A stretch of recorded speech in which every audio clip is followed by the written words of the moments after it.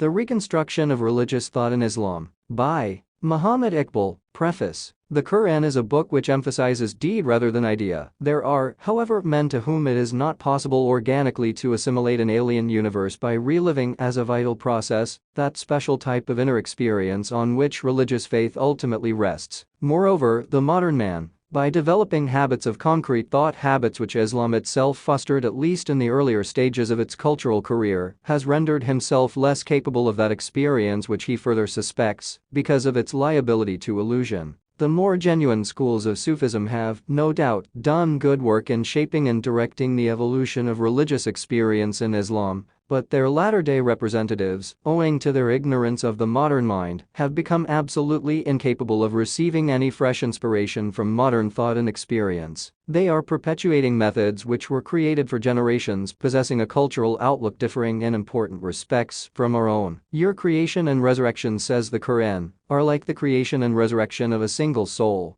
31:28. A living experience of the kind of biological unity embodied in this verse requires today a method physiologically less violent and psychologically more suitable to a concrete type of mind. In the absence of such a method, the demand for a scientific form of religious knowledge is only natural. In these lectures, which were undertaken at the request of the Madras Muslim Association and delivered at Madras, Hyderabad, and Aligarh, I have tried to meet, even though partially, this urgent demand by attempting to reconstruct Muslim religious philosophy with due regard to the philosophical traditions of Islam and the more recent developments in the various domains of human knowledge. And the present moment is quite favorable for such an undertaking. Classical physics has learned to criticize its own foundations. As a result of this criticism, the kind of materialism which it originally necessitated is rapidly disappearing, and the day is not far off when religion and science may discover hitherto unsuspected mutual harmonies. It must, however, be remembered that there is no such thing as finality in philosophical thinking. As knowledge advances and fresh avenues of thought are opened, other views, and probably sounder views than those set forth in these lectures, are possible. Our duty is carefully to watch the progress of human thought and to maintain an independent critical attitude towards it.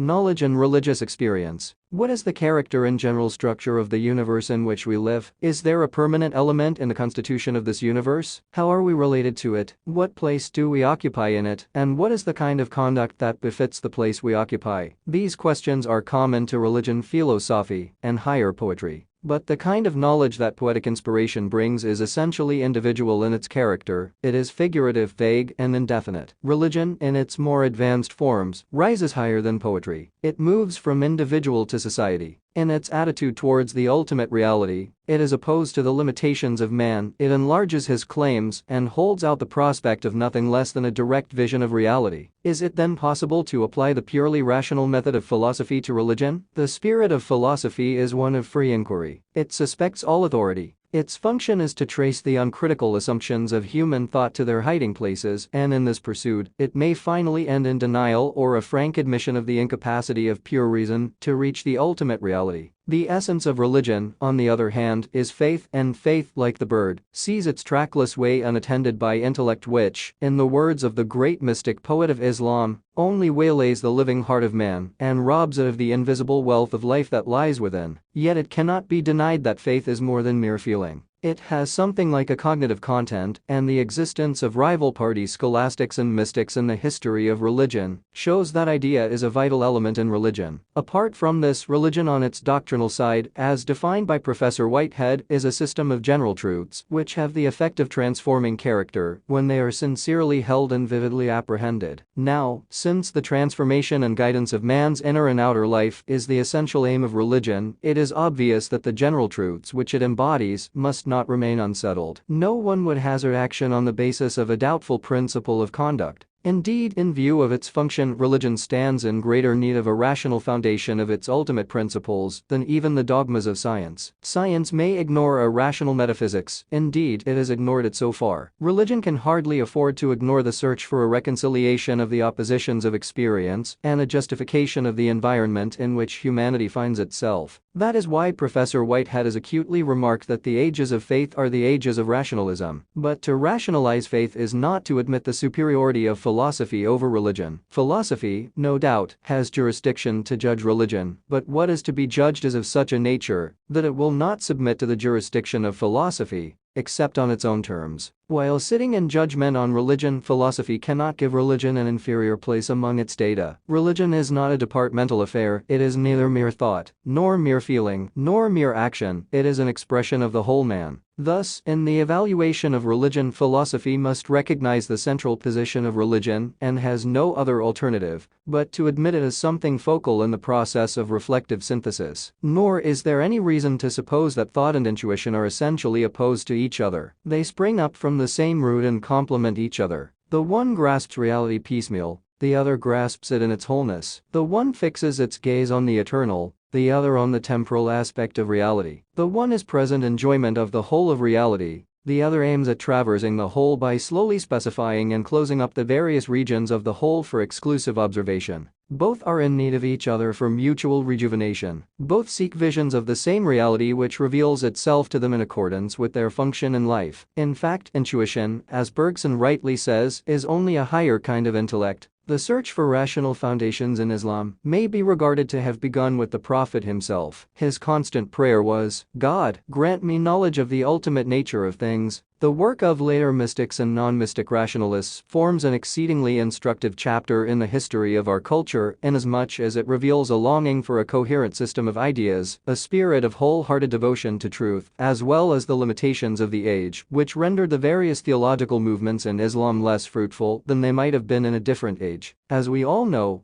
Greek philosophy has been a great cultural force in the history of Islam, yet a careful study of the Quran and the various schools of scholastic theology that arose under the inspiration of Greek thought disclose the remarkable fact that while Greek philosophy very much broadened the outlook of Muslim thinkers, it, on the whole, obscured their vision of the Quran. Socrates concentrated his attention on the human world alone. To him, the proper study of man was man and not the world of plants, insects, and stars. How unlike the spirit of the Quran, which sees in the humble bee a recipient of divine inspiration and constantly calls upon the reader to observe the perpetual change of the winds, the alternation of day and night, the clouds, the starry heavens, and the planets swimming through infinite space. As a true disciple of Socrates, Plato despised sense perception which, in his view, yielded mere opinion and no real knowledge. How unlike the Quran, which regards hearing and sight as the most valuable divine gifts and declares them to be accountable to God for their activity in this world. This is what the earlier Muslim students of the Quran completely missed under the spell of classical speculation. They read the Quran in the light of Greek thought. It took them over 200 years to perceive, though not quite clearly, that the spirit of the Quran was essentially anti-classical, and the result of this perception was a kind of intellectual revolt, the full significance of which has not been realized even up to the present day. It was partly owing to this revolt and partly to his personal history that Ghazal Plus based religion on philosophical skepticism, a rather unsafe basis for religion and not wholly justified by the spirit of the Quran.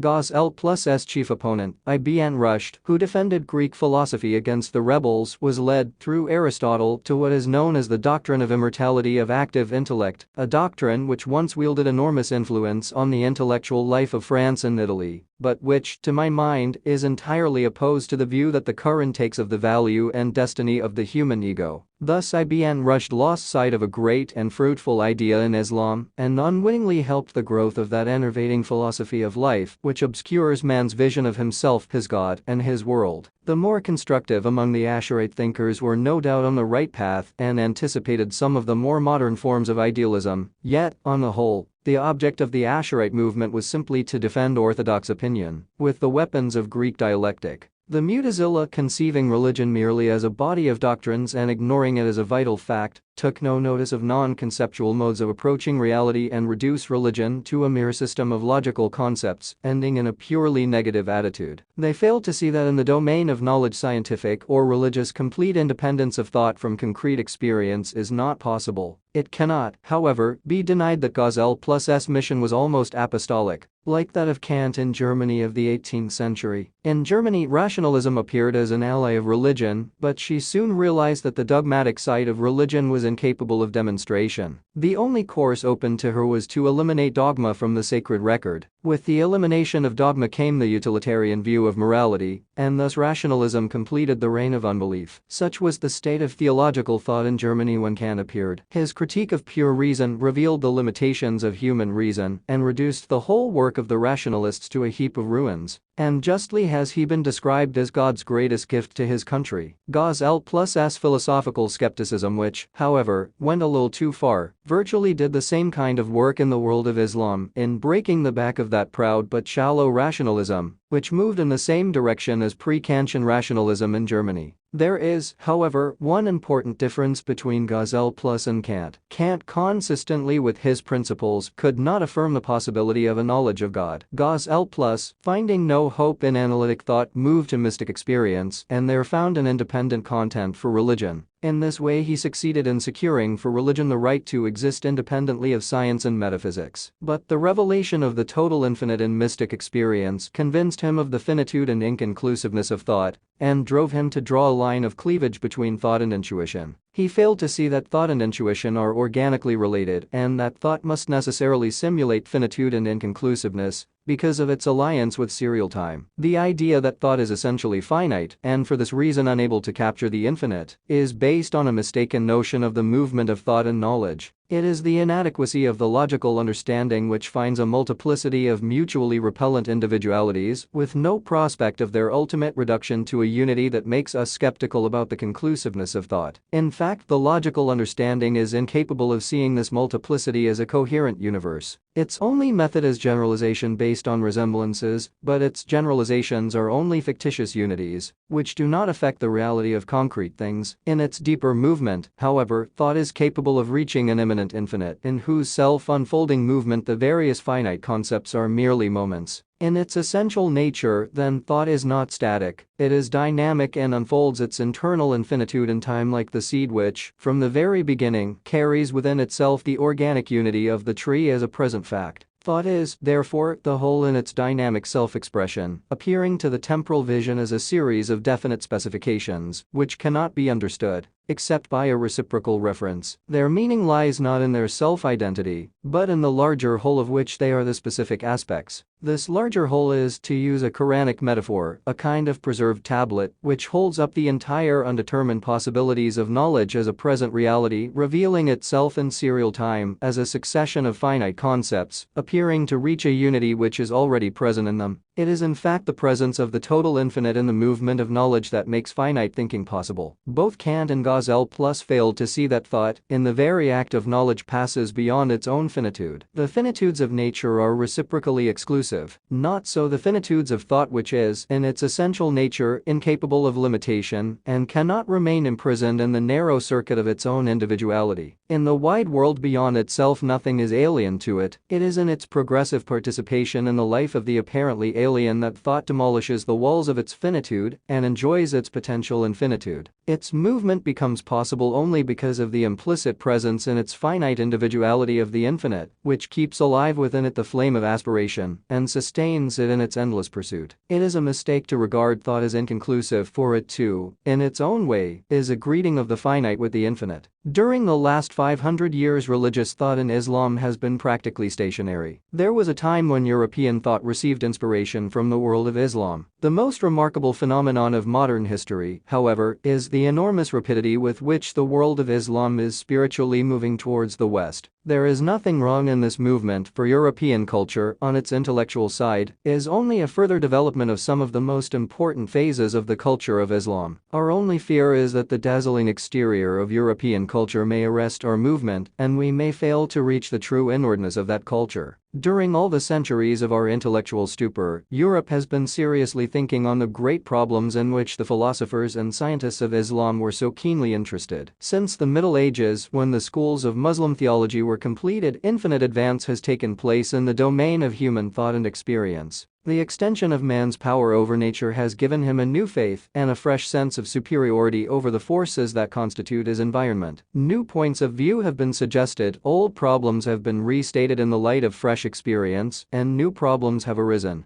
It seems as if the intellect of man is outgrowing its own most fundamental categories: time, space, and causality. With the advance of scientific thought, even our concept of intelligibility is undergoing a change. The theory of Einstein has brought a new vision of the universe and suggests new ways of looking at the problems common to both religion and philosophy. No wonder then that the younger generation of Islam in Asia and Africa demand a fresh orientation of their faith. With the reawakening of Islam, therefore, it is necessary to examine in an independent spirit what Europe has thought and how far the conclusions reached by her can help us in the revision and, if necessary, reconstruction of theological thought in Islam. Besides this, it is not possible to ignore the generally anti-religious and especially anti-Islamic propaganda in Central Asia, which has already crossed the Indian frontier. Some of the apostles of this movement are born Muslims, and one of them, Tevfik Fikret, the Turkish poet, who died only a short time ago, has gone to the extent of using our great poet-thinker M+RZ Abd al-Qadir Bedel of Akbar BD for the purposes of this movement. Surely, it is high time to look to the essentials of Islam. In these lectures I propose to undertake a philosophical discussion of some of the basic ideas of Islam, in the hope that this may, at least, be helpful towards a proper understanding of the meaning of Islam as a message to humanity. Also, with a view to give a kind of ground outline for further discussion,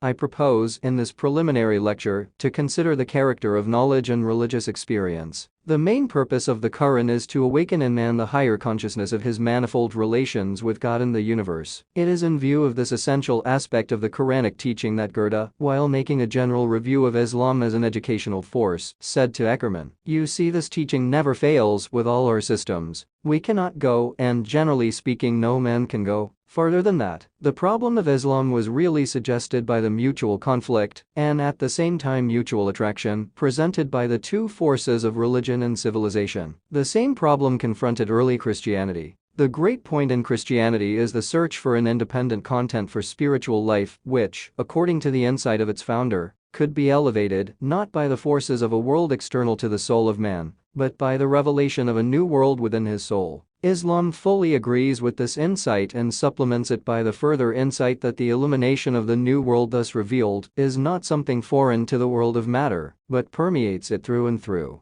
Thus, the affirmation of spirit sought by Christianity would come not by the renunciation of external forces, which are already permeated by the illumination of spirit, but by a proper adjustment of man's relation to these forces in view of the light received from the world within. It is the mysterious touch of the ideal that animates and sustains the real, and through it alone we can discover and affirm the ideal. With Islam, the ideal and the real are not two opposing forces which cannot be reconciled. The life of the ideal consists not in a total breach with the real, which would tend to shatter the organic wholeness of life into painful oppositions, but in the perpetual endeavor of the ideal to appropriate the real with a view eventually to absorb it, to convert it into itself, and illuminate its whole being. It is the sharp opposition between the subject and the object, the mathematical without and the biological within, that impressed Christianity. Islam, however, faces the opposition with a view to overcome it. This essential difference in looking at a fundamental relation determines the respective attitudes of these great religions towards the problem of human life in its present surroundings. Both demand the affirmation of the spiritual self in man, with this difference only that Islam, recognizing the contact of the ideal with the real, says yes to the world of matter and points the way to master it with a view to discover a basis for a realistic regulation of life. What, then, according to the Quran, is the character of the universe which we inhabit? In the first place, it is not the result of a mere creative sport. We have not created the heavens and the earth, and whatever is between them in sport. We have not created them but for a serious end, but the greater part of them understand it not.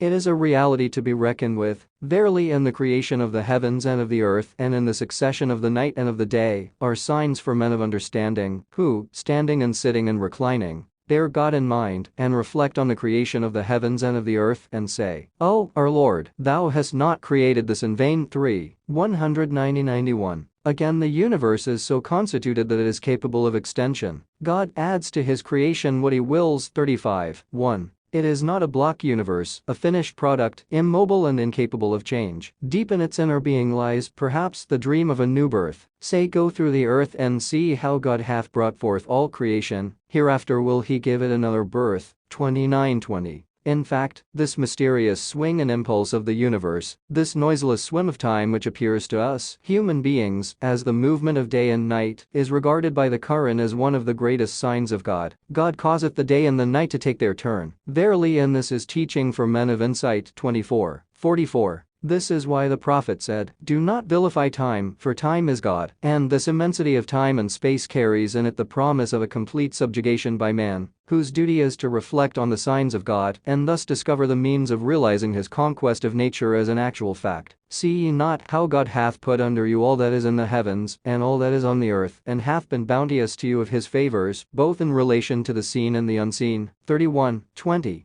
And he hath subjected to you the night and the day, the sun and the moon, and the stars too are subject to you by his behest. Verily in this are signs for those who understand. 16:12. Such being the nature and promise of the universe, what is the nature of man whom it confronts on all sides? Endowed with a most suitable mutual adjustment of faculties, he discovers himself down below in the scale of life, surrounded on all sides by the forces of obstruction. That of goodliest fabric we created man, then brought him down to the lowest of the low. 95:4-5. And how do we find him in this environment? A restless being engrossed in his ideals to the point of forgetting everything else, capable of inflicting pain on himself in his ceaseless quest after fresh scopes for self-expression. With all his failings, he is superior to nature inasmuch as he carries within him a great trust, which, in the words of the Quran, the heavens and the earth and the mountains refused to carry. Verily we propose to the heavens and to the earth and to the mountains to receive the trust of personality, but they refused the burden, and they feared to receive it. Man alone undertook to bear it, but hath proved unjust, senseless. 33:72.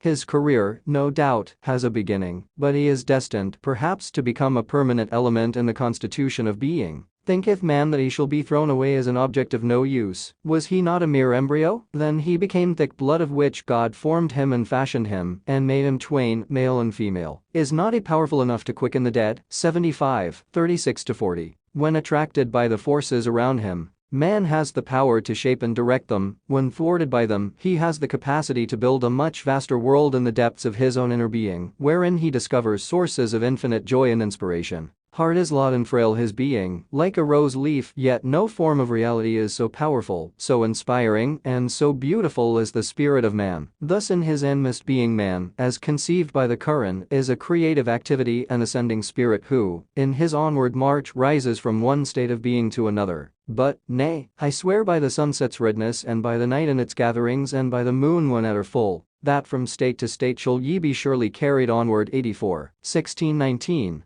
It is the lot of man to share in the deeper aspirations of the universe around him and to shape his own destiny as well as that of the universe, now by adjusting himself to its forces, now by putting the whole of his energy to mold its forces to his own ends and purposes. And in this process of progressive change, God becomes a co-worker with him, provided man takes the initiative. Verily God will not change the condition of men till they change what is in themselves. 13:11. If he does not take the initiative, if he does not evolve the inner richness of his being, if he ceases to feel the inward push of advancing life, then the spirit within him hardens into stone, and he is reduced to the level of dead matter. But his life and the onward march of his spirit depend on the establishment of connections with the reality that confronts him. It is knowledge that establishes these connections, and knowledge is sense perception elaborated by understanding. When thy Lord said to the angels, "Verily I am about to place one in my stead on earth," they said, "Wilt thou place there one who will do ill and shed blood?" When we celebrate thy praise and extol thy holiness, God said, "Verily I know what ye know not."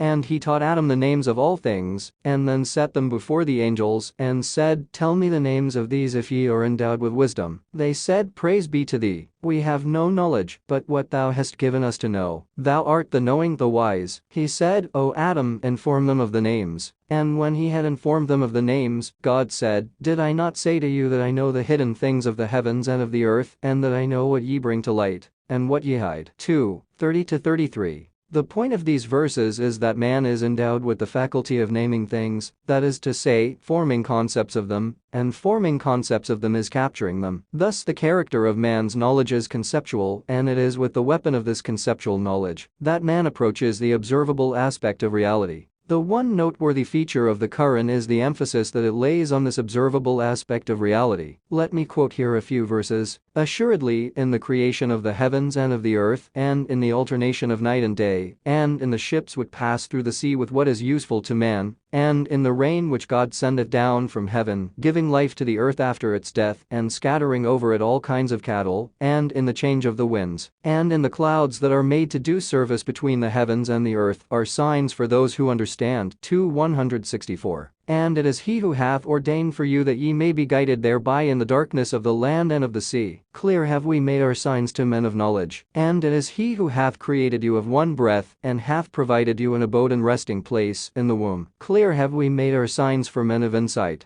And it is he who sendeth down rain from heaven, and we bring forth by it the buds of all the plants, and from them bring we forth the green foliage and the close-growing grain, and palm trees with sheaths of clustering dates, and gardens of grapes, and the olive, and the pomegranate, like and unlike. Look you on their fruits when they ripen. Truly herein are signs unto people who believe. 6:97-99. Hast thou not seen how thy Lord lengthens out the shadow? Had he pleased he had made it motionless, but we made the sun to be its guide, then draw it in unto us with easy indrawing. 25:45-46. Can they not look up to the clouds, how they are created, and to the heaven how it is upraised, and to the mountains how they are rooted, and to the earth how it is outspread? 88:17-20. And among his signs are the creation of the heavens and of the earth, and your variety of tongues and colors. Herein truly are signs for all men. 30:22. No doubt the immediate purpose of the Quran in this reflective observation of nature is to awaken in man the consciousness of that of which nature is regarded a symbol, but the point to note is the general empirical attitude of the Quran, which engendered in its followers a feeling of reverence for the actual and ultimately made them the founders of modern science. It was a great point to awaken the empirical spirit in an age which renounced the visible as of no value in men's search after God. According to the Quran, as we have seen before, the universe has a serious end, its shifting actualities force our being into fresh formations. The intellectual effort to overcome the obstruction offered by it, besides enriching and amplifying our life, sharpens our insight, and thus prepares us for a more masterful insertion into subtler aspects of human experience. It is our reflective contact with the temporal flux of things which trains us for an intellectual vision of the non-temporal. Reality lives in its own appearances, and such a being as man, who has to maintain his life in an obstructing environment, cannot afford to ignore the visible. The Quran opens our eyes to the great fact of change, through the appreciation and control of which alone it is possible to build a durable civilization. The cultures of Asia and, in fact, of the whole ancient world failed because they approached reality exclusively from within and moved from within outwards. This procedure gave them theory without power, and on mere theory, no durable civilization can be based. There is no doubt that the treatment of religious experience as a source of divine knowledge is historically prior to the treatment of other regions of human experience for the same purpose. The Quran, recognizing that the empirical attitude is an indispensable stage in the spiritual life of humanity, attaches equal importance to all the regions of human experience as yielding knowledge of the ultimate reality, which reveals its symbols both within and without. One indirect way of establishing connections with the reality that confronts us is reflective observation and control of its symbols as they reveal themselves to sense perception. The other way is direct association with that reality as it reveals itself within. The naturalism of the Quran is only a recognition of the fact that man is related to nature, and this relation, in view of its possibility as a means of controlling her forces, must be exploited not in the interest of unrighteous desire for domination, but in the nobler interest of a free upward movement of spiritual life. In the interests of securing a complete vision of reality, therefore, sense perception must be supplemented by the perception of what the Quran describes as fudi or qalb, i.e. heart. God hath made everything which he hath created most good, and began the creation of man with clay, then ordained his progeny from germs of life, from sorry water, then shaped him, and breathed of his spirit unto him, and gave you hearing and seeing and heart. What little thanks do ye return? 32:7-9. The heart is a kind of inner intuition or insight, which, in the beautiful words of RKM+, feeds on the rays of the sun and brings us into contact with aspects of reality other than those open to sense perception. It is, according to the Quran, something which sees, and its reports, if properly interpreted, are never false. We must not, however, regard it as a mysterious special faculty. It is rather a mode of dealing with reality in which sensation, in the physiological sense of the word, does not play any part. Yet the vista of experience experience thus open to us is as real and concrete as any other experience. To describe it as psychic, mystical, or supernatural does not detract from its value as experience. To the primitive man, all experience was supernatural. Prompted by the immediate necessities of life, he was driven to interpret his experience, and out of this interpretation gradually emerged nature in our sense of the word. The total reality, which enters our awareness and appears on interpretation as an empirical fact, has other ways of invading our consciousness and offers further opportunities of interpretation. The revealed and mystic literature of mankind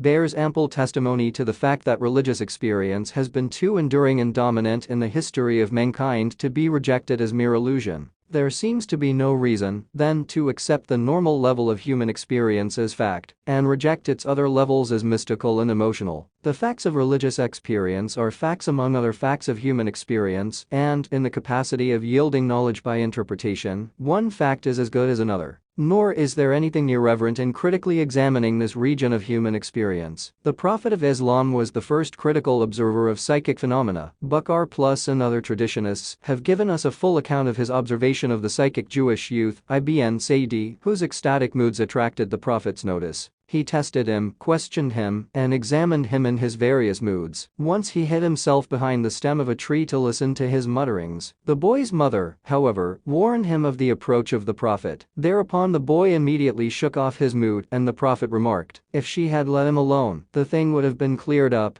The Prophet's companions, some of whom were present during the course of this first psychological observation in the history of Islam, and even later traditionists, who took good care to record this important fact, entirely misunderstood the significance of his attitude and interpreted it in their own innocent manner. Professor MacDonald, who seems to have no idea of the fundamental psychological difference between the mystic and the prophetic consciousness, finds humor enough in this picture of one prophet trying to investigate another, after the method of the Society for Psychical Research. A better appreciation of the spirit of the Quran, which, as I will show in a subsequent lecture, initiated the cultural movement terminating in the birth of the modern empirical attitude, would have led the professor to see something remarkably suggestive in the Prophet's observation of the psychic Jew. However, the first Muslim to see the meaning and value of the Prophet's attitude was Ibn Khaldun, who approached the content of mystic consciousness in a more critical spirit and very nearly reached the modern hypothesis of subliminal selves. As Professor MacDonald says, Ibn Khaldun had some most interesting psychological ideas, and that he would probably have been in close sympathy with Mr. William James' varieties of religious experience. Modern psychology has only recently begun to realize the importance of a careful study of the contents of mystic consciousness, and we are not yet in possession of a really effective scientific method to analyze the contents of non-rational modes of consciousness. With the time at my disposal, it is not possible to undertake an extensive inquiry into the history and the various degrees of mystic consciousness in point of richness and vividness. All that I can do is to offer a few general observations only on the main characteristics of mystic experience. 1. The first point to note is the immediacy of this experience. In this respect, it does not differ from other levels of human experience which supply data for knowledge. All experience is immediate. As regions of normal experience are subject to interpretation of sense data for our knowledge of the external world, so the region of mystic experience is subject to interpretation for our knowledge of God. The immediacy of mystic experience simply means that we know God just as we know other objects. God is not a mathematical entity or a system of concepts mutually related to one another and having no reference to experience. 2. The second point is the unanalyzable wholeness of mystic experience. When I experience the table before me, innumerable data of experience merge into the single experience of the table. Out of this wealth of data, I select those that fall into a certain order of space and time and round them off in reference to the table. In the mystic state, however vivid and rich it may be, thought is reduced to a minimum, and such an analysis is not possible. But this difference of the mystic state from the ordinary rational consciousness does not mean discontinuance with the normal consciousness, as Professor William James erroneously thought. In either case, it is the same reality which is operating on us. The ordinary rational consciousness, in view of our practical need of adaptation to our environment, takes that reality piecemeal, selecting successively isolated sets of stimuli for response. The mystic state brings us into contact with the total passage of reality, in which all the diverse stimuli merge into one another and form a single unanalyzable unity, in which the ordinary distinction of subject and object does not exist. 3. The third point to note is that to the mystic state is a moment of intimate association with a unique other self, transcending, encompassing, and momentarily suppressing the private personality of the subject of experience. Considering its content, the mystic state is highly objective and cannot be regarded as a mere retirement into the mists of pure subjectivity.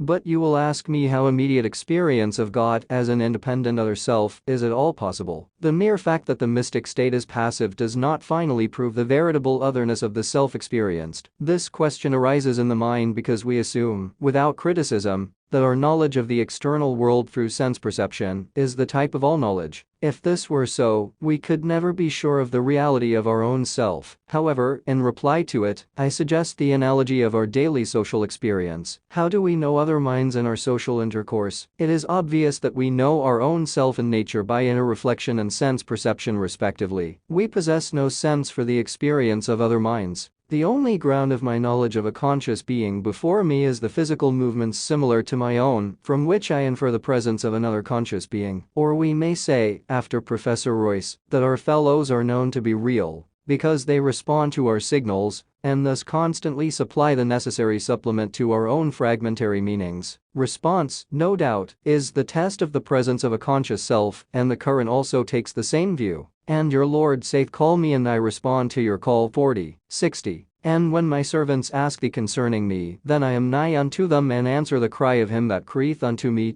186. It is clear that whether we apply the physical criterion or the non-physical and more adequate criterion of Royce, in either case our knowledge of other minds remains something like inferential only. Yet we feel that our experience of other minds is immediate and never entertain any doubt as to the reality of our social experience. I do not, however, mean, at the present stage of our inquiry, to build on the implications of our knowledge of other minds, an idealistic argument in favor of the reality of a comprehensive self. All that I mean to suggest is that the immediacy of our experience in the mystic state is not without a parallel. It has some sort of resemblance to our normal experience and probably belongs to the same category. 4. Since the quality of mystic experience is to be directly experienced, it is obvious that it cannot be communicated. Mystic states are more like feeling than thought. The interpretation which the mystic or the prophet puts on the content of his religious consciousness can be conveyed to others in the form of propositions, but the content itself cannot be so transmitted. Thus, in the following verses of the Quran, it is the psychology and not the content of the experience that is given. It is not for man that God should speak to him, but by vision or from behind a veil, or he sendeth a messenger to reveal by his permission what he will, for he is exalted. Wise 42:51.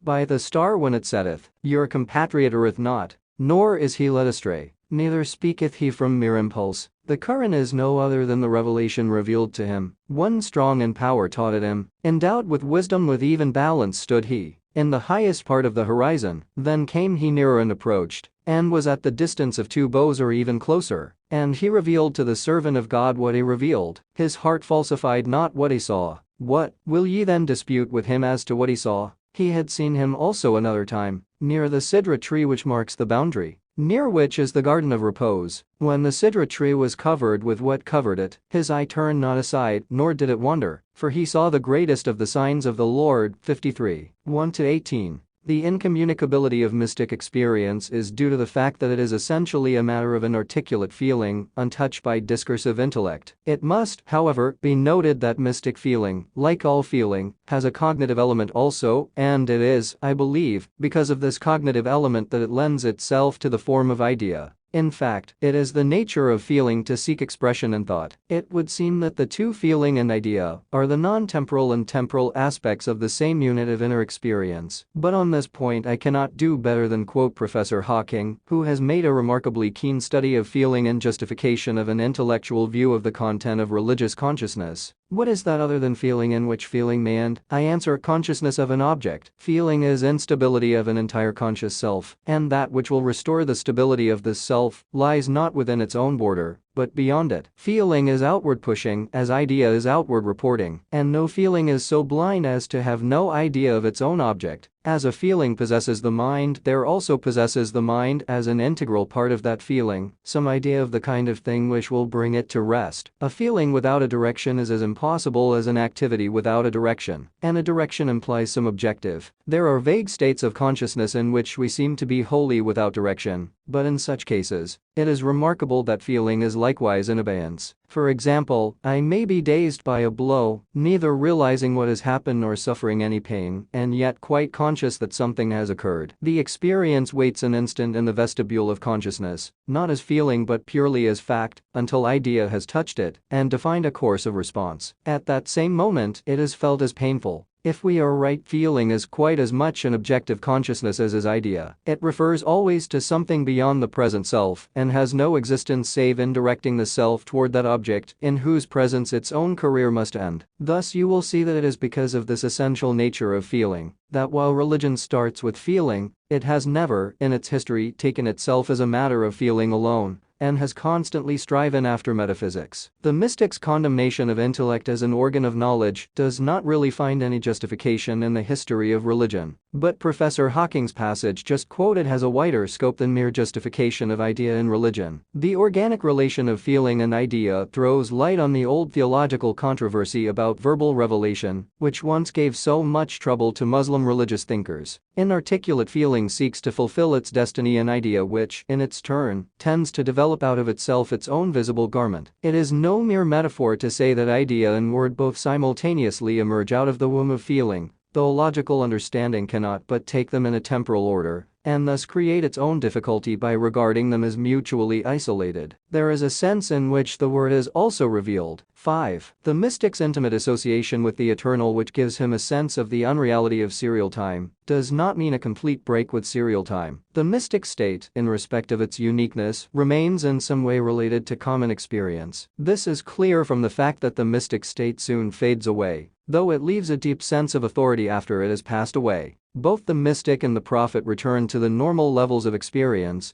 but with this difference that the return of the prophet, as I will show later, may be fraught with infinite meaning for mankind. For the purposes of knowledge, then, the region of mystic experience is as real as any other region of human experience and cannot be ignored, merely because it cannot be traced back to sense perception. Nor is it possible to undo the spiritual value of the mystic state by specifying the organic conditions which appear to determine it. Even if the postulate of modern psychology as to the interrelation of body and mind is assumed to be true, it is illogical to discredit the value of the mystic state as a revelation of truth. Psychologically speaking, all states, whether their content is religious or non-religious, are organically determined. The scientific form of mind is as much organically determined as the religious. Our judgment as to the creations of genius is not at all determined or even remotely affected by what our psychologists may say regarding its organic conditions. A certain kind of temperament may be a necessary condition for a certain kind of receptivity, but the antecedent condition cannot be regarded as the whole truth about the character of what is received. The truth is that the organic causation of our mental states has nothing to do with the criteria by which we judge them to be superior or inferior in point of value. Among the visions and messages, says Professor William James, some have always been too patently silly. Among the trances and convulsive seizures, some have been too fruitless for conduct and character to pass themselves off as significant, still less as divine. In the history of Christian mysticism, the problem how to discriminate between such messages and experiences as were really divine miracles and such others as the demon in his malice was able to counterfeit, thus making the religious person twofold more the child of hell he was before, has always been a difficult one to solve, needing all the sagacity and experience of the best directors of conscience. In the end, it had come to our empiricist criterion: by their fruits ye shall know them, not by their roots. The problem of Christian mysticism alluded to by Professor James has been in fact the problem of all mysticism. The demon in his malice does counterfeit experiences which creep into the circuit of the mystic state. As we read in the Quran,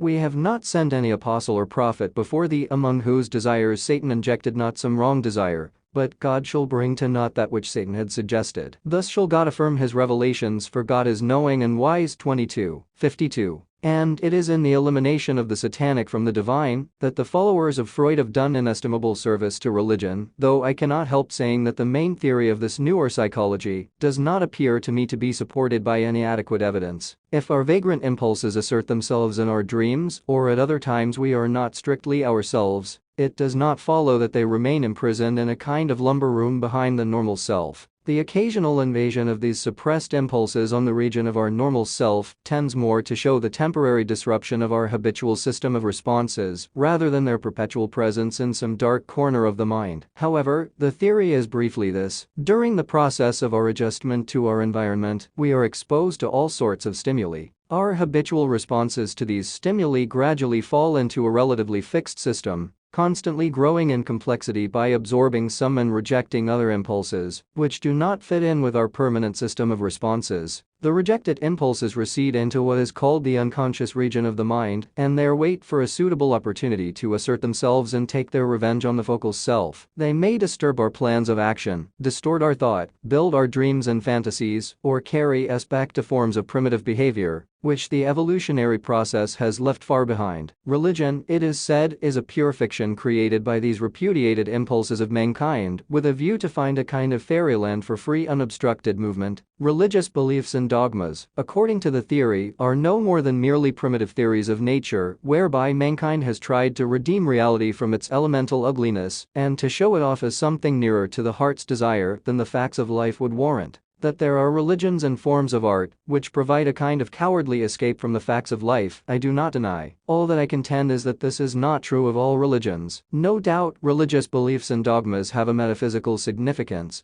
but it is obvious that they are not interpretations of those data of experience which are the subject of the sciences of nature. Religion is not physics or chemistry seeking an explanation of nature in terms of causation. It really aims at interpreting a totally different region of human experience, religious experience, the data of which cannot be reduced to the data of any other science. In fact, it must be said in justice to religion that it insisted on the necessity of concrete experience in religious life long before science learned to do so. The conflict between the two is due not to the fact that the one is and the other is not based on concrete experience. Both seek concrete experience as a point of departure. Their conflict is due to the misapprehension that both interpret the same data of experience. We forget that religion aims at reaching the real significance of a special variety of human experience. Nor is it possible to explain away the content of religious consciousness by attributing the whole thing to the working of the sex impulse. The two forms of consciousness, sexual and religious, are often hostile or, at any rate, completely different to each other in point of their character, their aim, and the kind of conduct they generate. The truth is that in a state of religious passion, we know a factual reality in some sense outside the narrow circuit of our personality. To the psychologist, religious passion necessarily appears as the work of the subconscious because of the intensity with which it shakes up the depths of our being. In all knowledge there is an element of passion, and the object of knowledge gains or loses in objectivity with the rise and fall in the intensity of passion that is most real to us, which stirs up the entire fabric of our personality. As Professor Hawking pointedly puts it, if ever upon the stupid day-length time span of any self or saint either some vision breaks to roll his life and hours into new channels, it can only be because that vision admits into his soul some trooping invasion of the concrete fullness of eternity. Such vision doubtless means subconscious readiness and subconscious resonance too, but the expansion of the unused air cells does not argue that we have ceased to breathe the outer air. Thievery opposite, a purely psychological method, therefore, cannot explain religious passion as a form of knowledge. It is bound to fail in the case of our newer psychologists, as it did fail in the case of Locke and Hume. The foregoing discussion, however, is sure to raise an important question in your mind. Religious experience, I have tried to maintain, is essentially a state of feeling with a cognitive aspect, the content of which cannot be communicated to others, except in the form of a judgment. Now, when a judgment which claims to be the interpretation of a certain region of human experience, not accessible to me, is placed before me for my assent, I am entitled to ask, what is the guarantee of its truth? Are we in possession of a test which would reveal its validity? If personal experience had been the only ground for acceptance of a judgment of this kind, religion would have been the possession of a few individuals only. Happily, we are in possession of tests which do not differ from those applicable to other forms of knowledge. These I call the intellectual test and the pragmatic test. By the intellectual test I mean critical interpretation, without any presuppositions of human experience, generally with a view to discover whether our interpretation leads us ultimately to a reality of the same character as is revealed by religious experience. The pragmatic test judges it by its fruits. The former is applied by the philosopher, the latter by the prophet. In the lecture that follows, I will apply the intellectual test. The philosophic test of the revelations of religious experience. Scholastic philosophy has put forward three arguments for the existence of God. These arguments, known as the cosmological, the teleological, and the ontological, embody a real movement of thought in its quest after the absolute. But regarded as logical proofs, I am afraid, they are open to serious criticism and further betray a rather superficial interpretation of experience. The cosmological argument views the world as a finite effect and, passing through a series of dependent sequences related as causes and effects, stops at an uncaused first cause. Because of the unthinkability of an infinite regress, it is, however, obvious that a finite effect can give only a finite cause, or at most an infinite series of such causes. To finish the series at a certain point, and to elevate one member of the series to the dignity of an uncaused first cause, is to set at naught the very law of causation on which the whole argument proceeds. Further, the first cause reached by the argument necessarily excludes its effect, and this means that the effect constituting a limit to its own cause reduces it to something finite.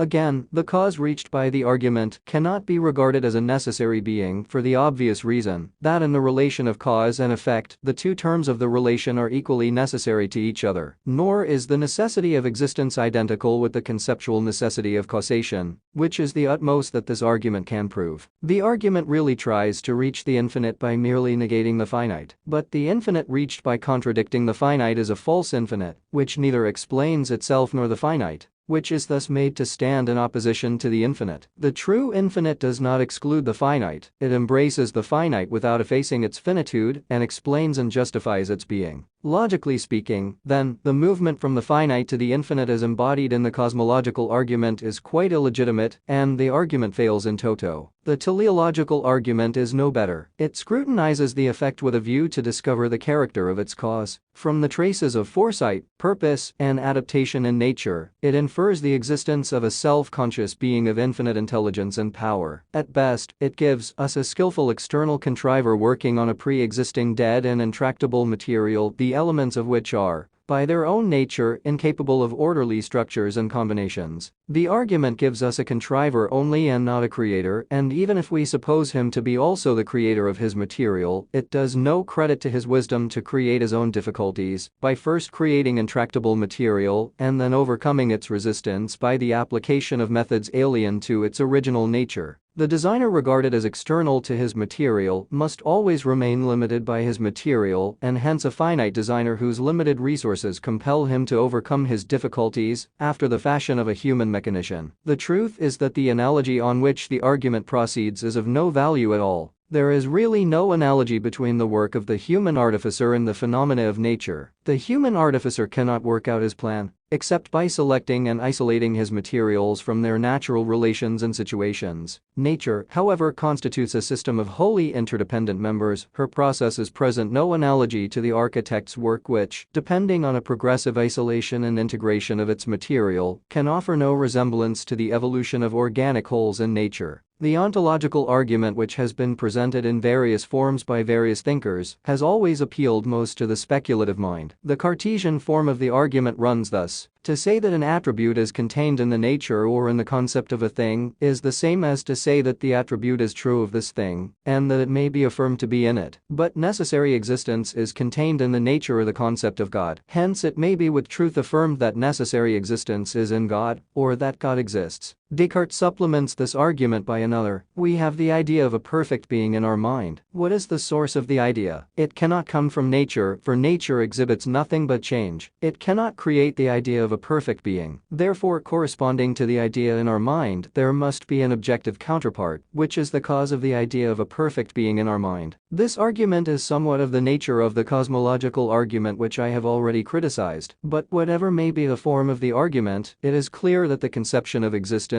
is no proof of objective existence. As in Kant's criticism of this argument, the notion of $300 in my mind cannot prove that I have them in my pocket. All that the argument proves is that the idea of a perfect being includes the idea of his existence. Between the idea of a perfect being in my mind and the objective reality of that being, there is a gulf which cannot be bridged over by a transcendental act of thought. The argument, as stated, is in fact a petitio principii, for it takes for granted the very point in question. i.e. the transition from the logical to the real. I hope I have made it clear to you that the ontological and the teleological arguments, as ordinarily stated, carry us nowhere, and the reason of their failure is that they look upon thought as an agency working on things from without. This view of thought gives us a mere mechanician in the one case and creates an unbridgeable gulf between the ideal and the real in the other. It is, however, possible to take thought not as a principle which organizes and integrates its material from the outside, but as a potency which is formative of the very being of its material. Thus regarded, thought or idea is not alien to the original nature of things, it is their ultimate ground and constitutes the very essence of their being, infusing itself in them from the very beginning of their career and inspiring their onward march to a self-determined end. But our present situation necessitates the dualism of thought and being. Every act of human knowledge bifurcates what might on proper inquiry turn out to be a unity into a self that knows and a confronting other that is known. That is why we are forced to regard the object that confronts the self as something existing in its own right, external to and independent of the self, whose act of knowledge makes no difference to the object known. The true significance of the ontological and the teleological arguments will appear only if we are able to show that the human situation is not final and that thought and being are ultimately one. This is possible only if we carefully examine and interpret experience following the clue furnished by the Quran, which regards experience within and without as symbolic of a reality described by it as the first and the last, the visible and the invisible. This I propose to do in the present lecture. Now experience, as unfolding itself in time, presents three main levels: the level of matter, the level of life, and the level of mind and consciousness, the subject matter of physics, biology, and psychology, respectively. Let us first turn our attention to matter. In order exactly to appreciate the position of modern physics, it is necessary to understand clearly what we mean by matter. Physics, as an empirical science, deals with the facts of experience, i.e. sense experience. The physicist begins and ends with sensible phenomena, without which it is impossible for him to verify his theories. He may postulate imperceptible entities, such as atoms, but he does so because he cannot otherwise explain his sense experience. Thus physics studies the material world, that is to say, the world revealed by the senses. The mental processes involved in this study, and similarly religious and aesthetic experience,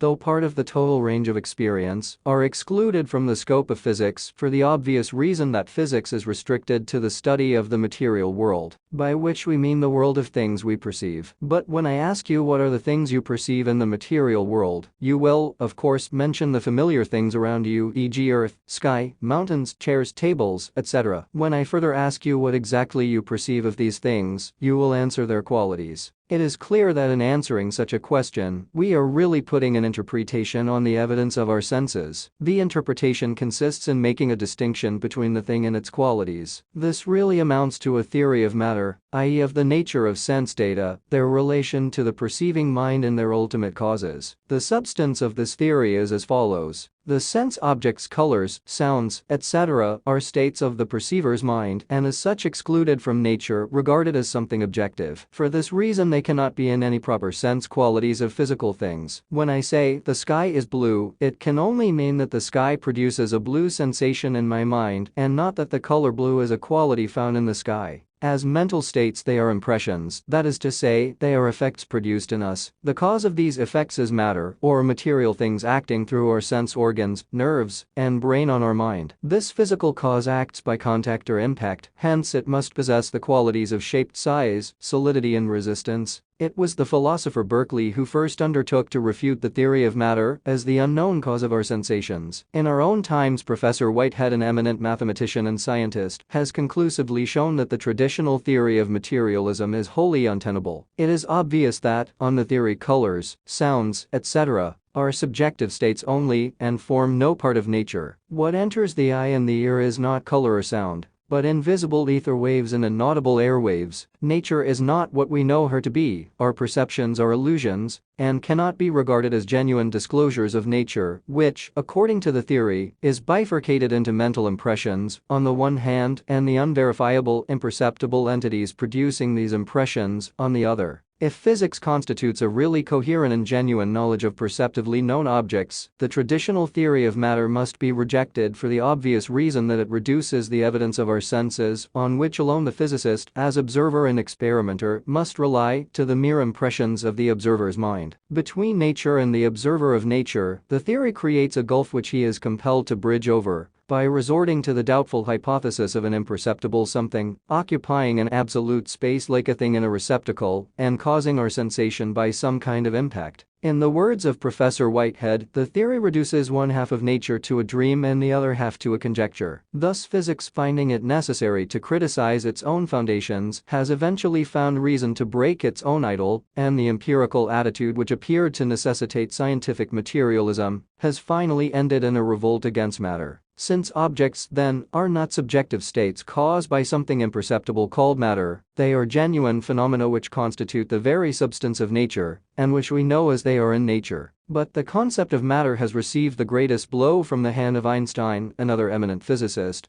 whose discoveries have laid the foundation of a far-reaching revolution in the entire domain of human thought. Mr. Russell says, "The theory of relativity by merging time into space-time has damaged the traditional notion of substance more than all the arguments of the philosophers. Matter, for common sense, is something which persists in time and moves in space. But for modern relativity physics this view is no longer tenable. A piece of matter has become not a persistent thing with varying states, but a system of interrelated events. The old solidity is gone, and with it the characteristics that to the materialist made matter seem more real than fleeting thoughts." According to Professor Whitehead, therefore, nature is not a static fact situated in a dynamic void, but a structure of events possessing the character of a continuous creative flow, which thought cuts up into isolated immobilities, out of whose mutual relations arise the concepts of space and time. Thus we see how modern science utters its agreement with Berkeley's criticism, which it once regarded as an attack on its very foundation. The scientific view of nature as pure materiality is associated with the Newtonian view of space as an absolute void in which things are situated. This attitude of science has, no doubt, ensured its speedy progress, but the bifurcation of a total experience into two opposite domains of mind and matter has today forced it, in view of its own domestic difficulties, to consider the problems which, in the beginning of its career, it completely ignored. The criticism of the foundations of the mathematical sciences has fully disclosed that the hypothesis of a pure materiality, an enduring stuff situated in an absolute space, is unworkable. Is space an independent void in which things are situated, and which would remain intact if all things were withdrawn?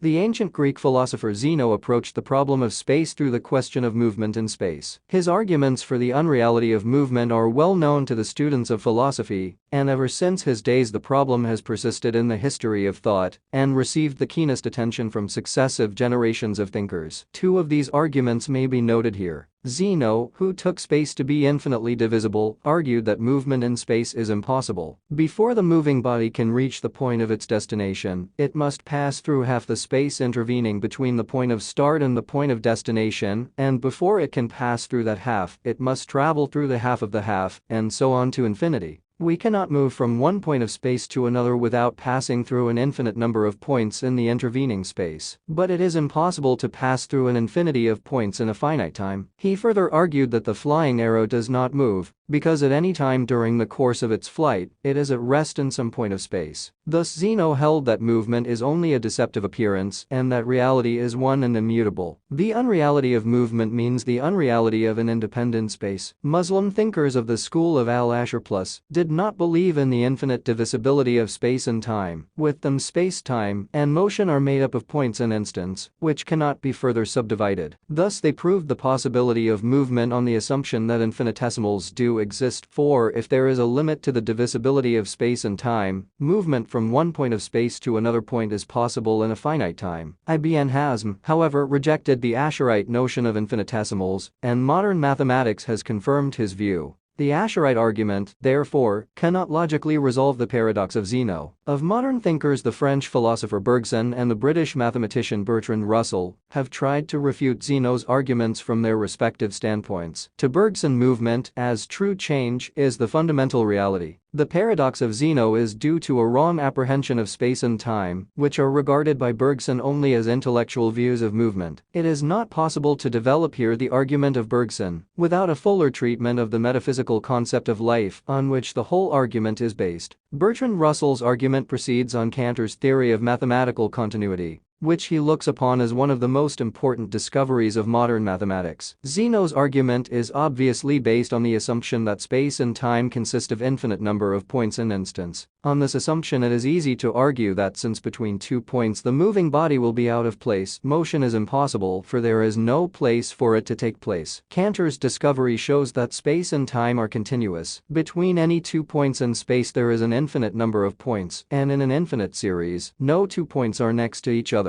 The infinite divisibility of space and time means the compactness of the points in the series. It does not mean that points are mutually isolated in the sense of having a gap between one another. Russell's answer to Zeno, then, is as follows. Zeno asks, how can you go from one position at one moment to the next position at the next moment without in the transition being at no position at no moment? The answer is that there is no next position to any position, no next moment to any moment, because between any two, there is always another. If there were infinitesimals, movement would be impossible, but there are none. Zeno therefore is right in saying that the arrow is at rest at every moment of its flight, wrong in inferring that therefore it does not move, for there is a 1-1 correspondence in a movement between the infinite series of positions and the infinite series of instants. According to this doctrine, then it is possible to affirm the reality of space, time, and movement and yet avoid the paradox in Zeno's arguments. Thus Bertrand Russell proves the reality of movement on the basis of Cantor's theory of continuity. The reality of movement means the independent reality of space and the objectivity of nature, but the identity of continuity and the infinite divisibility of space is no solution of the difficulty. Assuming that there is a 1-1 correspondence between the infinite multiplicity of instants in a finite interval of time and an infinite multiplicity of points in a finite portion of space, the difficulty arising from the divisibility remains the same.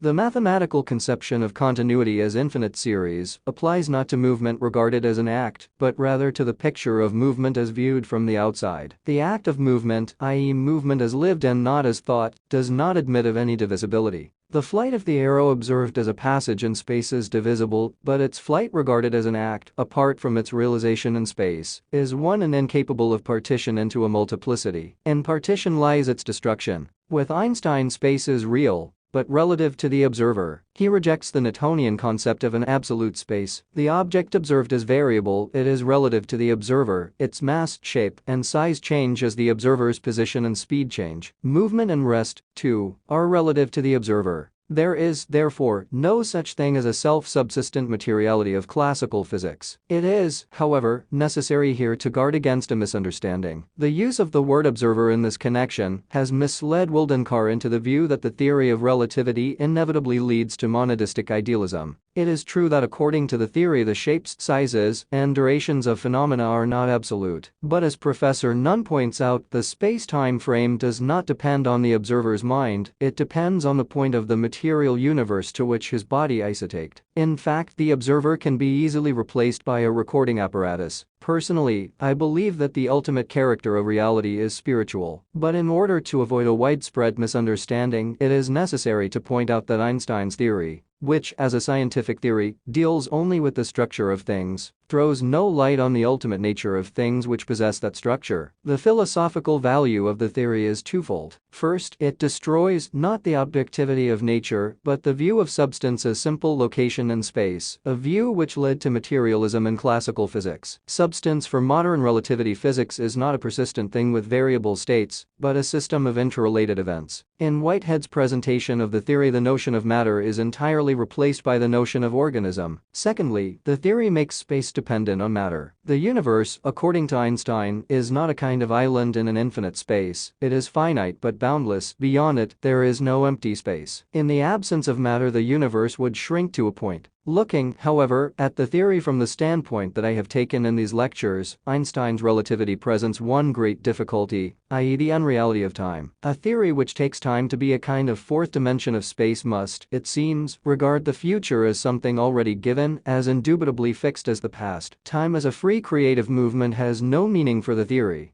It does not pass. Events do not happen, we simply meet them. It must not, however, be forgotten that the theory neglects certain characteristics of time as experienced by us, and it is not possible to say that the nature of time is exhausted by the characteristics which the theory does note in the interests of a systematic account of those aspects of nature which can be mathematically treated. Nor is it possible for us laymen to understand what the real nature of Einstein's time is. It is obvious that Einstein's time is not Bergson's pure duration, nor can we regard it as serial time. Serial time is the essence of causality as defined by Kant. The cause and its effect are mutually so related that the former is chronologically prior to the latter, so that if the former is not, the latter cannot be. If mathematical time is serial time, then on the basis of the theory it is possible, by a careful choice of the velocities of the observer and the system in which a given set of events is happening, to make the effect precede its cause. It appears to me that time regarded as a fourth dimension of space really ceases to be time. A modern Russian writer, Ouspensky, in his book called Tertium Organum, conceives the fourth dimension to be the movement of a three-dimensional figure in a direction not contained in itself, just as the movement of the point, the line and the surface in a direction not contained in them gives us the ordinary three dimensions of space. In the same way, the movement of the three-dimensional figure in a direction not contained in itself must give us the fourth dimension of space. And since time is the distance separating events in order of succession and binding them in different wholes, it is obviously a distance lying in a direction not contained in the three-dimensional space. As a new dimension, this distance separating events in the order of succession is incommensurable with the dimensions of three-dimensional space, as a year is incommensurable with St. Petersburg. It is perpendicular to all directions of three-dimensional space and is not parallel to any of them. Elsewhere in the same book, Ouspensky describes our time sense as a misty space sense and argues, on the basis of our psychic constitution,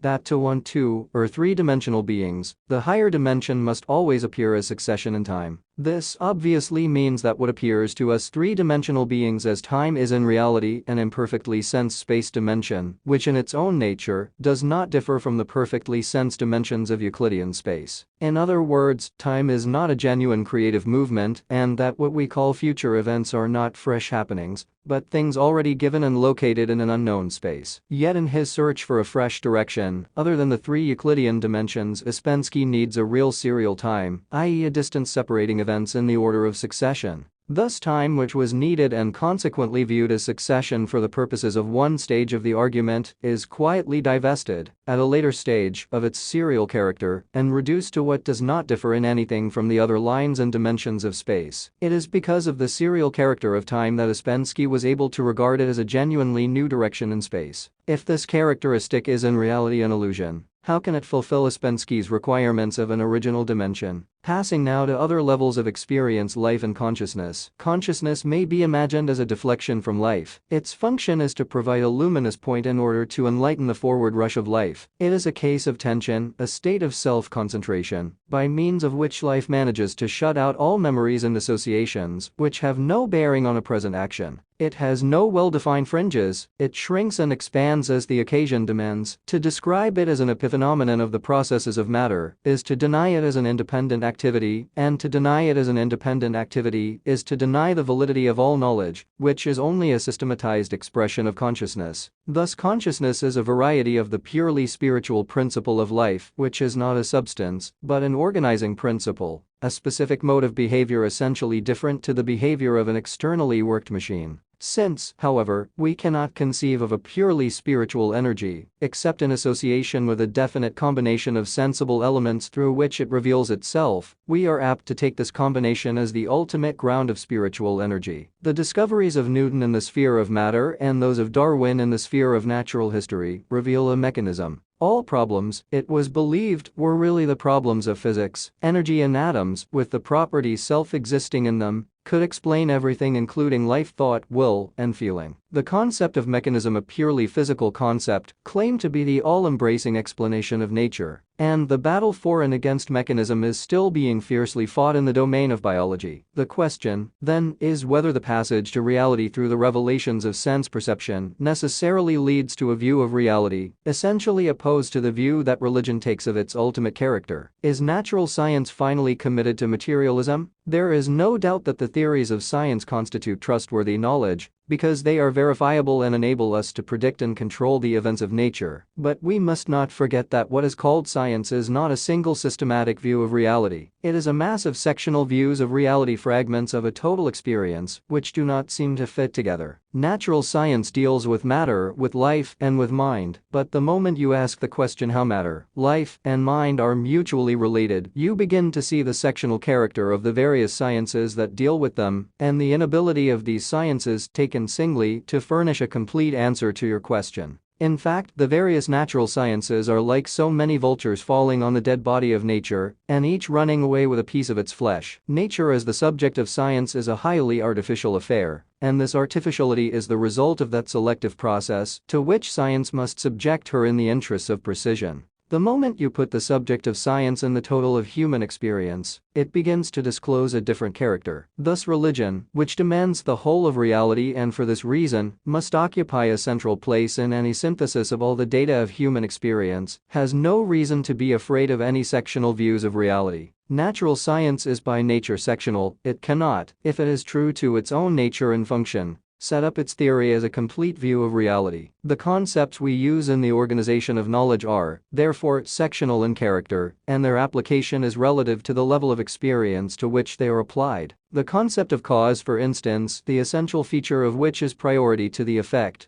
is relative to the subject matter of physical science, which studies one special kind of activity to the exclusion of other forms of activity observed by others. When we rise to the level of life and mind, the concept of cause fails us, and we stand in need of concepts of a different order of thought. The action of living organisms, initiated and planned in view of an end, is totally different to causal action. The subject matter of our inquiry, therefore, demands the concepts of end and purpose, which act from within, unlike the concept of cause, which is external to the effect and acts from without. No doubt, there are aspects of the activity of a living organism which it shares with other objects of nature. In the observation of these aspects, the concepts of physics and chemistry would be needed, but the behavior of the organism is essentially a matter of inheritance and incapable of sufficient explanation in terms of molecular physics. However, the concept of mechanism has been applied to life, and we have to see how far the attempt has succeeded. Unfortunately, I am not a biologist and must turn to biologists themselves for support. After telling us that the main difference between a living organism and a machine is that the former is self-maintaining and self-reproducing, J.S. Haldane says, "It is thus evident that although we find within the living body many phenomena which, so long as we do not look closely, can be interpreted satisfactorily as physical and chemical mechanism, there are side-by-side other phenomena, i.e. self-maintenance and reproduction, for which the possibility of such interpretation seems to be absent." The mechanists assume that the bodily mechanisms are so constructed as to maintain, repair, and reproduce themselves. In the long process of natural selection, mechanisms of this sort have, they suggest, been evolved gradually. Let us examine this hypothesis. When we state an event in mechanical terms, we state it as a necessary result of certain simple properties of separate parts which interact in the event. The essence of the explanation or restatement of the event is that after due investigation, we have assumed that the parts interacting in the event have certain simple and definite properties, so that they always react in the same way under the same conditions. For a mechanical explanation, the reacting parts must first be given. Unless an arrangement of parts with definite properties is given, it is meaningless to speak of mechanical explanation. To postulate the existence of a self-producing or self-maintaining mechanism is, thus, to postulate something to which no meaning can be attached. Meaningless terms are sometimes used by physiologists, but there is none so absolutely meaningless as the expression mechanism of reproduction. Any mechanism there may be in the parent organism is absent in the process of reproduction and must reconstitute itself at each generation, since the parent organism is reproduced from a mere tiny speck of its own body. There can be no mechanism of reproduction. The idea of a mechanism which is constantly maintaining or reproducing its own structure is self-contradictory. A mechanism which reproduced itself would be a mechanism without parts and, therefore, not a mechanism. Life is, then, a unique phenomenon, and the concept of mechanism is inadequate for its analysis. Its factual wholeness, to use an expression of Driesch, another notable biologist, is a kind of unity, which, looked at from another point of view, is also a plurality. In all the purposive processes of growth and adaptation to its environment, whether this adaptation is secured by the formation of fresh or the modification of old habits, it possesses a career which is unthinkable in the case of a machine. and the possession of a career means that the sources of its activity cannot be explained, except in reference to a remote past, the origin of which, therefore, must be sought in a spiritual reality revealable in, but non-discoverable by, any analysis of spatial experience. It would, therefore, seem that life is foundational and anterior to the routine of physical and chemical processes, which must be regarded as a kind of fixed behavior, formed during a long course of evolution. Further, the application of the mechanistic concepts to life necessitating the view that the intellect itself is a product of evolution brings science into conflict with its own objective principle of investigation. On this point I will quote a passage from Wilden Carr, who has given a very pointed expression to this conflict. If intellect is a product of evolution, the whole mechanistic concept of the nature and origin of life is absurd, and the principle which science has adopted must clearly be revised. We have only to state it to see the self-contradiction. How can the intellect, a mode of apprehending reality, be itself an evolution of something which only exists as an abstraction of that mode of apprehending, which is the intellect? If intellect is an evolution of life, then the concept of the life which can evolve intellect as a particular mode of apprehending reality must be the concept of a more concrete activity than that of any abstract mechanical movement which the intellect can present to itself by analyzing its apprehended content. And yet further, if the intellect be a product of the evolution of life, it is not absolute, but relative to the activity of the life which has evolved it. How then, in such case, can science exclude the subjective aspect of the knowing and build on the objective presentation as an absolute? Clearly, the biological sciences necessitate a reconsideration of the scientific principle. I will now try to reach the primacy of life and thought by another route and carry you a step farther in our examination of experience. This will throw some further light on the primacy of life and will also give us an insight into the nature of life as a psychic activity. We have seen that Professor Whitehead describes the universe not as something static, but as a structure of events possessing the character of a continuous creative flow. This quality of nature's passage in time is perhaps the most significant aspect of experience, which the current especially emphasizes, and which, as I hope to be able to show in the sequel, offers the best clue to the ultimate nature of reality. To some of the verses 3, 190-91 to 164-24, 44, bearing on the point I have already drawn your attention. In view of the great importance of the subject, I will add here a few more. Verily, in the alternations of night and of day, and in all that God hath created in the heavens and in the earth, are signs to those who fear him. 10:6. And it is he who hath ordained the night and the day to succeed one another for those who desire to think on God or desire to be thankful. 25:62.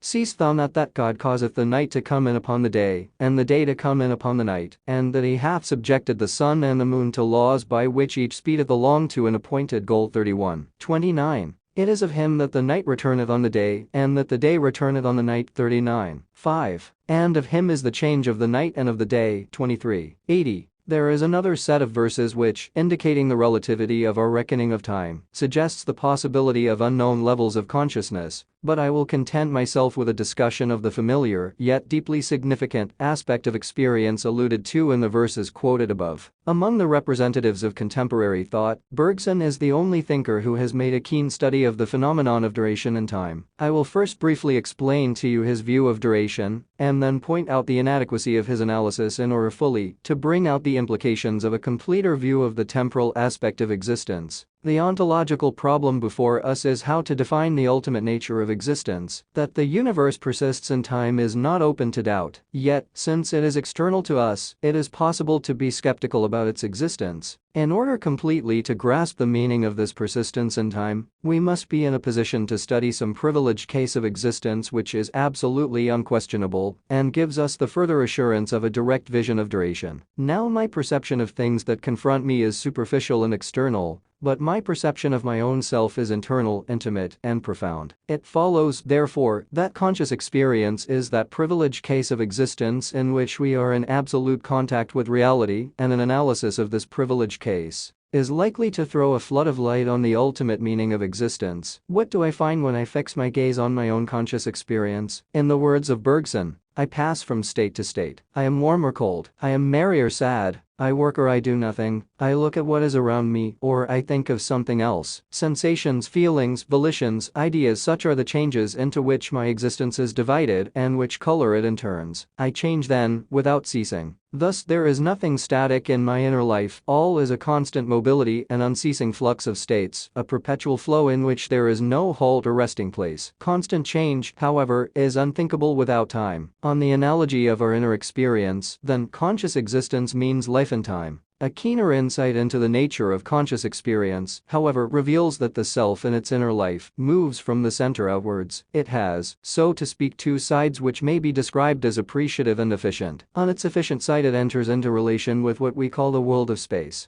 The efficient self is the subject of associationist psychology, the practical self of daily life in its dealing with the external order of things, which determine our passing states of consciousness and stamp on these states their own spatial feature of mutual isolation. The self here lives outside itself as it were and, while retaining its unity as a totality, discloses itself as nothing more than a series of specific and consequently numberable states. The time in which the efficient self lives is, therefore, the time of which we predicate long and short. It is hardly distinguishable from space. We can conceive it only as a straight line composed of spatial points which are external to one another like so many stages in a journey. But time thus regarded is not true time. According to Bergson, existence in spatialized time is spurious existence. A deeper analysis of conscious experience reveals to us what I have called the appreciative side of the self. With our absorption in the external order of things necessitated by our present situation, it is extremely difficult to catch a glimpse of the appreciative self. In our constant pursuit after external things, we weave a kind of veil round the appreciative self which thus becomes completely alien to us. It is only in the moments of profound meditation, when the efficient self is in abeyance, that we sink into our deeper self and reach the inner center of experience. In the life process of this deeper ego, the states of consciousness melt into each other. The unity of the appreciative ego is like the unity of the germ, in which the experiences of its individual ancestors exist, not as a plurality, but as a unity in which every experience permeates the whole. There is no numerical distinctness of states in the totality of the ego, the multiplicity of whose elements is, unlike that of the efficient self, wholly qualitative. There is change and movement, but change and movement are indivisible, their elements interpenetrate and are wholly non-serial in character. It appears that the time of the appreciative self is a single now which the efficient self, in its traffic with the world of space, pulverizes into a series of no's like pearl beads in a thread. Here is, then, pure duration unadulterated by space. The current with its characteristic simplicity alludes to the serial and non-serial aspects of duration in the following verses. And put thou thy trust in him that liveth and dieth not, and celebrate his praise who in 6 days created the heavens and the earth and what is between them, then mounted his throne. The God of mercy 25, 58-59. All things we have created with a fixed destiny. Our command was but one, swift as the twinkling of an eye 54, 49-50. If we look at the movement embodied in creation from the outside, that is to say, if we apprehend it intellectually, it is a process lasting through thousands of years, for one divine day, in the terminology of the current as of the Old Testament, is equal to 1,000 years. From another point of view, the process of creation, lasting through thousands of years, is a single indivisible act, swift as the twinkling of an eye. It is, however, impossible to express this inner experience of pure duration in words, for language is shaped on the serial time of our daily efficient self. Perhaps an illustration will further elucidate the point. According to physical science, the cause of your sensation of red is the rapidity of wave motion, the frequency of which is 400 billions per second. If you could observe this tremendous frequency from the outside and count it at the rate of 2000 per second, which is supposed to be the limit of the perceptibility of light, it will take you more than 6,000 years to finish the enumeration. Yet in the single momentary mental act of perception, you hold together a frequency of wave motion, which is practically incalculable. That is how the mental act transforms succession into duration. The appreciative self, then, is more or less corrective of the efficient self inasmuch as it synthesizes all it hears and knows the small changes of space and time indispensable to the efficient self into the coherent wholeness of personality. Pure time, then, as revealed by a deeper analysis of our conscious experience, is not a string of separate reversible instants, it is an organic whole in which the past is not left behind, but is moving along with and operating in the present. And the future is given to it not as lying before, yet to be traversed, it is given only in the sense that it is present in its nature as an open possibility. It is time regarded as an organic whole that the current describes as tactor or the destiny. a word which has been so much misunderstood both in and outside the world of Islam. Destiny is time regarded as prior to the disclosure of its possibilities. It is time freed from the net of causal sequence, the diagrammatic character which the logical understanding imposes on it. In one word, it is time as felt and not as thought and calculated. If you ask me why the Emperor Humayun and Shah Sp of Persia were contemporaries, I can give you no causal explanation. The only answer that can possibly be given is that the nature of reality is such that among its infinite possibilities of becoming, the two possibilities known as the lives of Humayun and Shah Sp should realize themselves together. Time regarded as destiny forms the very essence of things. As the Quran says, God created all things and assigned to each its destiny. The destiny of a thing then is not an unrelenting fate working from without like a taskmaster, it is the inward reach of a thing, its realizable possibilities which lie within the depths of its nature, and serially actualize themselves without any feeling of external compulsion. Thus the organic wholeness of duration does not mean that full-fledged events are lying, as it were, in the womb of reality, and drop one by one, like the grains of sand from the hourglass. If time is real and not a mere repetition of homogeneous moments which make conscious experience a delusion, then every moment in the life of reality is original, giving birth to what is absolutely novel and unforeseeable. Every day doth some new work employ him, says the Quran.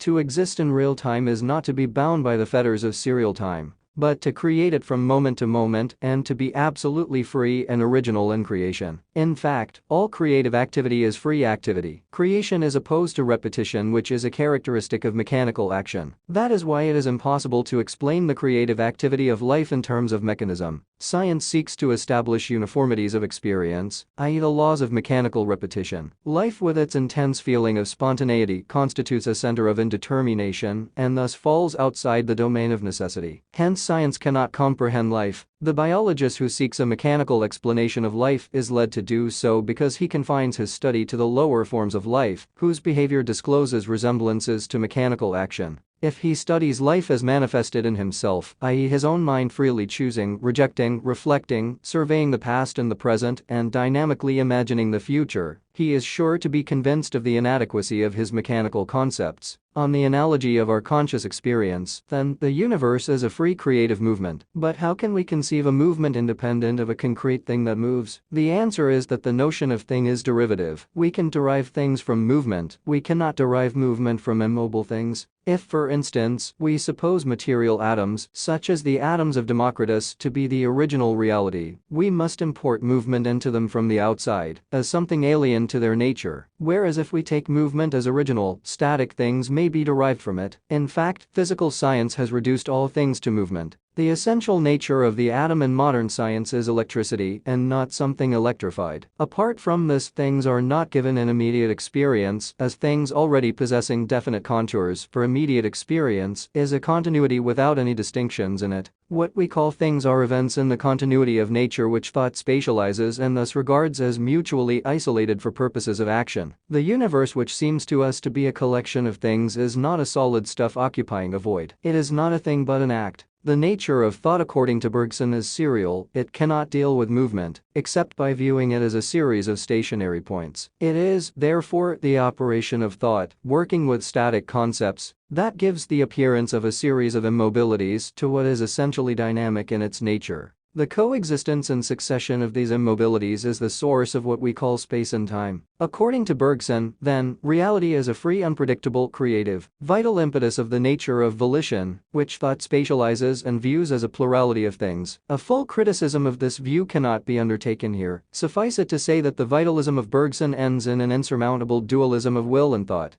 This is really due to the partial view of intelligence that he takes. Intelligence, according to him, is a spatializing activity. It is shaped on matter alone and has only mechanical categories at its disposal. But, as I pointed out in my first lecture, thought has a deeper movement also. While it appears to break up reality into static fragments, its real function is to synthesize the elements of experience by employing categories suitable to the various levels which experience presents. It is as much organic as life. The movement of life as an organic growth involves a progressive synthesis of its various stages. Without this synthesis, it will cease to be organic growth. It is determined by ends, and the presence of ends means that it is permeated by intelligence. Nor is the activity of intelligence possible without the presence of ends. In conscious experience, life and thought permeate each other. They form a unity. Thought, therefore, in its true nature, is identical with life. Again, in Bergson's view, the forward rush of the vital impulse in its creative freedom is unilluminated by the light of an immediate or a remote purpose. It is not aiming at a result, it is wholly arbitrary, undirected, chaotic, and unforeseeable in its behavior. It is mainly here that Bergson's analysis of our conscious experience reveals its inadequacy. He regards conscious experience as the past moving along with and operating in the present. He ignores that the unity of consciousness has a forward-looking aspect also. Life is only a series of acts of attention, and an act of attention is inexplicable without reference to a purpose, conscious or unconscious. Even our acts of perception are determined by our immediate interests and purposes. The Persian poet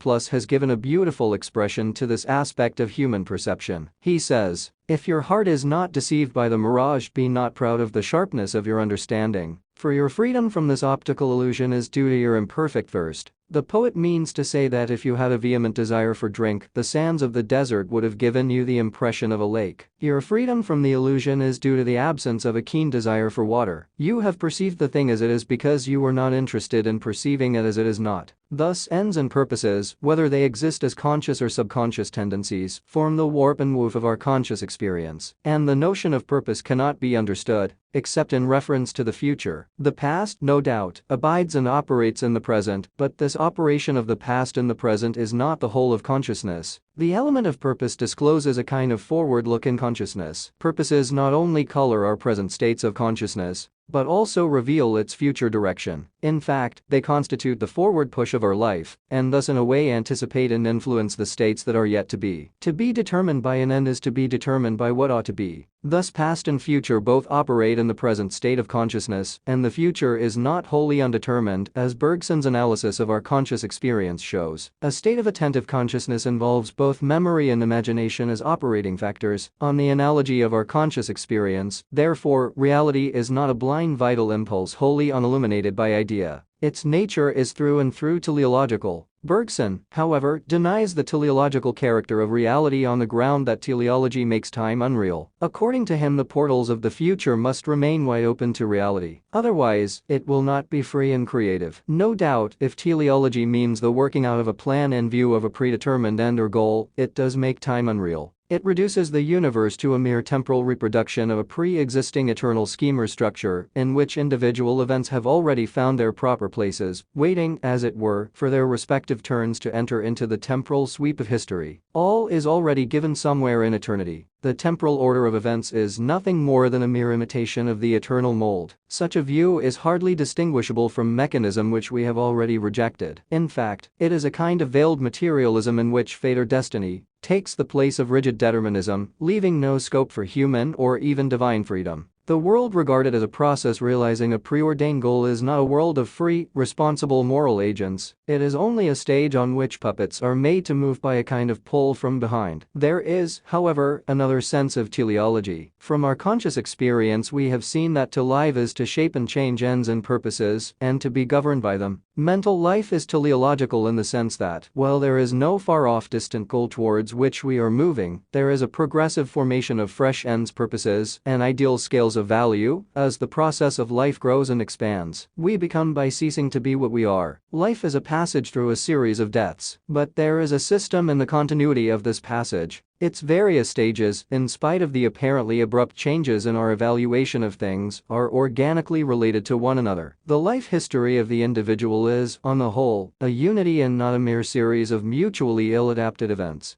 The world process, or the movement of the universe in time, is certainly devoid of purpose, if by purpose we mean a foreseen end, a far-off fixed destination, to which the whole creation moves. To endow the world process with purpose in this sense is to rob it of its originality and its creative character. Its ends are terminations of a career. They are ends to come and not necessarily premeditated. A time process cannot be conceived as a line already drawn. It is a line in the drawing and actualization of open possibilities. It is purposive only in the sense that it is selective in character and brings itself to some sort of a present fulfillment by actively preserving and supplementing the past. To my mind, nothing is more alien to the Quranic outlook than the idea that the universe is the temporal working out of a preconceived plan. As I have already pointed out, the universe, according to the Quran, is life liable to increase. It is a growing universe and not an already completed product which left the hand of its maker ages ago and is now lying stretched in space as a dead mass of matter to which time does nothing and consequently is nothing. We are now, I hope, in a position to see the meaning of the verse, and it is he who hath ordained the night and the day to succeed one another for those who desire to think on God or desire to be thankful. A critical interpretation of the sequence of time as revealed in ourselves has led us to a notion of the ultimate reality as pure duration in which thought, life, and purpose interpenetrate to form an organic unity. We cannot conceive this unity except as the unity of a self, an all-embracing concrete self, the ultimate source of all individual life and thought. I venture to think that the error of Bergson consists in regarding pure time as prior to self, to which alone pure duration is predicable. Neither pure space nor pure time can hold together the multiplicity of objects and events. It is the appreciative active and enduring self only which can seize the multiplicity of duration broken up into an infinity of instants and transform it to the organic wholeness of a synthesis. To exist in pure duration is to be a self, and to be a self is to be able to say I am. Only that truly exists which can say I am.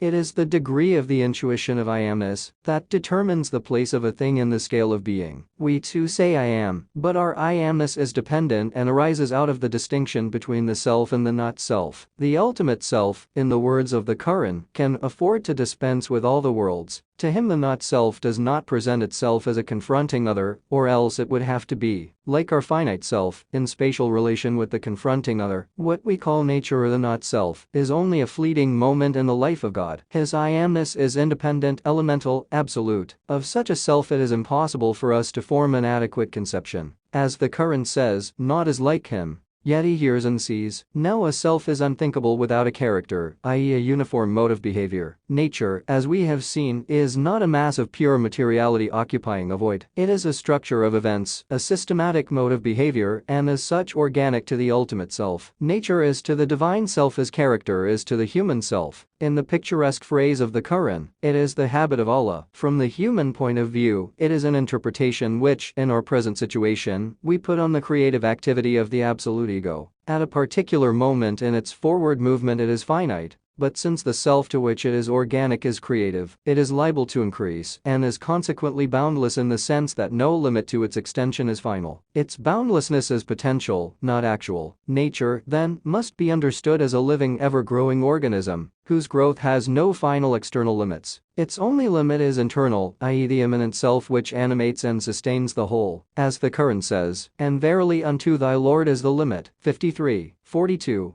Thus the view that we have taken gives a fresh spiritual meaning to physical science. The knowledge of nature is the knowledge of God's behavior. In our observation of nature, we are virtually seeking a kind of intimacy with the absolute ego, and this is only another form of worship. The above discussion takes time as an essential element in the ultimate reality. The next point before us, therefore, is to consider the late Dr. McTaggart's argument relating to the unreality of time. Time, according to Dr. McTaggart, is unreal because every event is past, present, and future. Queen Anne's death, for instance, is past to us, it was present to her contemporaries and future to William III. Thus the event of Anne's death combines characteristics which are incompatible with each other. It is obvious that the argument proceeds on the assumption that the serial nature of time is final. If we regard past, present, and future as essential to time, then we picture time as a straight line, part of which we have traveled and left behind, and part lies yet untraveled before us. This is taking time, not as a living creative moment, but as a static absolute, holding the ordered multiplicity of fully shaped cosmic events revealed serially, like the pictures of a film, to the outside observer. We can indeed say that Queen Anne's death was future to William III if this event is regarded as already fully shaped and lying in the future, waiting for its happening.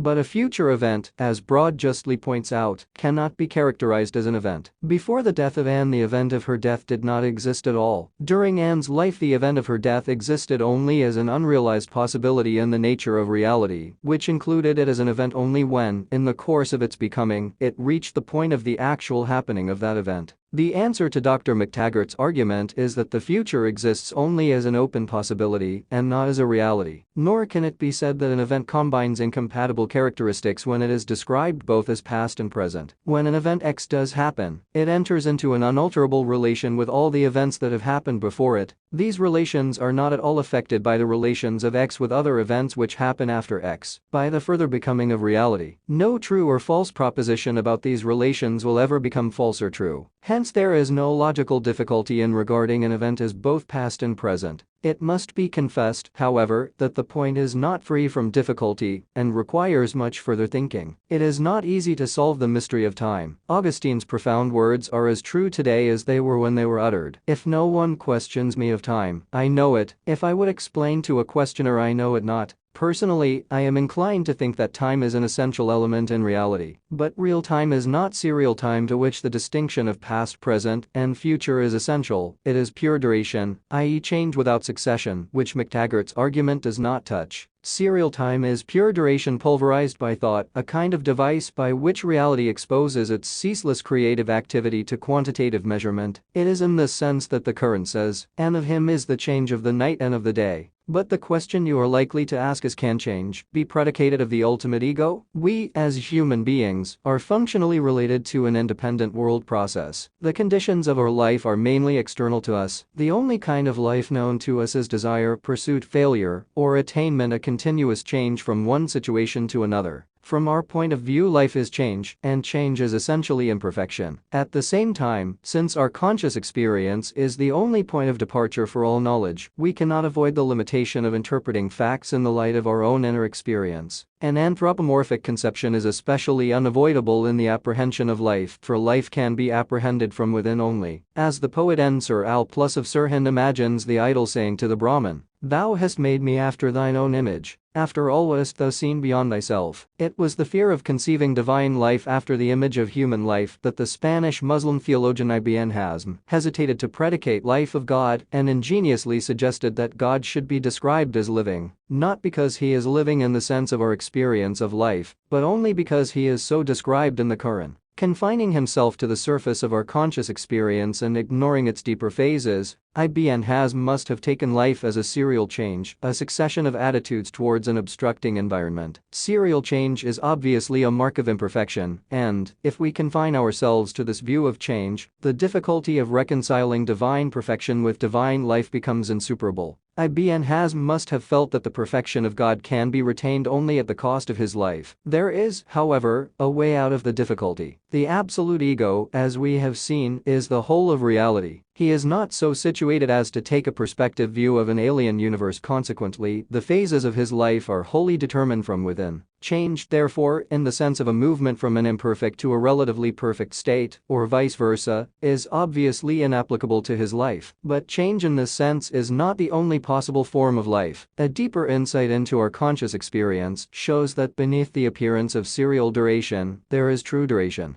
The ultimate ego exists in pure duration, wherein change ceases to be a succession of varying attitudes and reveals its true character as continuous creation, untouched by weariness and unseizable by slumber or sleep. To conceive the ultimate ego as changeless in this sense of change is to conceive him as utter inaction, a motiveless, stagnant neutrality, an absolute nothing. To the creative self, change cannot mean imperfection. The perfection of the creative self consists not in a mechanistically conceived immobility, as Aristotle might have led Ibn Hazm to think. It consists in the vaster basis of his creative activity and the infinite scope of his creative vision. God's life is self-revelation, not the pursuit of an ideal to be reached. The not yet of man does mean pursuit and may mean failure. The not yet of God means unfailing realization of the infinite creative possibilities of his being, which retains its wholeness throughout the entire process. In the endless, self-repeating, flows forevermore the same. Myriad arches, springing, meeting, hold at rest the mighty frame, streams from all things love of living, grandest star and humblest clod, all the straining, all the striving,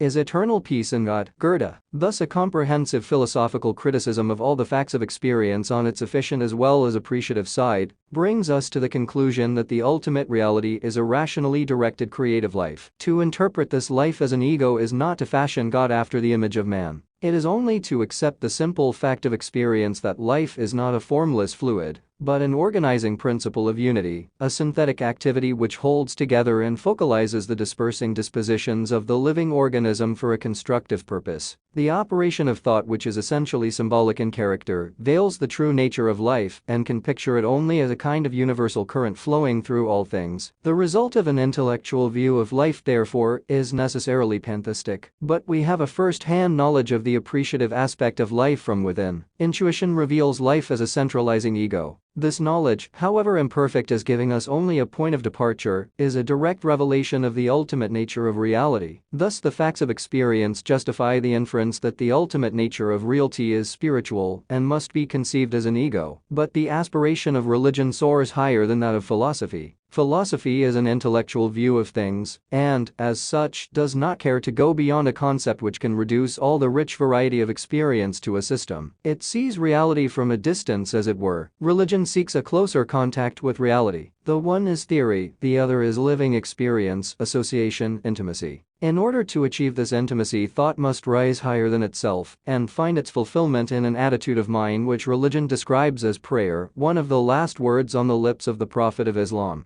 The conception of God and the meaning of prayer. We have seen that the judgment based upon religious experience fully satisfies the intellectual test. The more important regions of experience, examined with an eye on a synthetic view, reveal, as the ultimate ground of all experience, a rationally directed creative will which we have found reasons to describe as an ego. In order to emphasize the individuality of the ultimate ego, the Quran gives him the proper name of Allah and further defines him as follows. Say, Allah is one. All things depend on him. He begetteth not, and he is not begotten, and there is none like unto him. 112, 1-4. But it is hard to understand what exactly is an individual. As Bergson has taught us in his Creative Evolution, individuality is a matter of degrees and is not fully realized even in the case of the apparently closed-off unity of the human being. In particular, it may be said of individuality, says Bergson, that while the tendency to individuate is everywhere present in the organized world, it is everywhere opposed by the tendency towards reproduction. For the individuality to be perfect, it would be necessary that no detached part of the organism could live separately. But then reproduction would be impossible. For what is reproduction but the building up of a new organism with a detached fragment of the old? Individuality, therefore, harbors its own enemy at home. In the light of this passage, it is clear that the perfect individual, closed off as an ego, peerless and unique, cannot be conceived as harboring its own enemy at home. It must be conceived as superior to the antagonistic tendency of reproduction. This characteristic of the perfect ego is one of the most essential elements in the Quranic conception of God, and the Quran mentions it over and over again, not so much with a view to attack the current Christian conception as to accentuate its own view of a perfect individual. It may, however, be said that the history of religious thought discloses various ways of escape from an individualistic conception of the ultimate reality, which is conceived as some vague, vast, and pervasive cosmic element, such as light. This is the view that Farnell has taken in his Gifford lectures on the attributes of God. I agree that the history of religion reveals modes of thought that tend towards pantheism, but I venture to think that insofar as the Quranic identification of God with light is concerned, Farnell's view is incorrect. The full text of the verse, of which he quotes a portion only, is as follows. God is the light of the heavens and of the earth. His light is like a niche in which is a lamp, the lamp encased in a glass, the glass, as it were, a star. 24:35. No doubt, the opening sentence of the verse gives the impression of an escape from an individualistic conception of God. But when we follow the metaphor of light in the rest of the verse, it gives just the opposite impression. The development of the metaphor is meant rather to exclude the suggestion of a formless cosmic element by centralizing the light in a flame, which is further individualized by its encasement in a glass, likened unto a well-defined star. Personally, I think the description of God as light in the revealed literature of Judaism, Christianity, and Islam must now be interpreted differently. The teaching of modern physics is that the velocity of light cannot be exceeded and is the same for all observers, whatever their own system of movement. Thus, in the world of change, light is the nearest approach to the absolute. The metaphor of light as applied to God, therefore, must, in view of modern knowledge, be taken to suggest the absoluteness of God and not his omnipresence, which easily lends itself to a pantheistic interpretation. There is, however, one question which will be raised in this connection. Does not individuality imply finitude? If God is an ego and is such an individual, how can we conceive him as infinite? The answer to this question is that God cannot be conceived as infinite in the sense of spatial infinity. In matters of spiritual valuation, mere immensity counts for nothing. Moreover, as we have seen before, temporal and spatial infinities are not absolute. Modern science regards nature not as something static, situated in an infinite void, but a structure of interrelated events, out of whose mutual relations arise the concepts of space and time. And this is only another way of saying that space and time are interpretations which thought puts upon the creative activity of the ultimate ego. Space and time are possibilities of the ego, only partially realized in the shape of our mathematical space and time. Beyond him and apart from his creative activity, there is neither time nor space to close him off in reference to other egos. The ultimate ego is, therefore, neither infinite in the sense of spatial infinity, nor finite in the sense of the space-bound human ego, whose body closes him off in reference to other egos. The infinity of the ultimate ego consists in the infinite inner possibilities of his creative activity, of which the universe, as known to us, is only a partial expression. In one word, God's infinity is intensive, not extensive. It involves an infinite series, but is not that series. The other important elements in the Quranic conception of God from a purely intellectual point of view are creativeness, knowledge, omnipotence, and eternity. I shall deal with them serially. Finite minds regard nature as a confronting other existing per se, which the mind knows but does not make. We are thus apt to regard the act of creation as a specific past event, and the universe appears to us as a manufactured article, which has no organic relation to the life of its maker, and of which the maker is nothing more than a mere spectator. All the meaningless theological controversies about the idea of creation arise from this narrow vision of the finite mind. Thus regarded, the universe is a mere accident in the life of God and might not have been created. The real question which we are called upon to answer is this: does the universe confront God as his other, with space intervening between him and it? The answer is that, from the divine point of view, there is no creation in the sense of a specific event, having a before and an after. The universe cannot be regarded as an independent reality standing in opposition to him. This view of the matter will reduce both God and the world to two separate entities confronting each other in the empty receptacle of an infinite space. We have seen before that space, time, and matter are interpretations which thought puts on the free creative energy of God. They are not independent realities existing per se, but only intellectual modes of apprehending the life of God. The question of creation once arose among the disciples of the well-known Saint Bias plus D of Bistem. One of the disciples very pointedly put the common-sense view, saying, "There was a moment of time when God existed, and nothing else existed beside him." The saint's reply was equally pointed. "It is just the same now," said he, "as it was then. The world of matter, therefore, is not a stuff co-eternal with God, operated upon by him from a distance as it were. It is, in its real nature, one continuous act which thought breaks up into a plurality of mutually exclusive things." Professor Eddington has thrown further light on this important point, and I take the liberty to quote from his book, Space-Time and Gravitation.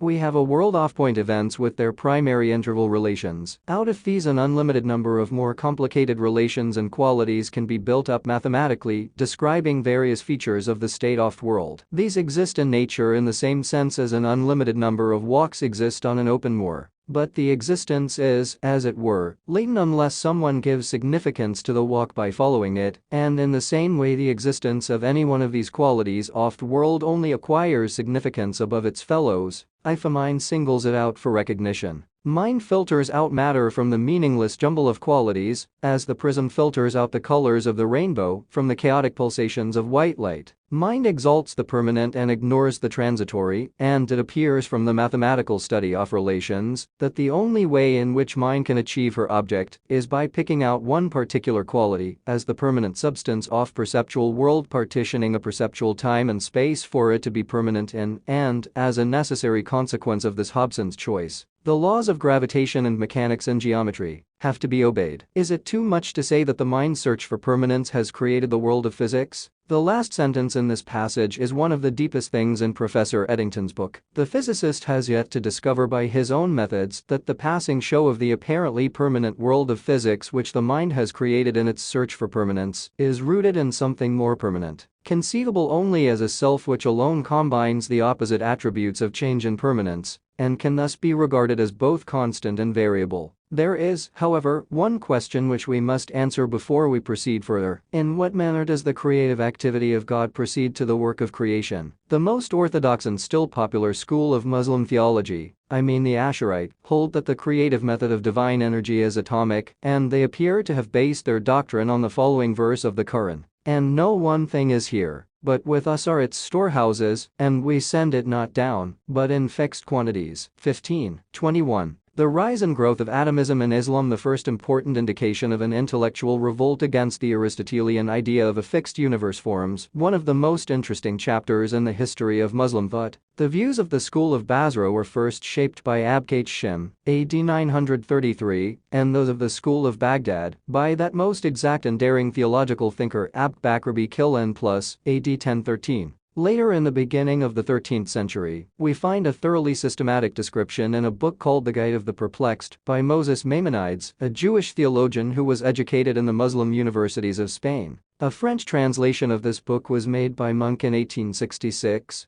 and recently Professor MacDonald of America has given an excellent account of its contents in the ISIS, from which Dr. Zweimer has reprinted it in the Muslim World of January 1928. Professor MacDonald, however, has made no attempt to discover the psychological forces that determine the growth of atomistic kalam in Islam. He admits that there is nothing like the atomism of Islam in Greek thought, but, unwilling as he is to give any credit for original thought to Muslim thinkers, and finding a surface resemblance between the Islamic theory and the views of a certain sect of Buddhism, he jumps to the conclusion that the origin of the theory is due to Buddhistic influences on the thought of Islam. Unfortunately, a full discussion of the sources of this purely speculative theory is not possible in this lecture. I propose only to give you some of its more salient features, indicating at the same time the lines on which the work of reconstruction in the light of modern physics ought, in my opinion, to proceed. According to the Asharite school of thinkers, then, the world is compounded of what they call jawhar, infinitely small parts or atoms, which cannot be further divided. Since the creative activity of God is ceaseless, the number of the atoms cannot be finite. Fresh atoms are coming into being every moment, and the universe is therefore constantly growing. As the Quran says, God adds to his creation what he wills. The essence of the atom is independent of its existence. This means that existence is a quality imposed on the atom by God. Before receiving this quality, the atom lies dormant, as it were, in the creative energy of God, and its existence means nothing more than divine energy become visible. The atom in its essence, therefore, has no magnitude, it has its position which does not involve space. It is by their aggregation that atoms become extended and generate space. Ibn Hazm, the critic of atomism, acutely remarks that the language of the Quran makes no difference in the act of creation and the thing created. What we call a thing, then, is in its essential nature an aggregation of atomic acts. Of the concept of atomic act, however, it is difficult to form a mental picture. Modern physics too conceives of action the actual atom of a certain physical quantity. But, as Professor Eddington has pointed out, the precise formulation of the theory of quanta of action has not been possible so far, though it is vaguely believed that the atomicity of action is the general law, and that the appearance of electrons is in some way dependent on it. Again, we have seen that each atom occupies a position which does not involve space. That being so, what is the nature of motion which we cannot conceive, except as the atom's passage through space? Since the Asharites regarded space as generated by the aggregation of atoms, they could not explain movement as a body's passage through all the points of space intervening between the point of its start and destination. Such an explanation must necessarily assume the existence of void as an independent reality.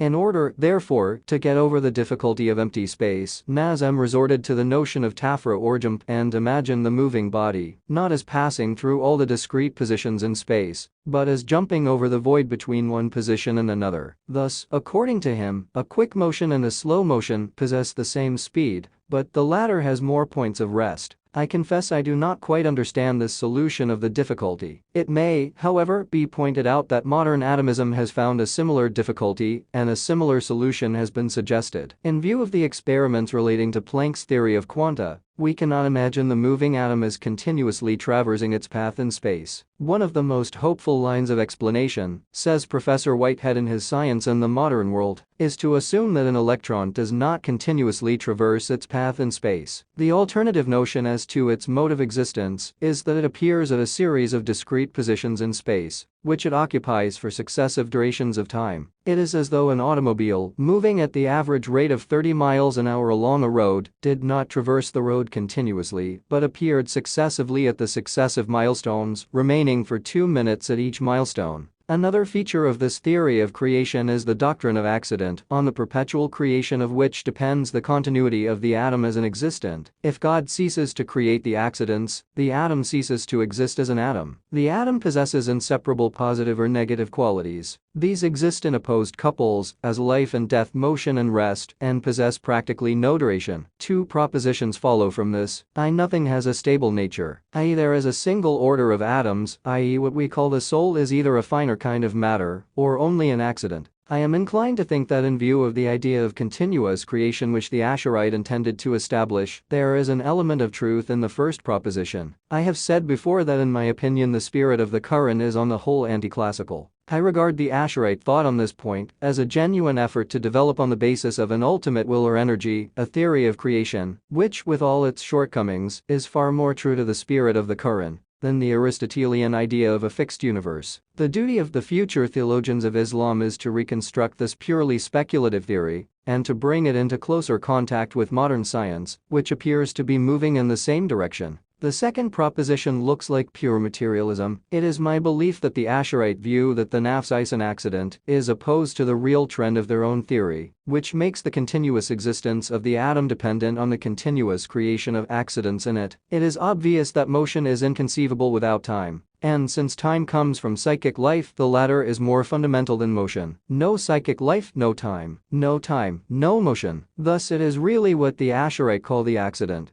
which is responsible for the continuity of the atom as such. The atom becomes, or rather looks, spatialized when it receives the quality of existence. Regarded as a phase of divine energy, it is essentially spiritual. The nafs ist pure act, the body is only the act become visible and hence measurable. In fact, the Asherite vaguely anticipated the modern notion of point instant, but they failed rightly to see the nature of the mutual relation between the point and the instant. The instant is the more fundamental of the two, but the point is inseparable from the instant, as being a necessary mode of its manifestation. The point is not a thing, it is only a sort of looking at the instant. RKM+ is far more true to the spirit of Islam than Ghazal+ when he says, reality is, therefore, essentially spirit. But, of course, there are degrees of spirit. In the history of Muslim thought, the idea of degrees of reality appears in the writings of Shibud+ and Suraward+ Maktal. In modern times we find it worked out on a much larger scale in Hegel and, more recently, in the late Lord Haldane's Reign of Relativity, which he published shortly before his death. I have conceived the ultimate reality as an ego, and I must add now that from the ultimate ego only egos proceed. The creative energy of the ultimate ego, in whom deed and thought are identical, functions as ego unities.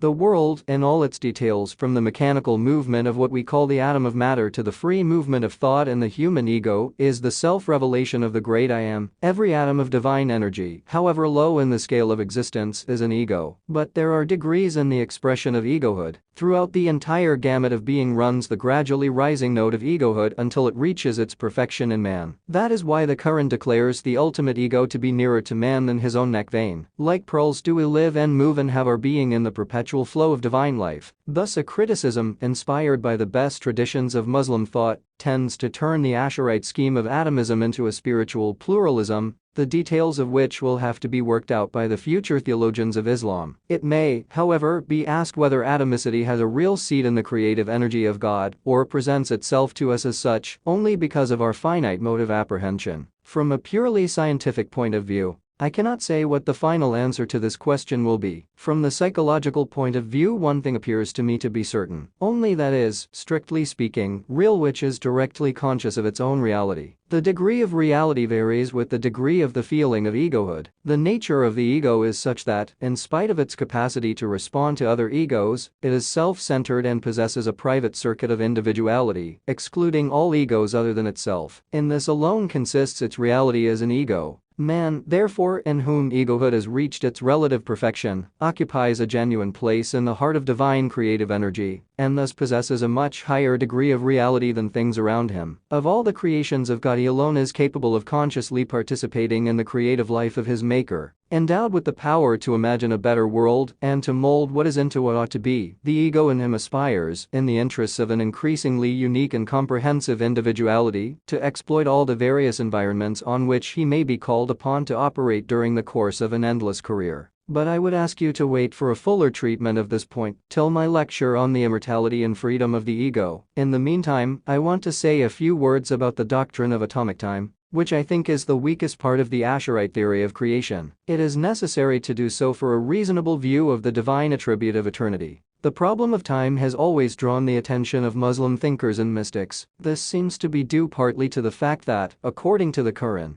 the alternation of day and night is one of the greatest signs of God, and partly to the Prophet's identification of God with time in a well-known tradition referred to before. Indeed, some of the greatest Muslim Sufis believed in the mystic properties of the word dar. According to Muhammad Ibn al-Arab plus, dar is one of the beautiful names of God, and RZ plus tells us in his commentary on the Quran that some of the Muslim saints had taught him to repeat the word dar, dakar, or dayar. The Asherite theory of time is perhaps the first attempt in the history of Muslim thought to understand it philosophically. Time, according to the Asherite, is a succession of individual no's. From this view, it obviously follows that between every two individual no's or moments of time, there is an unoccupied moment of time, that is to say, a void of time. The absurdity of this conclusion is due to the fact that they looked at the subject of their inquiry from a wholly objective point of view. They took no lesson from the history of Greek thought, which had adopted the same point of view and had reached no results. In our own time, Newton described time as something which in itself and from its own nature flows equally. The metaphor of stream implied in this description suggests serious objections to Newton's equally objective view of time. We cannot understand how a thing is affected on its immersion in this stream, and how it differs from things that do not participate in its flow. Nor can we form any idea of the beginning, the end, and the boundaries of time if we try to understand it on the analogy of a stream. Moreover, if flow, movement, or passage is the last word as to the nature of time, there must be another time to time the movement of the first time, and another which times the second time, and so on to infinity. Thus, the notion of time as something wholly objective is beset with difficulties. It must, however, be admitted that the practical Arab mind could not regard time as something unreal like the Greeks. Nor can it be denied that, even though we possess no sense organ to perceive time, it is a kind of flow and has, as such, a genuine objective, that is to say, atomic aspect.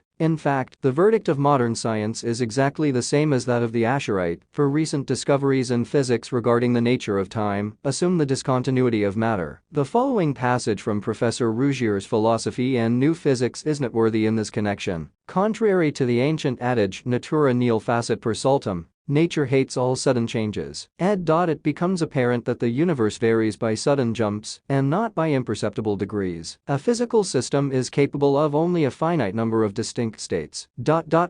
Since between two different and immediately consecutive states the world remains motionless, time is suspended, so that time itself is discontinuous. There is an atom of time. The point, however, is that the constructive endeavor of the Asherite, as of the moderns, was wholly lacking in psychological analysis, and the result of this shortcoming was that they altogether failed to perceive the subjective aspect of time. It is due to this failure that in their theory the systems of material atoms and time atoms lie apart, with no organic relation between them. It is clear that if we look at time from a purely objective point of view, serious difficulties arise, for we cannot apply atomic time to God and conceive him as a life in the making, as Professor Alexander appears to have done in his lectures on space-time and deity. Later Muslim theologians fully realized these difficulties. Mul-Jalud plus and Dawen plus in a passage of his Zohar, which reminds the modern student of Professor Royce's view of time, tells us that if we take time to be a kind of span, which makes possible the appearance of events as a moving procession, and conceive this span to be a unity, then we cannot but describe it as an original state of divine activity, encompassing all the succeeding states of that activity. But the Mul takes good care to add that a deeper insight into the nature of succession reveals its relativity, so that it disappears in the case of God, to whom all events are present in a single act of perception. The Sufi poet Q+ has a similar way of looking at the matter. He conceives infinite varieties of time, relative to the varying grades of being, intervening between materiality and pure spirituality. The time of gross bodies which arises from the revolution of the heavens is divisible into past, present, and future, and its nature is such that as long as one day does not pass away the succeeding day does not come. The time of immaterial beings is also serial in character, but its passage is such that a whole year in the time of gross bodies is not more than a day in the time of an immaterial being. Rising higher and higher in the scale of immaterial beings, we reach divine time, which is absolutely free from the quality of passage and consequently does not admit of divisibility, sequence, and change. It is above eternity, it has neither beginning nor end. The eye of God sees all the visibles, and his ear hears all the audibles in one indivisible act of perception. The priority of God is not due to the priority of time, on the other hand, the priority of time is due to God's priority. Thus divine time is what the Quran describes as the mother of books, in which the whole of history, freed from the net of causal sequence, is gathered up in a single super-eternal now. Of all the Muslim theologians, however, it is Fakhrid plus NRZ plus who appears to have given his most serious attention to the problem of time. In his Eastern discussions, RZ Plus subjects to a searching examination all the contemporary theories of time. He too is, in the main, objective in his method and finds himself unable to reach any definite conclusions. Until now, he says, I have not been able to discover anything really true with regard to the nature of time, and the main purpose of my book is to explain what can possibly be said for or against each theory, without any spirit of partisanship, which I generally avoid, especially in connection with the problem of time. The above discussion makes it perfectly clear that a purely objective point of view is only partially helpful in our understanding of the nature of time. The right course is a careful psychological analysis of our conscious experience, which alone reveals the true nature of time. I suppose you remember the distinction that I drew in the two aspects of the self, appreciative and efficient. The appreciative self lives in pure duration, i.e. change without succession. The life of the self consists in its movement from appreciation to efficiency, from intuition to intellect, and atomic time is born out of this movement. Thus the character of our conscious experience, our point of departure in all knowledge, gives us a clue to the concept which reconciles the opposition of permanence and change, of time regarded as an organic whole or eternity, and time regarded as atomic. If then we accept the guidance of our conscious experience and conceive the life of the all-inclusive ego on the analogy of the finite ego, the time of the ultimate ego is revealed as change without succession, i.e. an organic whole, which appears atomic, because of the creative movement of the ego. This is what M plus R Muhammad Iqbal DMD means when they say that time is born with the act of creation, by which the ultimate ego realizes and measures, so to speak, the infinite wealth of his own undetermined creative possibilities. On the one hand, therefore, the ego lives in eternity, by which term I mean non-successional change. On the other, it lives in serial time, which I conceive as organically related to eternity in the sense that it is a measure of non-successional change. In this sense alone it is possible to understand the Quranic verse, "To God belongs the alternation of day and night." But on this difficult side of the problem, I have said enough in my preceding lecture. It is now time to pass on to the divine attributes of knowledge and omnipotence. The word knowledge, as applied to the finite ego, always means discursive knowledge, a temporal process which moves round a veritable other, supposed to exist per se, and confronting the knowing ego. In this sense, knowledge, even if we extend it to the point of omniscience, must always remain relative to its confronting other, and cannot, therefore, be predicated of the ultimate ego who,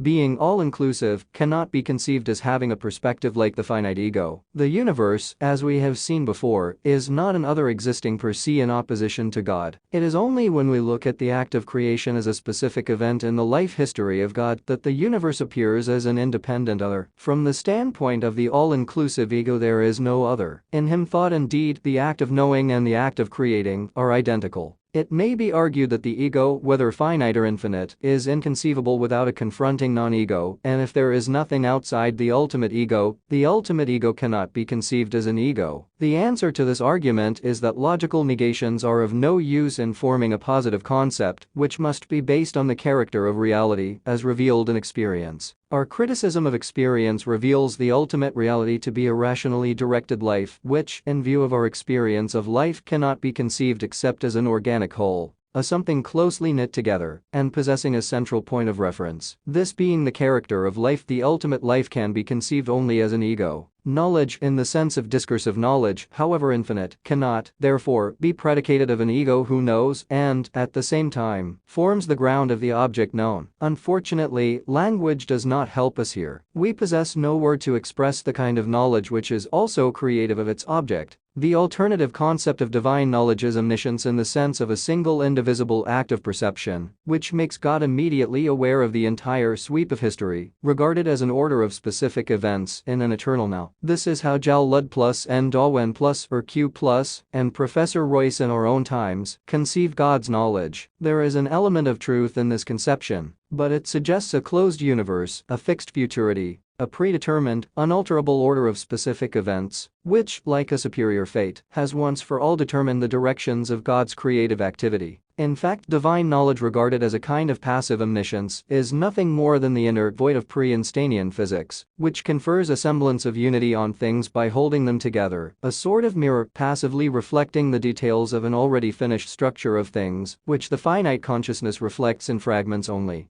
Divine knowledge must be conceived as a living creative activity to which the objects that appear to exist in their own right are organically related. By conceiving God's knowledge as a kind of reflecting mirror, we no doubt save his foreknowledge of future events, but it is obvious that we do so at the expense of his freedom. The future certainly pre-exists in the organic whole of God's creative life, but it pre-exists as an open possibility, not as a fixed order of events with definite outlines. An illustration will perhaps help us in understanding what I mean. Suppose, as sometimes happens in the history of human thought, a fruitful idea with a great inner wealth of applications emerges into the light of your consciousness. You are immediately aware of the idea as a complex whole, but the intellectual working out of its numerous bearings is a matter of time. Intuitively, all the possibilities of the idea are present in your mind. If a specific possibility, as such, is not intellectually known to you at a certain moment of time, it is not because your knowledge is defective, but because there is yet no possibility to become known. The idea reveals the possibilities of its application with advancing experience, and sometimes it takes more than one generation of thinkers before these possibilities are exhausted. Nor is it possible, on the view of divine knowledge as a kind of passive omniscience, to reach the idea of a creator. If history is regarded merely as a gradually revealed photo of a predetermined order of events, then there is no room in it for novelty and initiation. Consequently, we can attach no meaning to the word creation, which has a meaning for us only in view of our own capacity for original action. The truth is that the whole theological controversy relating to predestination is due to pure speculation, with no eye on the spontaneity of life, which is a fact of actual experience. No doubt the emergence of egos endowed with the power of spontaneous and hence unforeseeable action is, in a sense, a limitation on the freedom of the all-inclusive ego. But this limitation is not externally imposed, it is born out of his own creative freedom, whereby he has chosen finite egos to be participators of his life power and freedom. But how, it may be asked, is it possible to reconcile limitation with omnipotence? The word limitation needs not frighten us. The Quran has no liking for abstract universals. It always fixes its gaze on the concrete, which the theory of relativity has only recently taught modern philosophy to see. All activity, creational or otherwise, is a kind of limitation, without which it is impossible to conceive God as a concrete operative ego.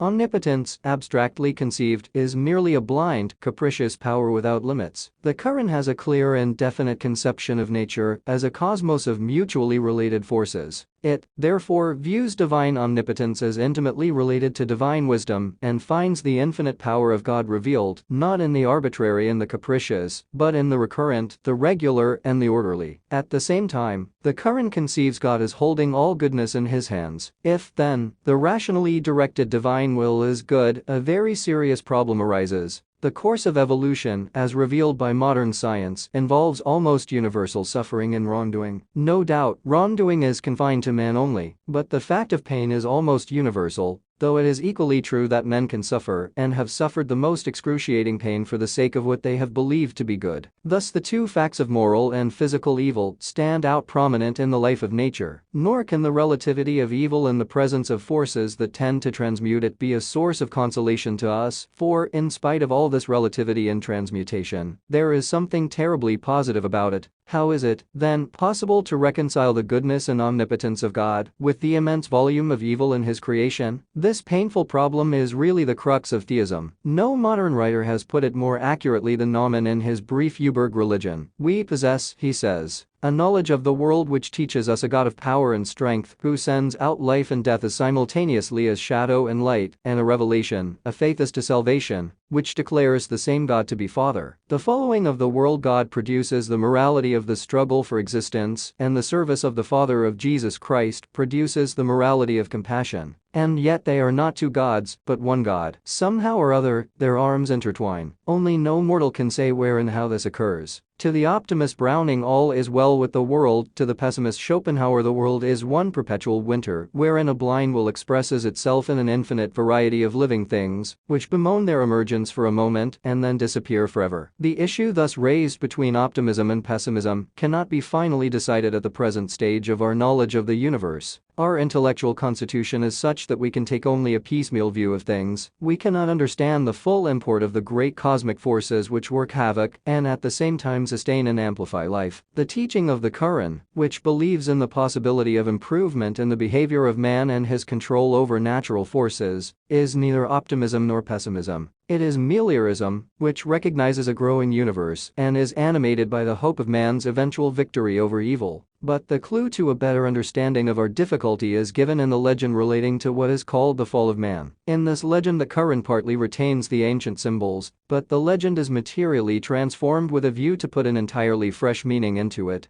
The Quranic method of complete or partial transformation of legends in order to bezel them with new ideas and thus to adapt them to the advancing spirit of time is an important point, which has nearly always been overlooked both by Muslim and non-Muslim students of Islam. The object of the Quran in dealing with these legends is seldom historical, it nearly always aims at giving them a universal moral or philosophical import, and it achieves this object by omitting the names of persons and localities which tend to limit the meaning of a legend, by giving it the color of a specific historical event, and also by deleting details which appear to belong to a different order of feeling. This is not an uncommon method of dealing with legends. It is common in non-religious literature. An instance in point is the legend of Faust, to which the touch of Goethe's genius has given a wholly new meaning. Turning to the legend of the fall, we find it in a variety of forms in the literatures of the ancient world. It is indeed impossible to demarcate the stages of its growth and to set out clearly the various human motives which must have worked in its slow transformation.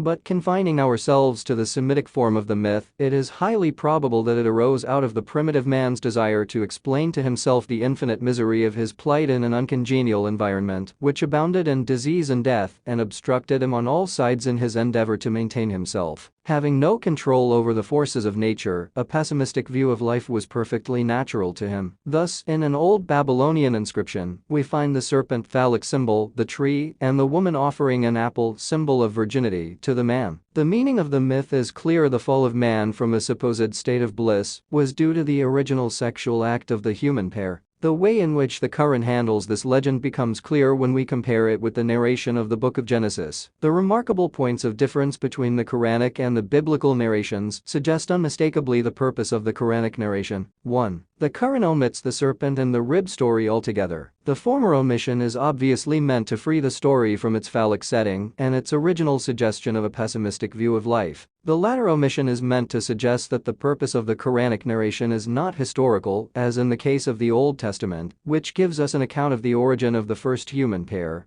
by way of a prelude to the history of Israel. Indeed, in the verses which deal with the origin of man as a living being, the Quran uses the words Bashar or Insan, not Adam, which it reserves for man in his capacity of God's vicegerent on earth. The purpose of the Quran is further secured by the omission of proper names mentioned in the biblical narration Adam and Eve. The word Adam is retained and used more as a concept than as the name of a concrete human individual. This use of the word is not without authority in the Quran itself. The following verse is clear on the point. We created you, then fashioned you. Then said we to the angels, prostrate yourself unto Adam. 7:11. 2. The Quran splits up the legend into two distinct episodes, the one relating to what it describes simply as the tree and the other relating to the tree of eternity and the kingdom that faileth not. The first episode is mentioned in the 7th and the second in the 20th surah of the Quran. According to the Quran, Adam and his wife, led astray by Satan, whose function is to create doubts in the minds of men, tasted the fruit of both the trees, whereas according to the Old Testament man was driven out of the Garden of Eden immediately after his first act of disobedience, and God placed, at the eastern side of the garden, angels in a flaming sword turning on all sides, to keep the way to the tree of life. 3. The Old Testament curses the earth for Adam's act of disobedience. The Quran declares the earth to be the dwelling place of man and a source of profit to him, for the possession of which he ought to be grateful to God. And we have established you on the earth and given you therein the supports of life. How little do ye give thanks? 7. 10. Nor is there any reason to suppose that the word Jannat,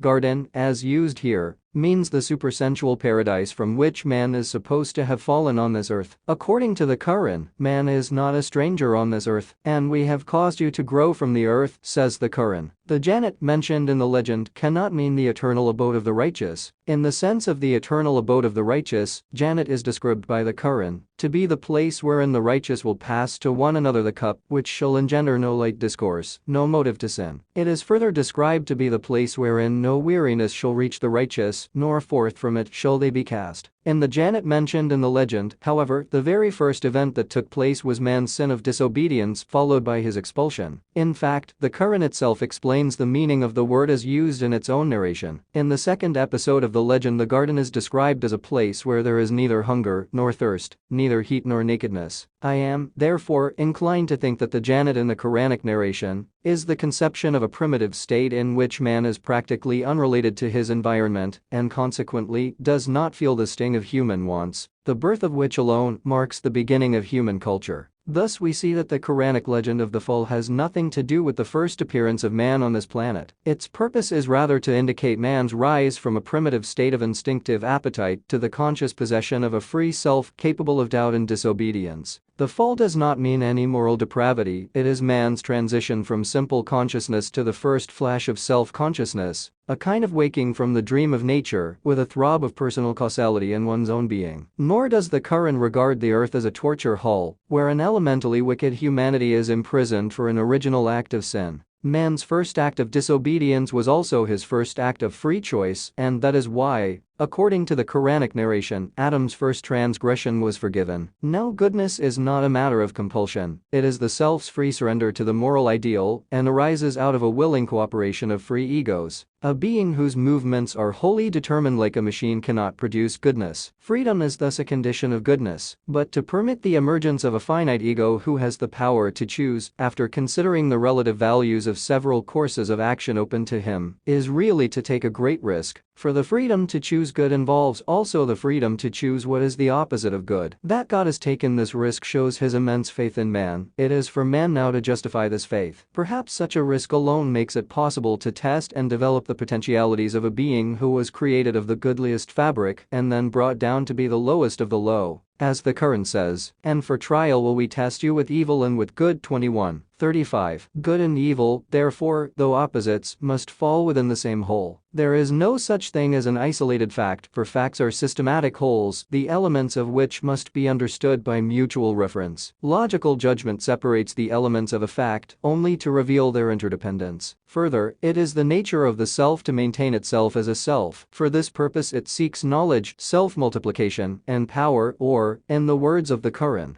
the kingdom that never faileth. The first episode in the Quranic legend relates to man's desire for knowledge, the second to his desire for self-multiplication and power. In connection with the first episode, it is necessary to point out two things. Firstly, the episode is mentioned immediately after the verses describing Adam's superiority over the angels in remembering and reproducing the names of things. The purpose of these verses, as I have shown before, is to bring out the conceptual character of human knowledge. Secondly, Madame Blavatsky, who possessed a remarkable knowledge of ancient symbolism, tells us in her book called Secret Doctrine that with the ancients the tree was a cryptic symbol for occult knowledge. Adam was forbidden to taste the fruit of this tree, obviously because his finitude as a self, his sense equipment, and his intellectual faculties were, on the whole, attuned to a different type of knowledge, i.e., the type of knowledge which necessitates the toil of patient observation and admits only of slow accumulation. Satan, however, persuaded him to eat the forbidden fruit of occult knowledge, and Adam yielded, not because he was elementally wicked, but because being astical by nature, he sought a shortcut to knowledge. The only way to correct this tendency was to place him in an environment which, however painful, was better suited to the unfolding of his intellectual faculties. Thus, Adam's insertion into a painful physical environment was not meant as a punishment, it was meant rather to defeat the object of Satan, who, as an enemy of man, diplomatically tried to keep him ignorant of the joy of perpetual growth and expansion. But the life of a finite ego in an obstructing environment depends on the perpetual expansion of knowledge based on actual experience. And the experience of a finite ego to whom several possibilities are open expands only by method of trial and error. Therefore, error, which may be described as a kind of intellectual evil, is an indispensable factor in the building up of experience. The second episode of the Quranic legend is as follows. But Satan whispered him, Adam, said he, O Adam, shall I show thee the tree of eternity and the kingdom that faileth not? And they both ate thereof, and their nakedness appeared to them, and they began to sow of the leaves of the garden to cover them, and Adam disobeyed his Lord, and went astray. Afterwards his Lord chose him for himself, and was turned towards him, and guided him. 120:22.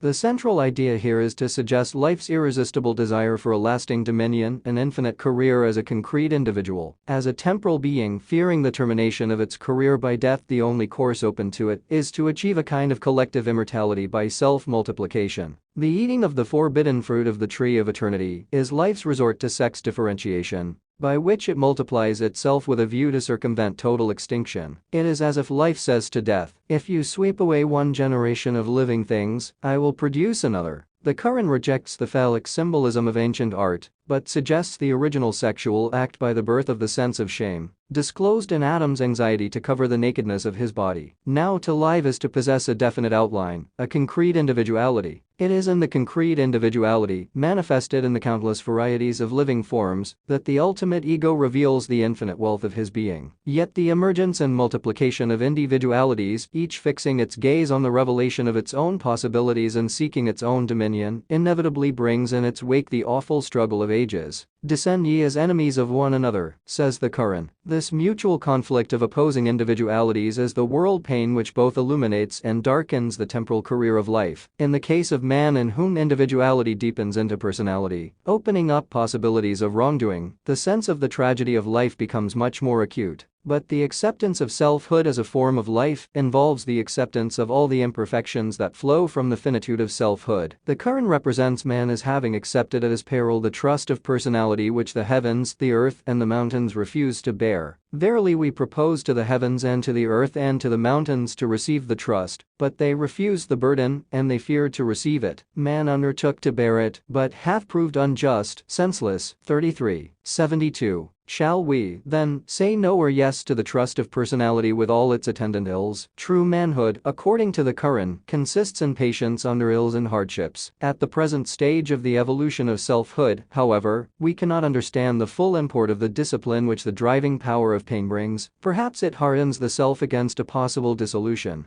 But in asking the above question, we are passing the boundaries of pure thought. This is the point where faith in the eventual triumph of goodness emerges as a religious doctrine. God is equal to his purpose, but most men know it not. 12:21. I have now explained to you how it is possible philosophically to justify the Islamic conception of God. But as I have said before, religious ambition soars higher than the ambition of philosophy. Religion is not satisfied with mere conception, it seeks a more intimate knowledge of and association with the object of its pursuit. The agency through which this association is achieved is the act of worship or prayer ending in spiritual illumination. The act of worship, however, affects different varieties of consciousness differently. In the case of the prophetic consciousness, it is in the main creative, i.e., it tends to create a fresh ethical world wherein the prophet, so to speak, applies the pragmatic test to his revelations. I shall further develop this point in my lecture on the meaning of Muslim culture. In the case of the mystic consciousness, it is in the main cognitive. It is from this cognitive point of view that I will try to discover the meaning of prayer, and this point of view is perfectly justifiable in view of the ultimate motive of prayer. I would draw your attention to the following passage from the great American psychologist, Professor William James. It seems probable that in spite of all that science may do to the contrary, men will continue to pray to the end of time, unless their mental nature changes in a manner which nothing we know should lead us to expect. The impulse to pray is a necessary consequence of the fact that whilst the innermost of the empirical selves of a man is a self of the social sort, it yet can find its only adequate socius, its great companion in an ideal world. Most men, either continually or occasionally, carry a reference to it in their breast. The humblest outcast on this earth can feel himself to be real and valid by means of this higher recognition. And, on the other hand, for most of us, a world with no such inner refuge when the outer social self failed and dropped from us would be the abyss of horror. I say for most of us, because it is probable that individuals differ a good deal in the degree in which they are haunted by this sense of an ideal spectator. It is a much more essential part of the consciousness of some men than of others. Those who have the most of it are possibly the most religious men.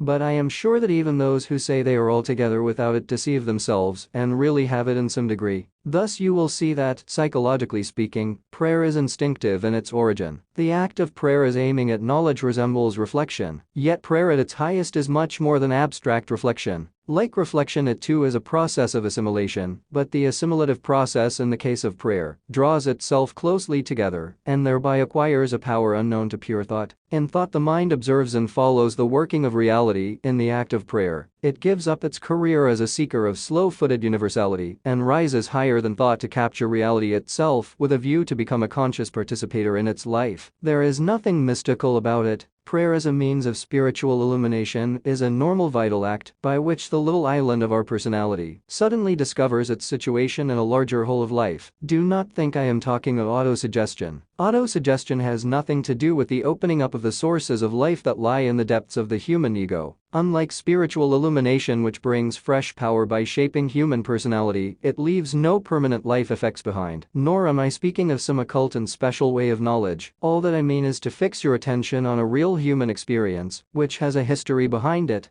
and a future before it. Mysticism has, no doubt, revealed fresh regions of the self by making a special study of this experience. Its literature is illuminating, yet its set phraseology, shaped by the thought forms of a worn-out metaphysics, has rather a deadening effect on the modern mind. The quest after a nameless nothing, as disclosed in Neoplatonic mysticism, be it Christian or Muslim, cannot satisfy the modern mind, which, with its habits of concrete thinking, demands a concrete living experience of God. And the history of the race shows that the attitude of the mind embodied in the act of worship is a condition for such an experience. In fact, prayer must be regarded as a necessary complement to the intellectual activity of the observer of nature. The scientific observation of nature keeps us in close contact with the behavior of reality and thus sharpens our inner perception for a deeper vision of it. I cannot help quoting here a beautiful passage from the mystic poet Rumi, in which he describes the mystic quest after reality. The Sufi's book is not composed of ink and letters. It is not but a heart white as snow. The scholar's possession is pen marks. What is the Sufi's possession? Footmarks. The Sufi stalks the game like a hunter. He sees the musk deer's track and follows the footprints. For some while the track of the deer is the proper clue for him, but afterwards it is the musk gland of the deer that is his guide. To go one stage guided by the scent of the musk gland is better than 100 stages of following the track and roaming about. The truth is that all search for knowledge is essentially a form of prayer. The scientific observer of nature is a kind of mystic seeker in the act of prayer. Although at present he follows only the footprints of the musk deer and thus modestly limits the method of his quest, his thirst for knowledge is eventually sure to lead him to the point where the scent of the musk gland is a better guide than the footprints of the deer. This alone will add to his power over nature and give him that vision of the total infinite which philosophy seeks but cannot find. Vision without power does bring moral elevation,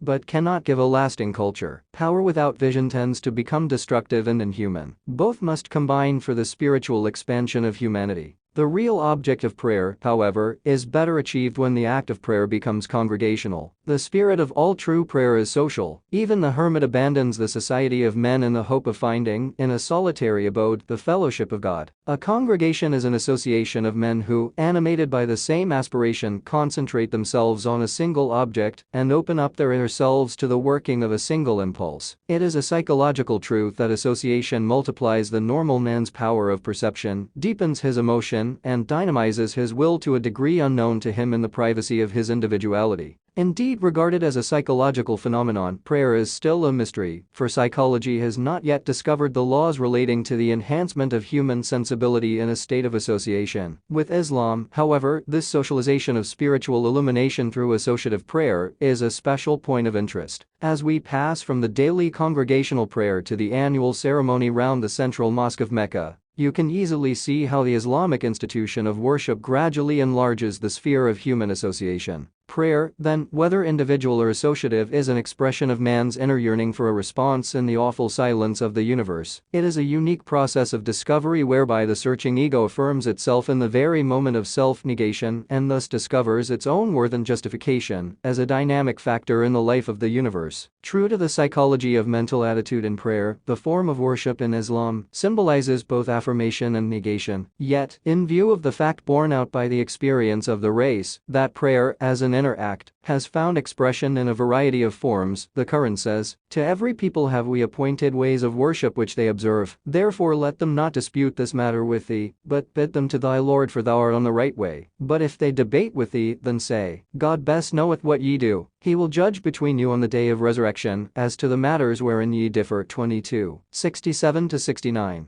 The form of prayer ought not to become a matter of dispute. Which side you turn your face is certainly not essential to the spirit of prayer. The Quran is perfectly clear on this point. The east and west is God's, therefore whichever way ye turn, there is the face of God. 2. 115. There is no piety in turning your faces towards the east or the west, but he is pious who believeth in God, and the last day, and the angels, and the scriptures, and the prophets, who for the love of God disperseth his wealth to his kindred, and to the orphans, and the needy, and the wayfarer, and those who ask, and for ransoming, who observeth prayer, and payeth the legal alms, and who is of those who are faithful to their engagements when they have engaged in them, and patient under ills and hardships, in time of trouble. Those are they who are just, and those are they who fear the Lord. 2. 177. Yet we cannot ignore the important consideration that the posture of the body is a real factor in determining the attitude of the mind. The choice of one particular direction in Islamic worship is meant to secure the unity of feeling in the congregation, and its form in general creates and fosters the sense of social equality inasmuch as it tends to destroy the feeling of rank or race superiority in the worshippers. What a tremendous spiritual revolution will take place practically in no time if the proud aristocratic Brahmin of South India is daily made to stand shoulder to shoulder with the untouchable. From the unity of the all-inclusive ego who creates and sustains all egos follows the essential unity of all mankind. The division of mankind into races, nations, and tribes, according to the Quran, is for purposes of identification only. The Islamic form of association in prayer, therefore, besides its cognitive value, is further indicative of the aspiration to realize this essential unity of mankind as a fact in life, by demolishing all barriers which stand between man and man.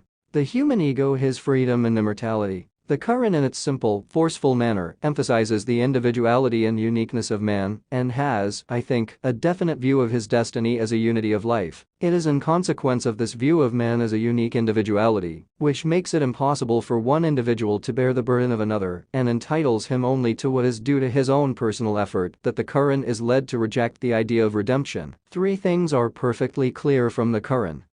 That man is the chosen of God. Afterwards his Lord chose him Adam for himself and turned towards him, and guided him. 20. 122. That man, with all his faults, is meant to be the representative of God on earth. When thy Lord said to the angels, Verily I am about to place one in my stead on earth, they said, Wilt thou place there one who will do ill therein and shed blood, when we celebrate thy praise and extol thy holiness? God said, Verily I know what you know not. 2. 30. And it is he who hath made you his representatives on the earth, and hath raised some of you above others by various grades, that he may try you by his gifts. 6. 165. That man is the trustee of a free personality which he accepted at his peril. Verily we propose to the heavens, and to the earth, and to the mountains to receive the trust, but they refused the burden, and they feared to receive it. Man undertook to bear it, but hath proved unjust, senseless. 33. 72. Yet it is surprising to see that the unity of human consciousness, which constitutes the center of human personality, never really became a point of interest in the history of Muslim thought. The Mutakalim regarded the soul as a finer kind of matter or a mere accident which dies with the body and is recreated on the Day of Judgment.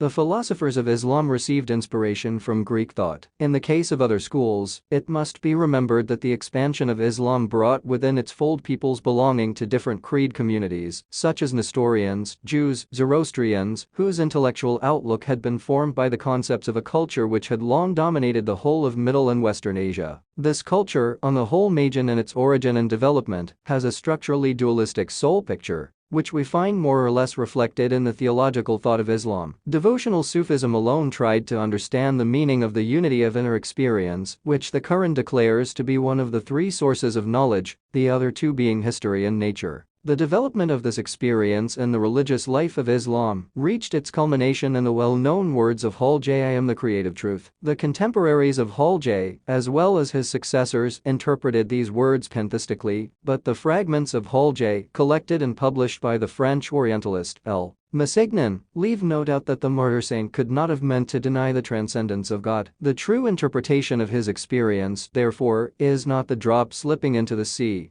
but the realization and bold affirmation in an undying phrase of the reality and permanence of the human ego in a profounder personality. The phrase of Hal-J seems almost a challenge flung against the mutakallim. The difficulty of modern students of religion, however, is that this type of experience, though perhaps perfectly normal in its beginnings, points, in its maturity, to unknown levels of consciousness. Ibn Khaldun long ago felt the necessity of an effective scientific method to investigate these levels. Modern psychology has only recently realized the necessity of such a method, but has not yet been able to go beyond the discovery of the characteristic features of the mystic levels of consciousness. Not being yet in possession of a scientific method to deal with the type of experience on which such judgments as that of Hal-J are based, we cannot avail ourselves of its possible capacity as a knowledge-yielding experience. Nor can the concepts of theological systems, draped in the terminology of a practically dead metaphysics, be of any help to those who happen to possess a different intellectual background. The task before the modern Muslim is, therefore, immense. He has to rethink the whole system of Islam without completely breaking with the past. Perhaps the first Muslim who felt the urge of a new spirit in him was Shah Wali of Delhi. The man, however, who fully realized the importance and immensity of the task and whose deep insight into the inner meaning of the history of Muslim thought and life, combined with a broad vision engendered by his wide experience of men and manners, would have made him a living link between the past and the future, was Jamlud plus Nfn plus. If his indefatigable but divided energy could have devoted itself entirely to Islam as a system of human belief and conduct, the world of Islam, intellectually speaking, would have been on a much more solid ground today. The only course open to us is to approach modern knowledge with a respectful but independent attitude and to appreciate the teachings of Islam in the light of that knowledge, even though we may be led to differ from those who have gone before us. This I propose to do in regard to the subject of the present lecture. In the history of modern thought, it is Bradley who furnishes the best evidence for the impossibility of denying reality to the ego. In his ethical studies he assumes the reality of the self. In his logic, he takes it only as a working hypothesis. It is in his appearance and reality that he subjects the ego to a searching examination.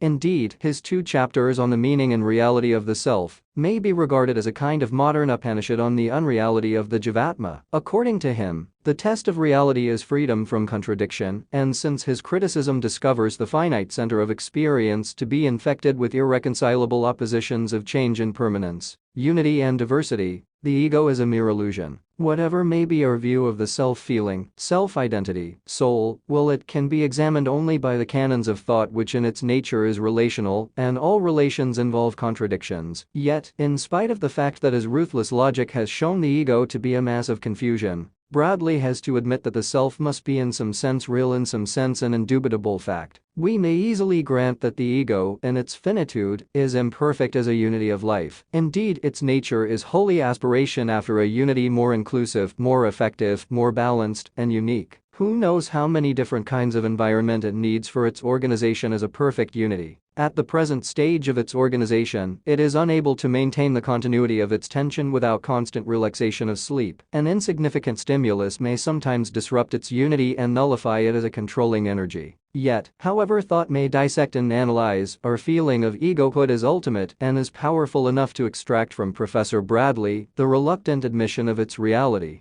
The finite center of experience, therefore, is real, even though its reality is too profound to be intellectualized. What then is the characteristic feature of the ego? The ego reveals itself as a unity of what we call mental states. Mental states do not exist in mutual isolation. They mean and involve one another. They exist as phases of a complex whole, called mind. The organic unity, however, of these interrelated states, or, let us say, events, is a special kind of unity. It fundamentally differs from the unity of a material thing, for the parts of a material thing can exist in mutual isolation. Mental unity is absolutely unique. We cannot say that one of my beliefs is situated on the right or left of my other belief. Nor is it possible to say that my appreciation of the beauty of the TJ varies with my distance from Agra. My thought of space is not spatially related to space. Indeed, the ego can think of more than one space order. The space of waking consciousness and dream space have no mutual relation. They do not interfere with or overlap each other. For the body there can be but a single space. The ego, therefore, is not space-bound in the sense in which the body is space-bound. Again, mental and physical events are both in time, but the time span of the ego is fundamentally different to the time span of the physical event. The duration of the physical event is stretched out in space as a present fact. The ego's duration is concentrated within it and linked with its present and future in a unique manner. The formation of a physical event discloses certain present marks, which show that it has passed through a time duration, but these marks are merely emblematic of its time duration, not time duration itself. True time duration belongs to the ego alone. Another important characteristic of the unity of the ego is its essential privacy, which reveals the uniqueness of every ego. In order to reach a certain conclusion, all the premises of a syllogism must be believed in by one and the same mind. If I believe in the proposition all men are mortal and another mind believes in the proposition Socrates is a man, no inference is possible. It is possible only if both the propositions are believed in by me. Again, my desire for a certain thing is essentially mine. Its satisfaction means my private enjoyment. If all mankind happen to desire the same thing, the satisfaction of their desire will not mean the satisfaction of my desire when I do not get the thing desired. The dentist may sympathize with my toothache, but cannot experience the feeling of my toothache. My pleasures, pains, and desires are exclusively mine, forming a part and parcel of my private ego alone. My feelings, hates and loves, judgments and resolutions are exclusively mine. God himself cannot feel, judge, and choose for me when more than one course of action are open to me. Similarly, in order to recognize you, I must have known you in the past. My recognition of a place or person means reference to my past experience and not the past experience of another ego. It is this unique interrelation of our mental states that we express by the word I, and it is here that the great problem of psychology begins to appear. What is the nature of this I? To the Muslim school of theology, of which Ghazal Plus is the chief exponent, the ego is a simple, indivisible, and immutable soul substance, entirely different from the group of our mental states, and unaffected by the passage of time. Our conscious experience is a unity because our mental states are related as so many qualities to this simple substance, which persists unchanged during the flux of its qualities. My recognition of you is possible only if I persist unchanged between the original perception and the present act of memory. The interest of this school, however, was not so much psychological as metaphysical. But whether we take the soul entity as an explanation of the facts of our conscious experience or as a basis for immortality, I am afraid it serves neither psychological nor metaphysical interest. Kant's fallacies of pure reason are well known to the student of modern philosophy. The I think, which accompanies every thought is, according to Kant, a purely formal condition of thought, and the transition from a purely formal condition of thought to ontological substance is logically illegitimate. Even apart from Kant's way of looking at the subject of experience, the indivisibility of a substance does not prove its indestructibility, for the indivisible substance, as Kant himself remarks, may gradually disappear into nothingness like an intensive quality, or cease to exist all of a sudden. Nor can this static view of substance serve any psychological interest. In the first place, it is difficult to regard the elements of our conscious experience as qualities of a soul substance in the sense in which, for instance, the weight of a physical body is the quality of that body. Observation reveals experience to be particular acts of reference, and as such they possess a specific being of their own. They constitute, as Laird acutely remarks,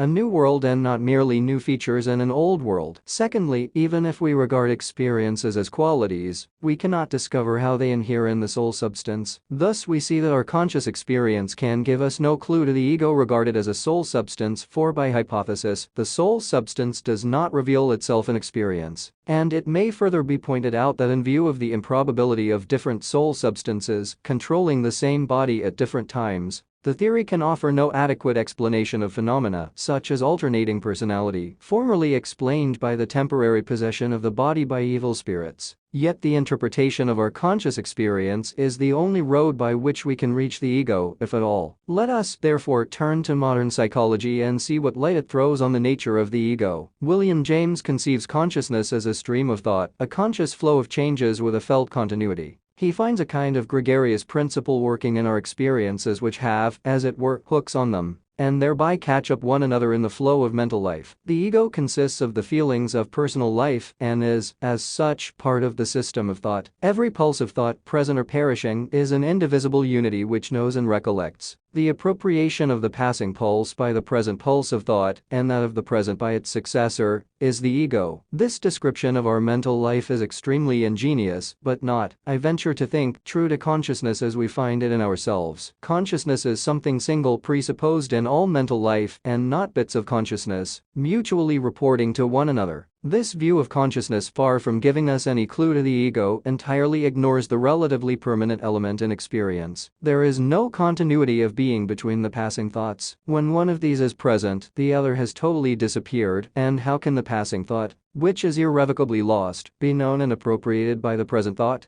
I do not mean to say that the ego is over and above the mutually penetrating multiplicity we call experience. Inner experience is the ego at work. We appreciate the ego itself in the act of perceiving, judging, and willing. The life of the ego is a kind of tension caused by the ego invading the environment and the environment invading the ego. The ego does not stand outside this arena of mutual invasion. It is present in it as a directive energy and is formed and disciplined by its own experience. The Quran is clear on this directive function of the ego. And they ask thee of the soul, say, the soul proceeded from my Lord's amr command, but of knowledge only a little to you is given. 1785. In order to understand the meaning of the word amr, we must remember the distinction which the Quran draws between amr and khalq. Pringle Pattison deplores that the English language possesses only one word, creation, to express the relation of God and the universe of extension on the one hand and the relation of God and the human ego on the other. The Arabic language is, however, more fortunate in this respect. It has two words, khalq and amr, to express the two ways in which the creative activity of God reveals itself to us. Khalq is creation, amr is direction. As the Quran says, to him belong creation and direction.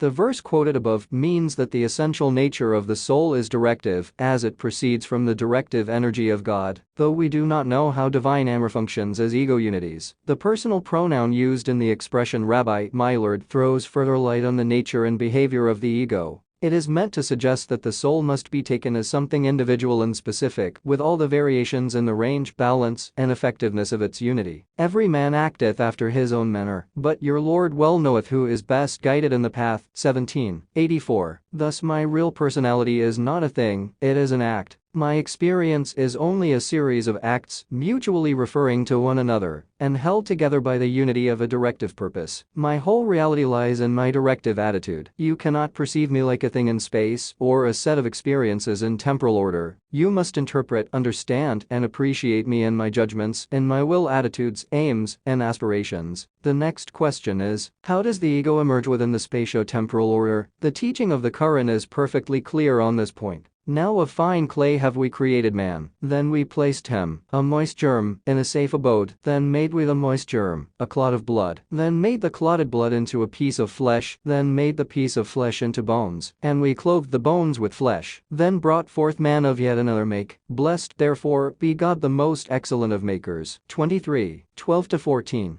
The yet another make of man develops on the basis of physical organism, that colony of sub-egos through which a profounder ego constantly acts on me, and thus permits me to build up a systematic unity of experience. Are then the soul and its organism two things in the sense of Descartes, independent of each other, though somehow mysteriously united? I am inclined to think that the hypothesis of matter as an independent existence is perfectly gratuitous. It can be justified only on the ground of our sensation of which matter is supposed to be at least a part cause. Other than myself, the something other than myself is supposed to possess certain qualities called primary, which correspond to certain sensations in me, and I justify my belief in those qualities on the ground that the cause must have some resemblance with the effect. But there need be no resemblance between cause and effect. If my success in life causes misery to another man, my success and his misery have no resemblance with each other. Yet everyday experience and physical science proceed on the assumption of an independent existence of matter. Let us, therefore, provisionally assume that body and soul are two mutually independent, yet in some mysterious way united things. It was Descartes who first stated the problem, and I believe his statement and final view of the problem were largely influenced by the Manichaean inheritance of early Christianity. However, if they are mutually independent and do not affect each other, then the changes of both run on exactly parallel lines, owing to some kind of pre-established harmony, as Leibniz thought. This reduces the soul to a merely passive spectator of the happenings of the body. If, on the other hand, we suppose them to affect each other, then we cannot find any observable facts to show how and where exactly their interaction takes place, and which of the two takes the initiative. The soul is an organ of the body which exploits it for physiological purposes, or the body is an instrument of the soul, are equally true propositions on the theory of interaction. Lang's theory of emotion tends to show that the body takes the initiative in the act of interaction. There are, however, facts to contradict this theory, and it is not possible to detail these facts here. Suffice it to indicate that even if the body takes the initiative, the mind does enter as a consenting factor at a definite stage in the development of emotion, and this is equally true of other external stimuli, which are constantly working on the mind. Whether an emotion will grow further or that a stimulus will continue to work depends on my attending to it. It is the mind's consent which eventually decides the fate of an emotion or a stimulus. Thus, parallelism and interaction are both unsatisfactory. Yet mind and body become one in action. When I take up a book from my table, my act is single and indivisible. It is impossible to draw a line of cleavage between the share of the body and that of the mind in this act. Somehow they must belong to the same system, and according to the Quran they do belong to the same system. To him belong khalq, creation, and amr, direction. How is such a thing conceivable? We have seen that the body is not a thing situated in an absolute void. It is a system of events or acts. The system of experiences we call soul or ego is also a system of acts. This does not obliterate the distinction of soul and body, it only brings them closer to each other. The characteristic of the ego is spontaneity. The acts compassing the body repeat themselves. The body is accumulated action or habit of the soul, and as such undetachable from it. It is a permanent element of consciousness which, in view of this permanent element, appears from the outside as something stable. What then is matter? A colony of egos of a low order out of which emerges the ego of a higher order when their association and interaction reach a certain degree of coordination. It is the world reaching the point of self-guidance wherein the ultimate reality, perhaps, reveals its secret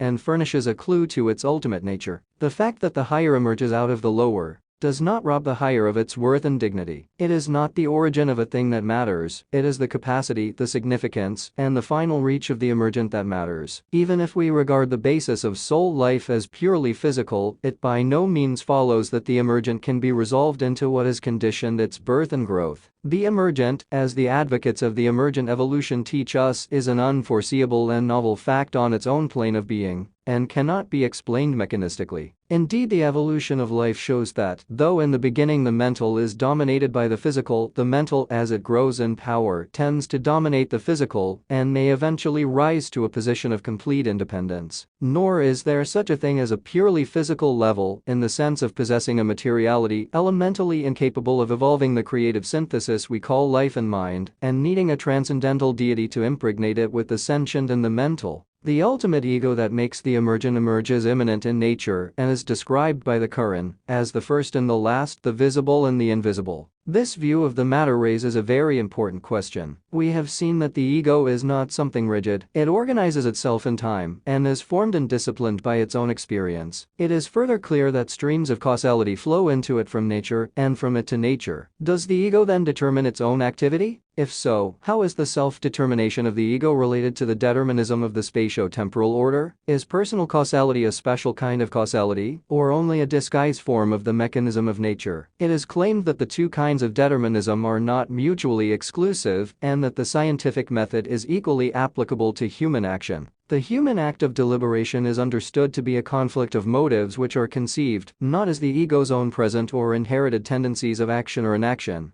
but as so many external forces fighting one another, gladiator-like, on the arena of the mind. Yet the final choice is regarded as a fact determined by the strongest force, and not by the resultant of contending motives, like a purely physical effect. I am, however, firmly of the opinion that the controversy between the advocates of mechanism and freedom arises from a wrong view of intelligent action, which modern psychology, unmindful of its own independence as a science, possessing a special set of facts to observe, was bound to take on account of its slavish imitation of physical sciences. The view that ego activity is a succession of thoughts and ideas, ultimately resolvable to units of sensations, is only another form of atomic materialism. which forms the basis of modern science. Such a view could not but raise a strong presumption in favor of a mechanistic interpretation of consciousness. There is, however, some relief in thinking that the new German psychology, known as configuration psychology, may succeed in securing the independence of psychology as a science, just as the theory of emergent evolution may eventually bring about the independence of biology.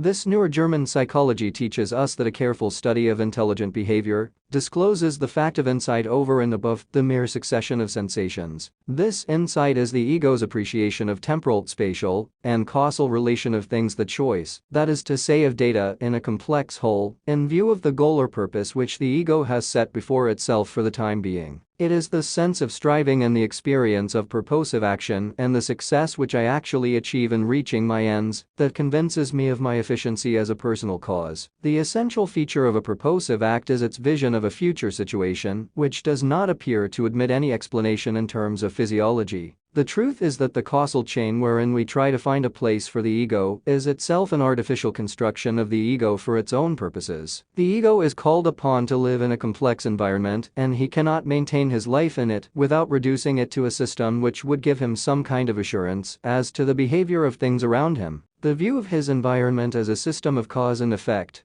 is thus an indispensable instrument of the ego and not a final expression of the nature of reality. Indeed, in interpreting nature in this way, the ego understands and masters its environment and thereby acquires and amplifies its freedom. Thus, the element of guidance and directive control in the ego's activity clearly shows that the ego is a free personal causality. He shares in the life and freedom of the ultimate ego, who, by permitting the emergence of a finite ego capable of private initiative, has limited this freedom of his own free will. This freedom of conscious behavior follows from the view of ego activity which the current takes. There are verses which are unmistakably clear on this point, and say, "The truth is from your Lord. Let him, then, who will believe, and let him who will be an unbeliever." 18:29. If ye do well to your own behoof will ye do well, and if ye do evil against yourselves will ye do it. 17:7. Indeed, Islam recognizes a very important fact of human psychology, i.e. the rise and fall of the power to act freely, and is anxious to retain the power to act freely as a constant and undiminished factor in the life of the ego. The timing of the daily prayer which, according to the current, restores self-possession to the ego by bringing it into closer touch with the ultimate source of life and freedom, is intended to save the ego from the mechanizing effects of sleep and business. Prayer in Islam is the ego's escape from mechanism to freedom. It cannot, however, be denied that the idea of destiny runs throughout the Quran. This point is worth considering, more especially because Spengler, in his Decline of the West, seems to think that Islam amounts to a complete negation of the ego. I have already explained to you my view of tak plus r, destiny, as we find it in the Quran.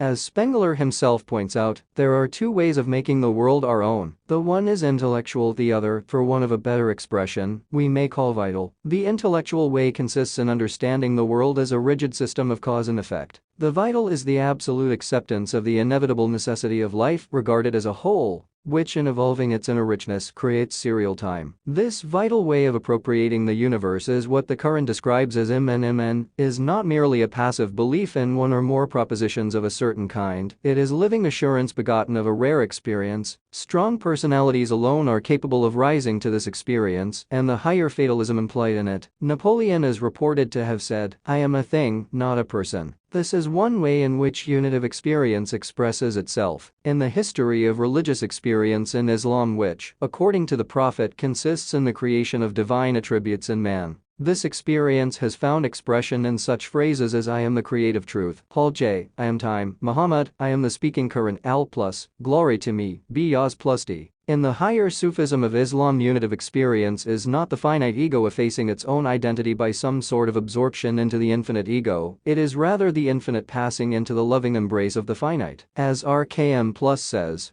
divine knowledge is lost in the knowledge of the saint. And how is it possible for people to believe in such a thing? The fatalism implied in this attitude is not negation of the ego as Spengler seems to think. It is life and boundless power which recognizes no obstruction and can make a man calmly offer his prayers when bullets are showering around him. But is it not true, you will say, that a most degrading type of fatalism has prevailed in the world of Islam for many centuries? This is true and has a history behind it which requires separate treatment. It is sufficient here to indicate that the kind of fatalism which the European critics of Islam sum up in the word qismat was due partly to philosophical thought, partly to political expediency, and partly to the gradually diminishing force of the life impulse, which Islam originally imparted to its followers. Philosophy, searching for the meaning of cause as applied to God, and taking time as the essence of the relation between cause and effect, could not but reach the notion of a transcendent God prior to the universe and operating upon it from without. God was thus conceived as the last link in the chain of causation and, consequently, the real author of all that happens in the universe. Now the practical materialism of the opportunist Umayyad rulers of Damascus needed a peg on which to hang their misdeeds at Karbala and to secure the fruits of M+R+Yah's revolt against the possibilities of a popular rebellion. Mabad is reported to have said to Hassan of Basra that the Umayyads killed Muslims and attributed their acts to the decrees of God. These enemies of God, replied Hassan, are liars. Thus arose, in spite of open protests by Muslim divines, a morally degrading fatalism and the constitutional theory known as the accomplished fact in order to support vested interests. This is not at all surprising. In our own times, philosophers have furnished a kind of intellectual justification for the finality of the present capitalistic structure of society. Hegel's view of reality as an infinitude of reason from which follows the essential rationality of the real, and Auguste Comte's society as an organism in which specific functions are eternally assigned to each organ are instances in point. The same thing appears to have happened in Islam. But since Muslims have always sought the justification of their varying attitudes in the Quran, even though at the expense of its plain meaning, the fatalistic interpretation has had very far-reaching effects on Muslim peoples. I could, in this connection, quote several instances of obvious misinterpretation,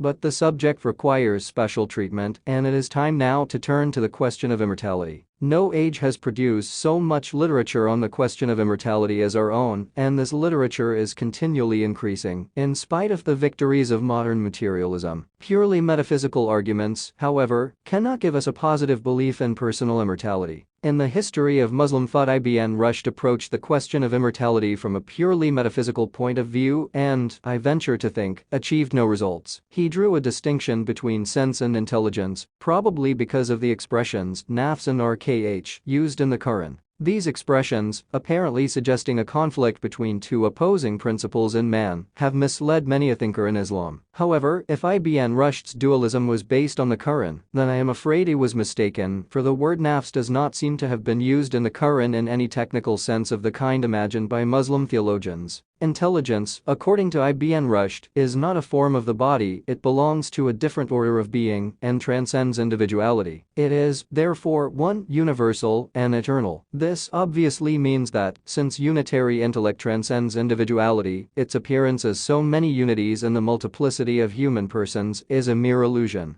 The eternal unity of intellect may mean, as Renan thinks, the everlastingness of humanity and civilization. It does not surely mean personal immortality. In fact, Ibn Rushd's view looks like William James' suggestion of a transcendental mechanism of consciousness, which operates on a physical medium for a while, and then gives it up in pure sport. In modern times, the line of argument for personal immortality is on the whole ethical, but ethical arguments, such as that of Kant, and the modern revisions of his arguments, depend on a kind of faith in the fulfillment of the claims of justice, or in the irreplaceable and unique work of man, as an individual pursuer of infinite ideals. With Kant, immortality is beyond the scope of speculative reason, it is a postulate of practical reason, an axiom of man's moral consciousness. Man demands and pursues the supreme good which comprises both virtue and happiness.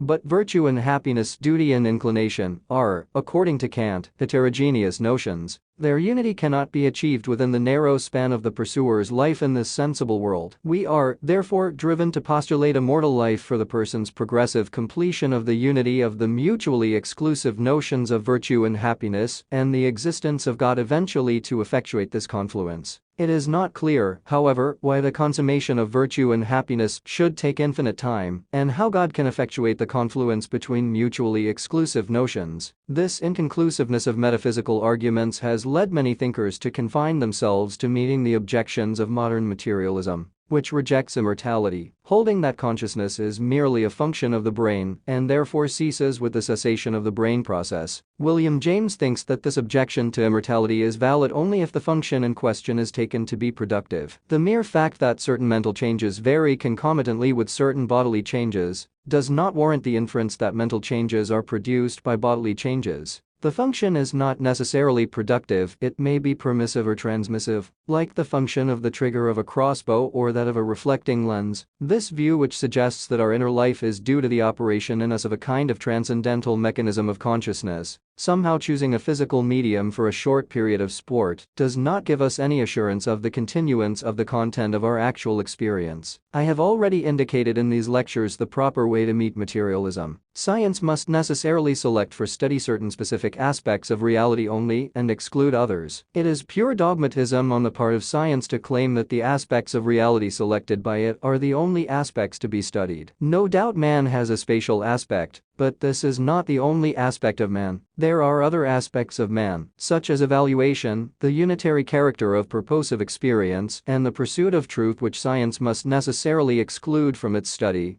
and the understanding of which requires categories other than those employed by science. There is, however, in the history of modern thought one positive view of immortality, I mean Nietzsche's doctrine of eternal recurrence. This view deserves some consideration, not only because Nietzsche has maintained it with a prophetical fervor, but also because it reveals a real tendency in the modern mind. The idea occurred to several minds about the time when it came to Nietzsche like a poetic inspiration, and the germs of it are also found in Herbert Spencer. It was really the power of the idea rather than its logical demonstration that appealed to this modern prophet. This, in itself, is some evidence of the fact that positive views of ultimate things are the work rather of inspiration than metaphysics. However, Nietzsche has given his doctrine the form of a reasoned-out theory, and as such, I think we are entitled to examine it. The doctrine proceeds on the assumption that the quantity of energy in the universe is constant and consequently finite. Space is only a subjective form. There is no meaning in saying that the world is in space in the sense that it is situated in an absolute empty void. In his view of time, however, Nietzsche parts company with Kant and Schopenhauer. Time is not a subjective form. It is a real and infinite process which can be conceived only as periodic. Thus it is clear that there can be no dissipation of energy in an infinite empty space. The centers of this energy are limited in number, and their combination perfectly calculable. There is no beginning or end of this ever-active energy, no equilibrium, no first or last change. Since time is infinite, therefore all possible combinations of energy centers have already been exhausted. There is no new happening in the universe. Whatever happens now has happened before an infinite number of times, and will continue to happen an infinite number of times in the future. On Nietzsche's view, the order of happenings in the universe must be fixed and unalterable, for since an infinite time has passed, the energy centers must have, by this time, formed certain definite modes of behavior. The very word recurrence implies this fixity. Further, we must conclude that a combination of energy centers which has once taken place must always return, otherwise there would be no guarantee for the return even of the Superman. Everything has returned, Sirius and the spider, and thy thoughts at this moment and this last thought of thine,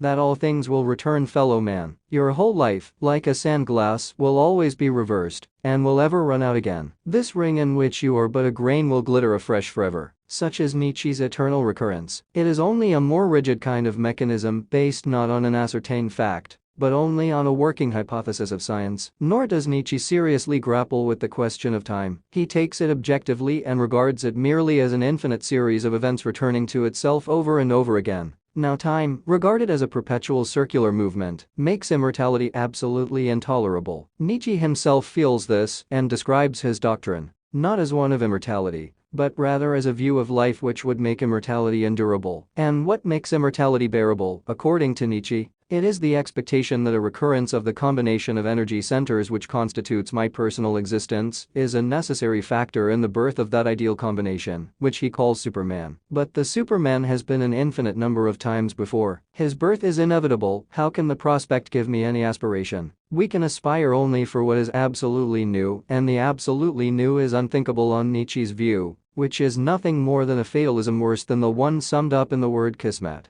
Such a doctrine, far from keying up the human organism for the fight of life, tends to destroy its action tendencies and relaxes the tension of the ego. Passing now to the teachings of the Quran. The Quranic view of the destiny of man is partly ethical, partly biological. I say partly biological because the Quran makes in this connection certain statements of a biological nature, which we cannot understand without a deeper insight into the nature of life. It mentions, for instance, the fact of barzakh, a state, perhaps of some kind of suspense between death and resurrection. Resurrection, too, appears to have been differently conceived. The Quran does not base its possibility, like Christianity, on the evidence of the actual resurrection of an historic person. It seems to take and argue resurrection as a universal phenomenon of life in some sense, true even of birds and animals. 6:38. Before, however, we take the details of the Quranic doctrine of personal immortality, we must note three things which are perfectly clear from the Quran and regarding which there is, or ought to be, no difference of opinion.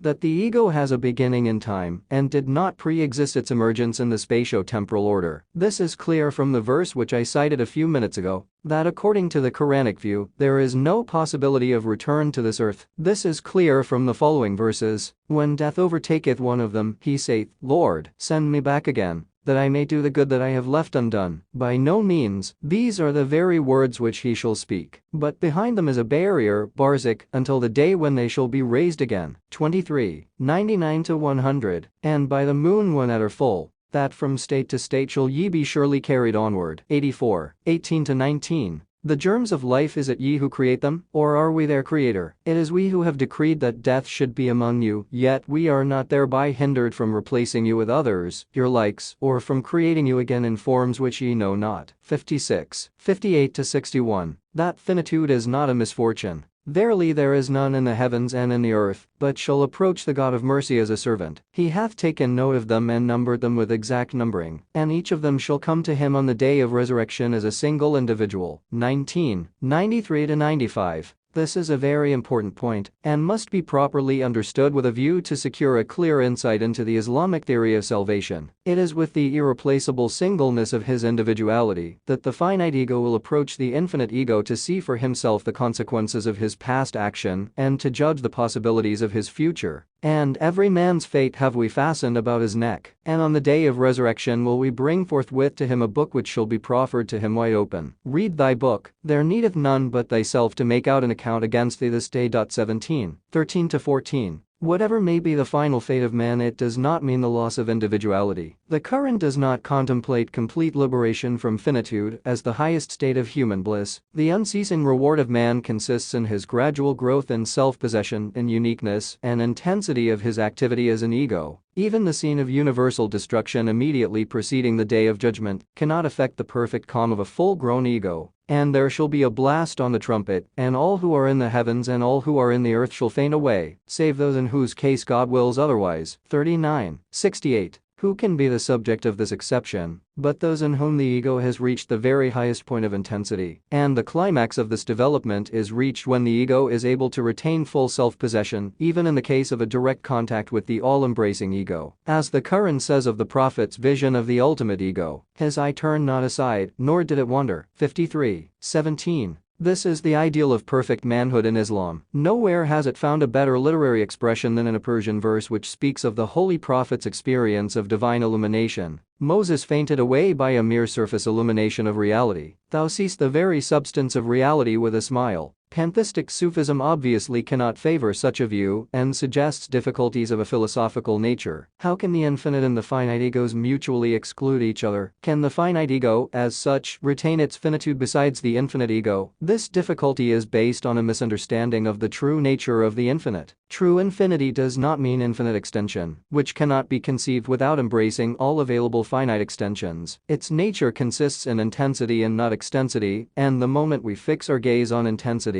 we begin to see that the finite ego must be distinct, though not isolated, from the infinite. Extensively regarded, I am absorbed by the spatio-temporal order to which I belong. Intensively regarded, I consider the same spatio-temporal order as a confronting other, wholly alien to me. I am distinct from and yet intimately related to that on which I depend for my life and sustenance. With these 3 points clearly grasped, the rest of the doctrine is easy to conceive. It is open to man, according to the Quran, to belong to the meaning of the universe and become immortal. Thinketh man that he shall be left as a thing of no use? Was he not a mere embryo? Then he became thick blood, of which God formed him and fashioned him, and made him twain, male and female. Is not God powerful enough to quicken the dead? 75:36-40. It is highly improbable that a being whose evolution has taken millions of years should be thrown away as a thing of no use. But it is only as an ever-growing ego that he can belong to the meaning of the universe. By the soul and he who hath balanced it, and hath shown to it the ways of wickedness and piety. Blessed is he who hath made it grow, and undone is he who hath corrupted it. 9:1, 7-10.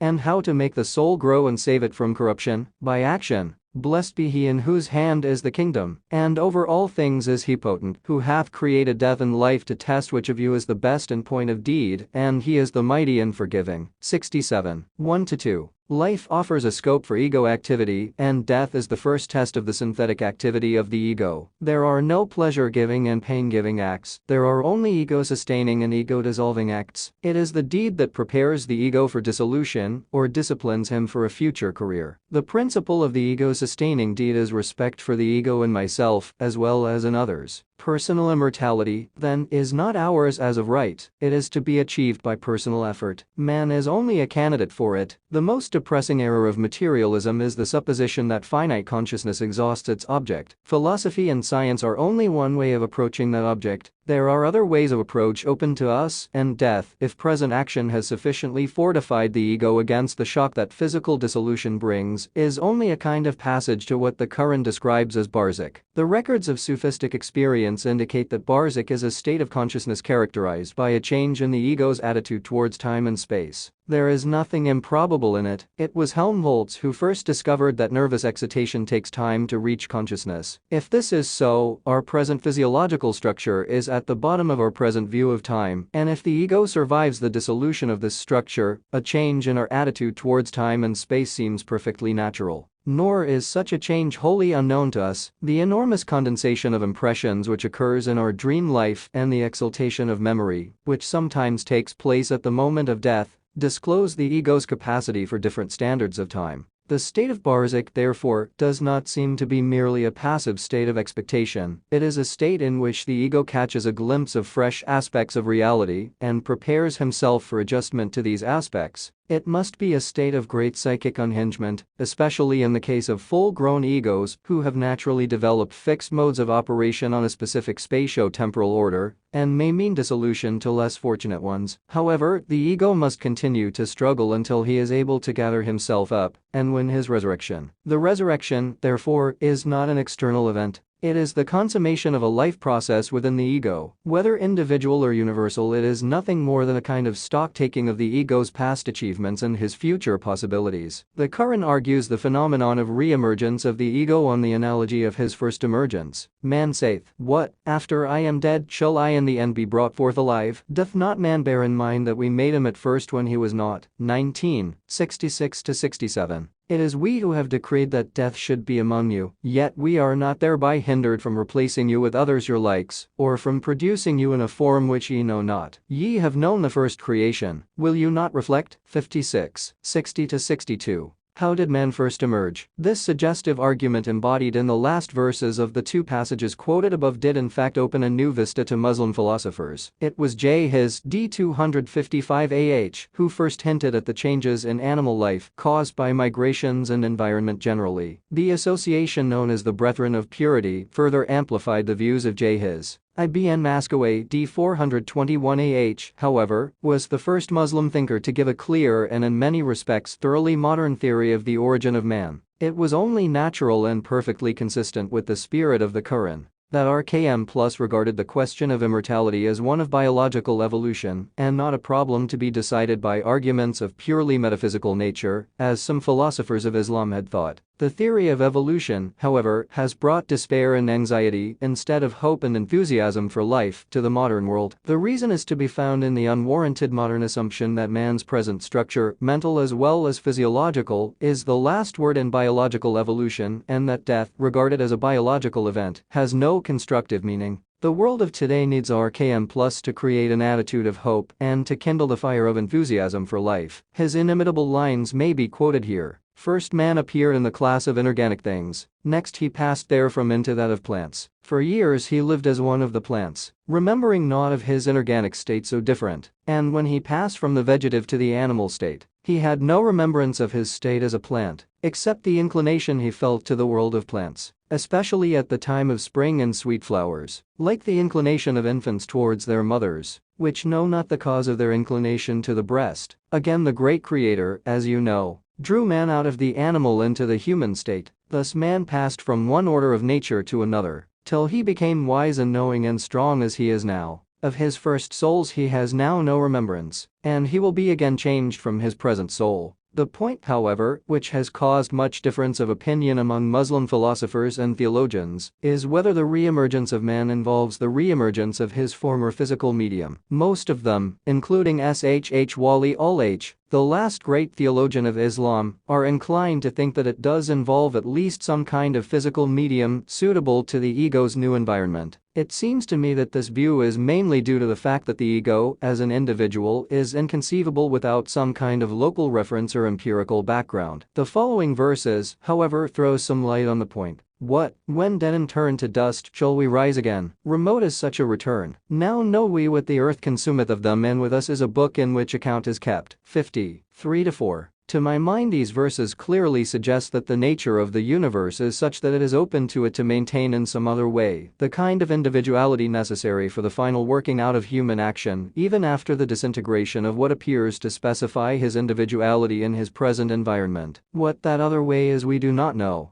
Nor do we gain any further insight into the nature of the second creation by associating it with some kind of body, however subtle it may be. The analogies of the Quran only suggest it as a fact, they are not meant to reveal its nature and character. Philosophically speaking, therefore, we cannot go further than this, that in view of the past history of man, it is highly improbable that his career should come to an end with the dissolution of his body. However, according to the teachings of the Quran, the ego's re-emergence brings him a sharp sight. 50. 22. Whereby he clearly sees his self-built fate fasten round his neck. Heaven and hell are states, not localities. Their descriptions in the Quran are visual representations of an inner fact, i.e. character. Hell, in the words of the Quran, is God's kindled fire which mounts above the hearts, the painful realization of one's failure as a man. Heaven is the joy of triumph over the forces of disintegration. There is no such thing as eternal damnation in Islam. The word eternity used in certain verses relating to hell is explained by the Quran itself to mean only a period of time. 78. 23. Time cannot be wholly irrelevant to the development of personality. Character tends to become permanent, its reshaping must require time. Hell, therefore, as conceived by the Quran, is not a pit of everlasting torture inflicted by a revengeful God. It is a corrective experience which may make a hardened ego once more sensitive to the living breeze of divine grace. Nor is heaven a holiday. Life is one and continuous. Man marches always onward to receive ever fresh illuminations from an infinite reality, which every moment appears in a new glory. And the recipient of divine illumination is not merely a passive recipient. Every act of a free ego creates a new situation, and thus offers further opportunities of creative unfolding.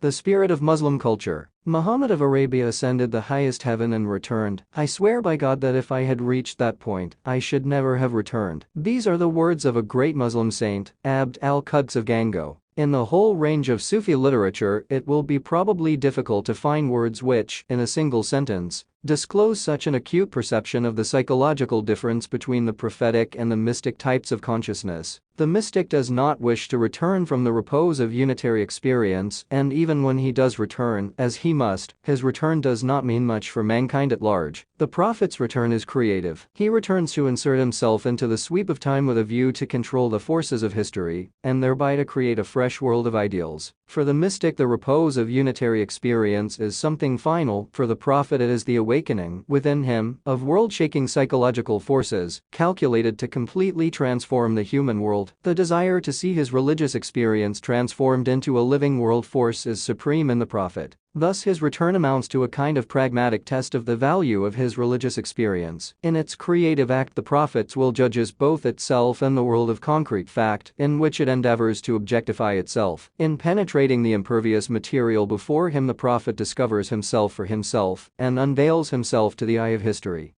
Another way of judging the value of a prophet's religious experience, therefore, would be to examine the type of manhood that he has created and the cultural world that has sprung out of the spirit of his message. In this lecture, I want to confine myself to the latter alone. The idea is not to give you a description of the achievements of Islam in the domain of knowledge. I want rather to fix your gaze on some of the ruling concepts of the culture of Islam in order to gain an insight into the process of ideation that underlies them, and thus to catch a glimpse of the soul that found expression through them. Before, however, I proceed to do so, it is necessary to understand the cultural value of a great idea in Islam. I mean the finality of the institution of prophethood. A prophet may be defined as a type of mystic consciousness in which unitary experience tends to overflow its boundaries and seeks opportunities of redirecting or refashioning the forces of collective life. In his personality, the finite center of life sinks into his own infinite depths, only to spring up again with fresh vigor to destroy the old and to disclose the new directions of life. This contact with the root of his own being is by no means peculiar to man. Indeed, the way in which the word wahy, inspiration, is used in the Quran shows that the Quran regards it as a universal property of life, though its nature and character are different at different stages of the evolution of life. The plant growing freely in space, the animal developing a new organ to suit a new environment, and a human being receiving light from the inner depths of life are all cases of inspiration varying in character according to the needs of the recipient or the needs of the species to which the recipient belongs. Now, during the minority of mankind, psychic energy develops what I call prophetic consciousness, a mode of economizing individual thought and choice by providing ready-made judgments, choices, and ways of action. With the birth of reason and critical faculty, however, life, in its own interest, inhibits the formation and growth of non-rational modes of consciousness, through which psychic energy flowed at an earlier stage of human evolution. Man is primarily governed by passion and instinct. Inductive reason, which alone makes man master of his environment, is an achievement, and when once born it must be reinforced by inhibiting the growth of other modes of knowledge. There is no doubt that the ancient world produced some great systems of philosophy at a time when man was comparatively primitive and governed more or less by suggestion. But we must not forget that the system building in the ancient world was the work of abstract thought, which cannot go beyond the systematization of vague religious beliefs and traditions, and gives us no hold on the concrete situations of life. Looking at the matter from this point of view, then, the Prophet of Islam seems to stand between the ancient and the modern world. In so far as the source of his revelation is concerned, he belongs to the ancient world. In so far as the spirit of his revelation is concerned, he belongs to the modern world. In him, life discovers other sources of knowledge suitable to its new direction. The birth of Islam, as I hope to be able presently to prove to your satisfaction, is the birth of inductive intellect. In Islam, prophecy reaches its perfection in discovering the need of its own abolition. This involves the keen perception that life cannot forever be kept in leading strings, that, in order to achieve full self-consciousness, man must finally be thrown back on his own resources. The abolition of priesthood and hereditary kingship in Islam, the constant appeal to reason and experience in the Quran, and the emphasis that it lays on nature and history as sources of human knowledge are all different aspects of the same idea of finality. The idea, however, does not mean that mystic experience, which qualitatively does not differ from the experience of the Prophet, has now ceased to exist as a vital fact. Indeed, the Quran regards both anfus, self, and afq, world, as sources of knowledge. God reveals his signs in inner as well as outer experience, and it is the duty of man to judge the knowledge-yielding capacity of all aspects of experience. The idea of finality, therefore, should not be taken to suggest that the ultimate fate of life is complete displacement of emotion by reason. Such a thing is neither possible nor desirable. The intellectual value of the idea is that it tends to create an independent critical attitude towards mystic experience by generating the belief that all personal authority claiming a supernatural origin has come to an end in the history of man. This kind of belief is a psychological force which inhibits the growth of such authority. The function of the idea is to open up fresh vistas of knowledge in the domain of man's inner experience. Just as the first half of the formula of Islam has created and fostered the spirit of a critical observation of man's outer experience by divesting the forces of nature of that divine character with which earlier cultures had clothed them. Mystic experience, then, however unusual and abnormal, must now be regarded by a Muslim as a perfectly natural experience, open to critical scrutiny like other aspects of human experience. This is clear from the Prophet's own attitude towards Ibn Sayyid's psychic experiences. The function of Sufism in Islam has been to systematize mystic experience, though it must be admitted that Ibn Khaldun was the only Muslim who approached it in a thoroughly scientific spirit. But inner experience is only one source of human knowledge. According to the Quran, there are two other sources of knowledge: nature and history, and it is in tapping these sources of knowledge that the spirit of Islam is seen at its best. The Quran sees signs of the ultimate reality in the sun, the moon, the lengthening out of shadows, the alternation of day and night, the variety of human color and tongues, the alternation of the days of success and reverse among peoples, in fact in the whole of nature, as revealed to the sense perception of man. And the Muslim's duty is to reflect on these signs and not to pass by them as if he is deaf and blind, for he who does not see these signs in this life will remain blind to the realities of the life to come. This appeal to the concrete, combined with the slow realization that, according to the teachings of the Quran, the universe is dynamic in its origin, finite and capable of increase, eventually brought Muslim thinkers into conflict with Greek thought, which, in the beginning of their intellectual career, they had studied with so much enthusiasm. Not realizing that the spirit of the Quran was essentially anti-classical and putting full confidence in Greek thinkers, their first impulse was to understand the Quran in the light of Greek philosophy. In view of the concrete spirit of the Quran and the speculative nature of Greek philosophy, which enjoyed theory and was neglectful of fact, this attempt was foredoomed to failure. And it is what follows their failure that brings out the real spirit of the culture of Islam and lays the foundation of modern culture in some of its most important aspects. This intellectual revolt against Greek philosophy manifests itself in all departments of thought. I am afraid I am not competent enough to deal with it, as it discloses itself in mathematics, astronomy, and medicine. It is clearly visible in the metaphysical thought of the Asharite, but appears as a most well-defined phenomenon in the Muslim criticism of Greek logic. This was only natural, for dissatisfaction with purely speculative philosophy means the search for a surer method of knowledge. It was, I think, Nazm who first formulated the principle of doubt as the beginning of all knowledge. Gauss further amplified it in his revivification of the sciences of religion and prepared the way for Descartes' method. But Gauss remained on the whole a follower of Aristotle in logic. In his Kistes he put some of the Quranic arguments in the form of Aristotelian figures, but forgets the Quranic skra known as shur, where the proposition that retribution follows the gainsaying of prophets is established by the method of simple enumeration of historical instances. It was Ishur Q+ and Ibn Taymiyyah who undertook a systematic refutation of Greek logic. Abu Bakr Razi+ was perhaps the first to criticize Aristotle's first figure, and in our own times his objection, conceived in a thoroughly inductive spirit, has been reformulated by John Stuart Mill. Ibn Hazm, in his Scope of Logic, emphasizes sense perception as a source of knowledge, and Ibn Taymiyyah in his Refutation of Logic shows that induction is the only form of reliable argument. Thus arose the method of observation and experiment. It was not a merely theoretical affair. Alb plus Rkn plus S discovery of what we call reaction time and Alkine plus S discovery that sensation is proportionate to the stimulus are instances of its application in psychology. It is a mistake to suppose that the experimental method is a European discovery. During tells us that Roger Bacon's conceptions of science are more just and clear than those of his celebrated namesake. And where did Roger Bacon receive his scientific training? In the Muslim universities of Spain. Indeed, Part V of his Opus Majus, which is devoted to perspective, is practically a copy of Ibn Haytham's Optics. Nor is the book, as a whole, lacking in evidences of Ibn Hazm's influence on its author. Europe has been rather slow to recognize the Islamic origin of her scientific method, but full recognition of the fact has at last come. Let me quote one or two passages from Briffault's Making of Humanity.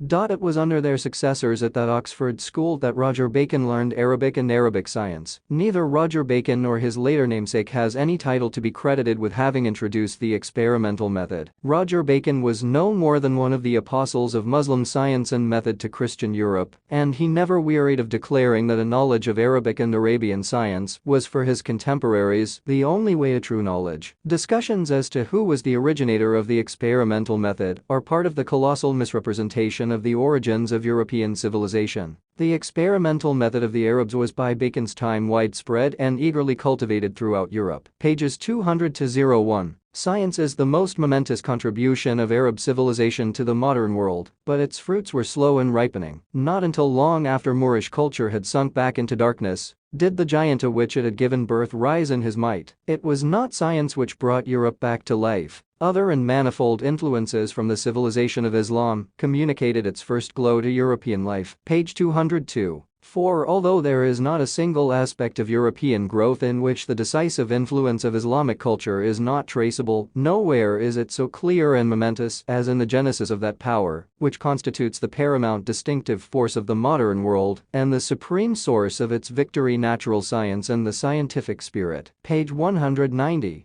The debt of our science to that of the Arabs does not consist in startling discoveries or revolutionary theories. Science owes a great deal more to Arab culture. It owes its existence. The ancient world was, as we saw, pre-scientific. The astronomy and mathematics of the Greeks were a foreign importation never thoroughly acclimatized in Greek culture. The Greeks systematized, generalized, and theorized, but the patient ways of investigation, the accumulation of positive knowledge, the minute methods of science, detailed and prolonged observation, experimental inquiry, were altogether alien to the Greek temperament. Only in Hellenistic Alexandria was any approach to scientific work conducted in the ancient classical world. What we call science arose in Europe as a result of a new spirit of inquiry, of new methods of investigation, of the method of experiment, observation, measurement, of the development of mathematics in a form unknown to the Greeks. That spirit and those methods were introduced into the European world by the Arabs. Page 191. The first important point to note about the spirit of Muslim culture then is that, for purposes of knowledge, it fixes its gaze on the concrete, the finite. It is further clear that the birth of the method of observation and experiment in Islam was due not to a compromise with Greek thought, but to a prolonged intellectual warfare with it. In fact, the influence of the Greeks who, as Briffault says, were interested chiefly in theory, not in fact, tended rather to obscure the Muslims' vision of the Quran, and for at least 2 centuries, kept the practical Arab temperament from asserting itself and coming to its own.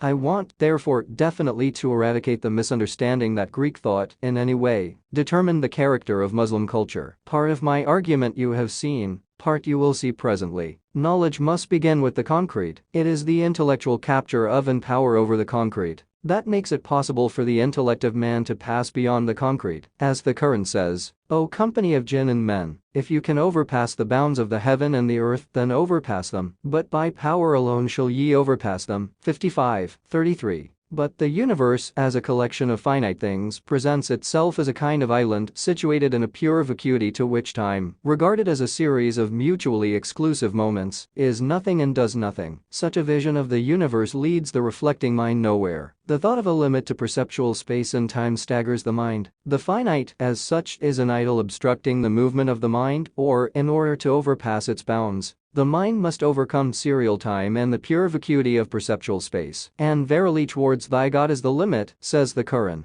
This verse embodies one of the deepest thoughts in the Quran, for it definitely suggests that the ultimate limit is to be sought not in the direction of stars, but in an infinite cosmic life and spirituality. Now the intellectual journey towards this ultimate limit is long and arduous, and in this effort too, the thought of Islam appears to have moved in a direction entirely different to the Greeks. The ideal of the Greeks, as Spengler tells us, was proportion, not infinity. The physical presentness of the finite with its well-defined limits alone absorbed the mind of the Greeks. In the history of Muslim culture, on the other hand, we find that both in the realms of pure intellect and religious psychology, by which term I mean higher Sufism, the ideal revealed is the possession and enjoyment of the infinite. In a culture with such an attitude, the problem of space and time becomes a question of life and death. In one of these lectures I have already given you some idea of the way in which the problem of time and space presented itself to Muslim thinkers, especially the Asharite. One reason why the atomism of Democritus never became popular in the world of Islam is that it involves the assumption of an absolute space. The Asharite were, therefore, driven to develop a different kind of atomism and tried to overcome the difficulties of perceptual space in a manner similar to modern atomism. On the side of mathematics, it must be remembered that since the days of Ptolemy, AD 87 to 165, till the time of Nas plus RTKS plus, AD 1201-74, nobody gave serious thought to the difficulties of demonstrating the certitude of Euclid's parallel postulate on the basis of perceptual space. It was TKS plus who first disturbed the calm which had prevailed in the world of mathematics for 1,000 years, and in his effort to improve the postulate, realized the necessity of abandoning perceptual space. He He thus furnished a basis, however slight, for the hyperspace movement of our time.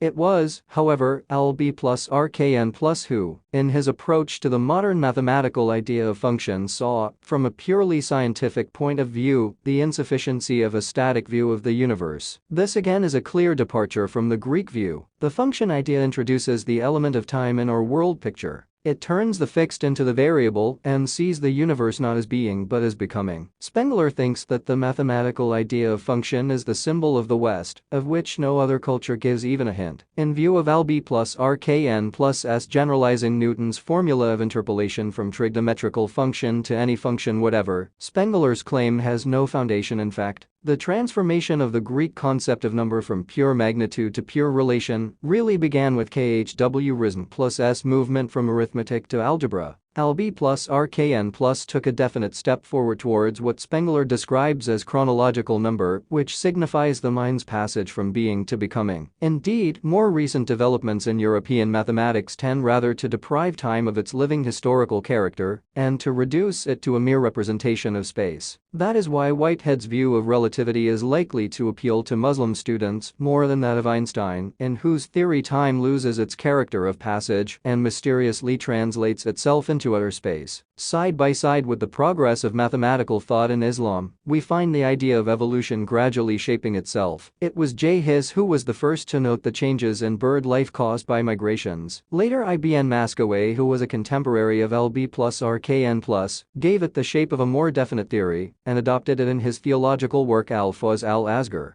I reproduce here the substance of his evolutionary hypothesis not because of its scientific value, but because of the light which it throws on the direction in which Muslim thought was moving. According to Ibn Mascaway, plant life at the lowest stage of evolution does not need any seed for its birth and growth, nor does it perpetuate its species by means of the seed. This kind of plant life differs from minerals only in some little power of movement which grows in higher forms and reveals itself further in that the plant spreads out its branches and perpetuates its species by means of the seed. The power of movement gradually grows farther until we reach trees which possess a trunk, leaves, and fruit. At a higher stage of evolution stand forms of plant life which need better soil and climate for their growth. The last stage of development is reached in vine and date palm, which stand, as it were, on the threshold of animal life. In the date palm a clear sex distinction appears. Besides roots and fibers, it develops something which functions like the animal brain, on the integrity of which depends the life of the date palm. This is the highest stage in the development of plant life and a prelude to animal life. The first forward step towards animal life is freedom from earth-rootedness, which is the germ of conscious movement. This is the initial stage of animality in which the sense of touch is the first and the sense of sight is the last to appear. With the development of the senses, the animal acquires freedom of movement, as in the case of worms, reptiles, ants, and bees. Animality reaches its perfection in the horse among quadrupeds and the falcon among birds, and finally arrives at the frontier of humanity in the ape, which is just a degree below man in the scale of evolution. Further evolution brings physiological changes with a growing power of discrimination and spirituality until humanity passes from barbarism to civilization.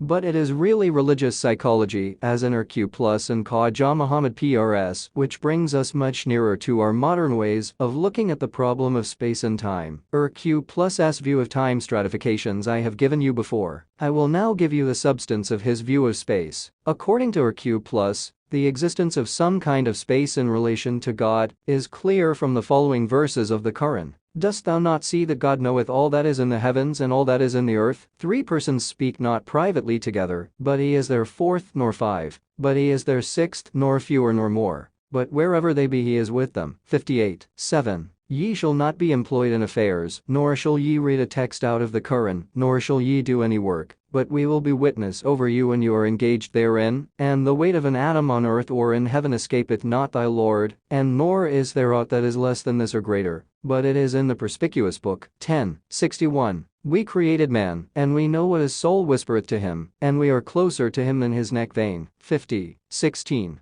But we must not forget that the words proximity, contact, and mutual separation which apply to material bodies do not apply to God. Divine life is in touch with the whole universe on the analogy of the soul's contact with the body. The soul is neither inside nor outside the body, neither proximate to nor separate from it. Yet its contact with every atom of the body is real, and it is impossible to conceive this contact except by positing some kind of space which befits the subtleness of the soul. The existence of space in relation to the life of God, therefore, cannot be denied. Only we should carefully define the kind of space which may be predicated of the absoluteness of God. Now, there are three kinds of space: the space of material bodies, the space of immaterial beings, and the space of God. The space of material bodies is further divided into three kinds. First, the space of gross bodies, of which we predicate roominess. In this space, movement takes time. Bodies occupy their respective places and resist displacement. Secondly, the space of subtle bodies, e.g. air and sound. In this space, two bodies resist each other, and their movement is measurable in terms of time, which, however, appears to be different to the time of gross bodies. The air in a tube must be displaced before other air can enter into it, and the time of sound waves is practically nothing compared to the time of gross bodies. Thirdly, we have the space of light. The light of the sun instantly reaches the remotest limits of the earth. Thus, the velocity of light and sound time is reduced almost to zero. It is, therefore, clear that the space of light is different to the space of air and sound. There is, however, a more effective argument than this. The light of a candle spreads in all directions in a room, without displacing the air in the room, and this shows that the space of light is more subtle than the space of air, which has no entry into the space of light. In view of the close proximity of these spaces, however, it is not possible to distinguish the one from the other, except by purely intellectual analysis and spiritual experience. Again, in the hot water, the two opposites, fire and water, which appear to interpenetrate each other, cannot, in view of their respective natures, exist in the same space. The fact cannot be explained except on the supposition that the spaces of the two substances, though closely proximate to each other, are nevertheless distinct. But while the element of distance is not entirely absent, there is no possibility of mutual resistance in the space of light. The light of a candle reaches up to a certain point only, and the lights of 100 candles intermingle in the same room without displacing one another. Having thus described the spaces of physical bodies possessing various degrees of subtleness, Q+ proceeds briefly to describe the main varieties of space operated upon by the various classes of immaterial beings, e.g. angels. The element of distance is not entirely absent from these spaces, for immaterial beings, while they can easily pass through stone walls, cannot altogether dispense with motion, which, according to Q+,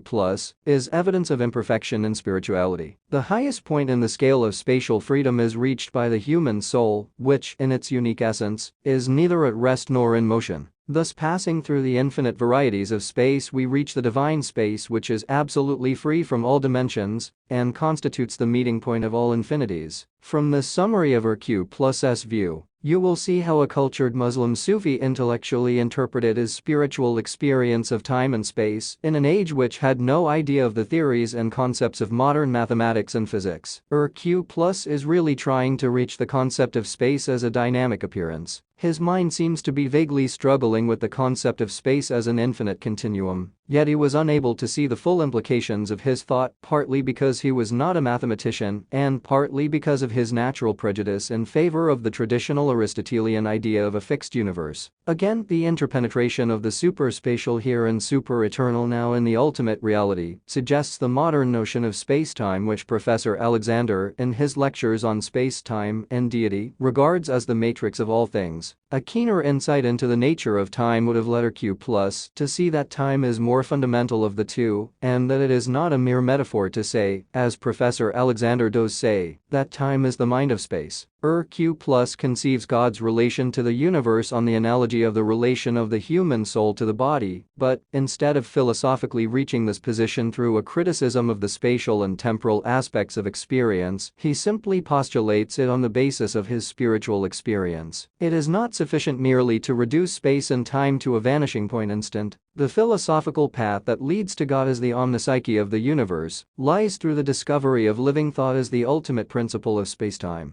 Q+'s mind, no doubt, moved in the right direction, but his Aristotelian prejudices, coupled with a lack of psychological analysis, blocked his progress. With his view that divine time is utterly devoid of change, a view obviously based on an inadequate analysis of conscious experience, it was not possible for him to discover the relation between divine time and serial time, and to reach, through this discovery, the essentially Islamic idea of continuous creation, which means a growing universe. Thus, all lines of Muslim thought converge on a dynamic conception of the universe. This view is further reinforced by Ibn Mascaway's theory of life as an evolutionary movement and Ibn Khaldun's view of history. History, or, in the language of the Quran, the days of God, is the third source of human knowledge, according to the Quran. It is one of the most essential teachings of the Quran that nations are collectively judged and suffer for their misdeeds here and now. In order to establish this proposition, the Quran constantly cites historical instances and urges upon the reader to reflect on the past and present experience of mankind. Of old did we send Moses with our signs and said to him, "Bring forth thy people from the darkness into the light, and remind them of the days of God. Verily, in this are signs for every patient, grateful person." 14:5. And among those whom we had created are a people who guide others with truth and in accordance therewith act justly. But as for those who treat our signs as lies, we gradually bring them down by means of which they know not, and though I lengthen their days, verily, my stratagem is effectual. 7. 181-83. Already, before your time, have precedents been made. Traverse the earth then, and see what hath been the end of those who falsify the signs of God. 3. 137. If a wound hath befallen you, a wound like it hath already befallen others, we alternate the days of successes and reverses among peoples. 3. 140. Every nation hath its fixed period. 7. 34.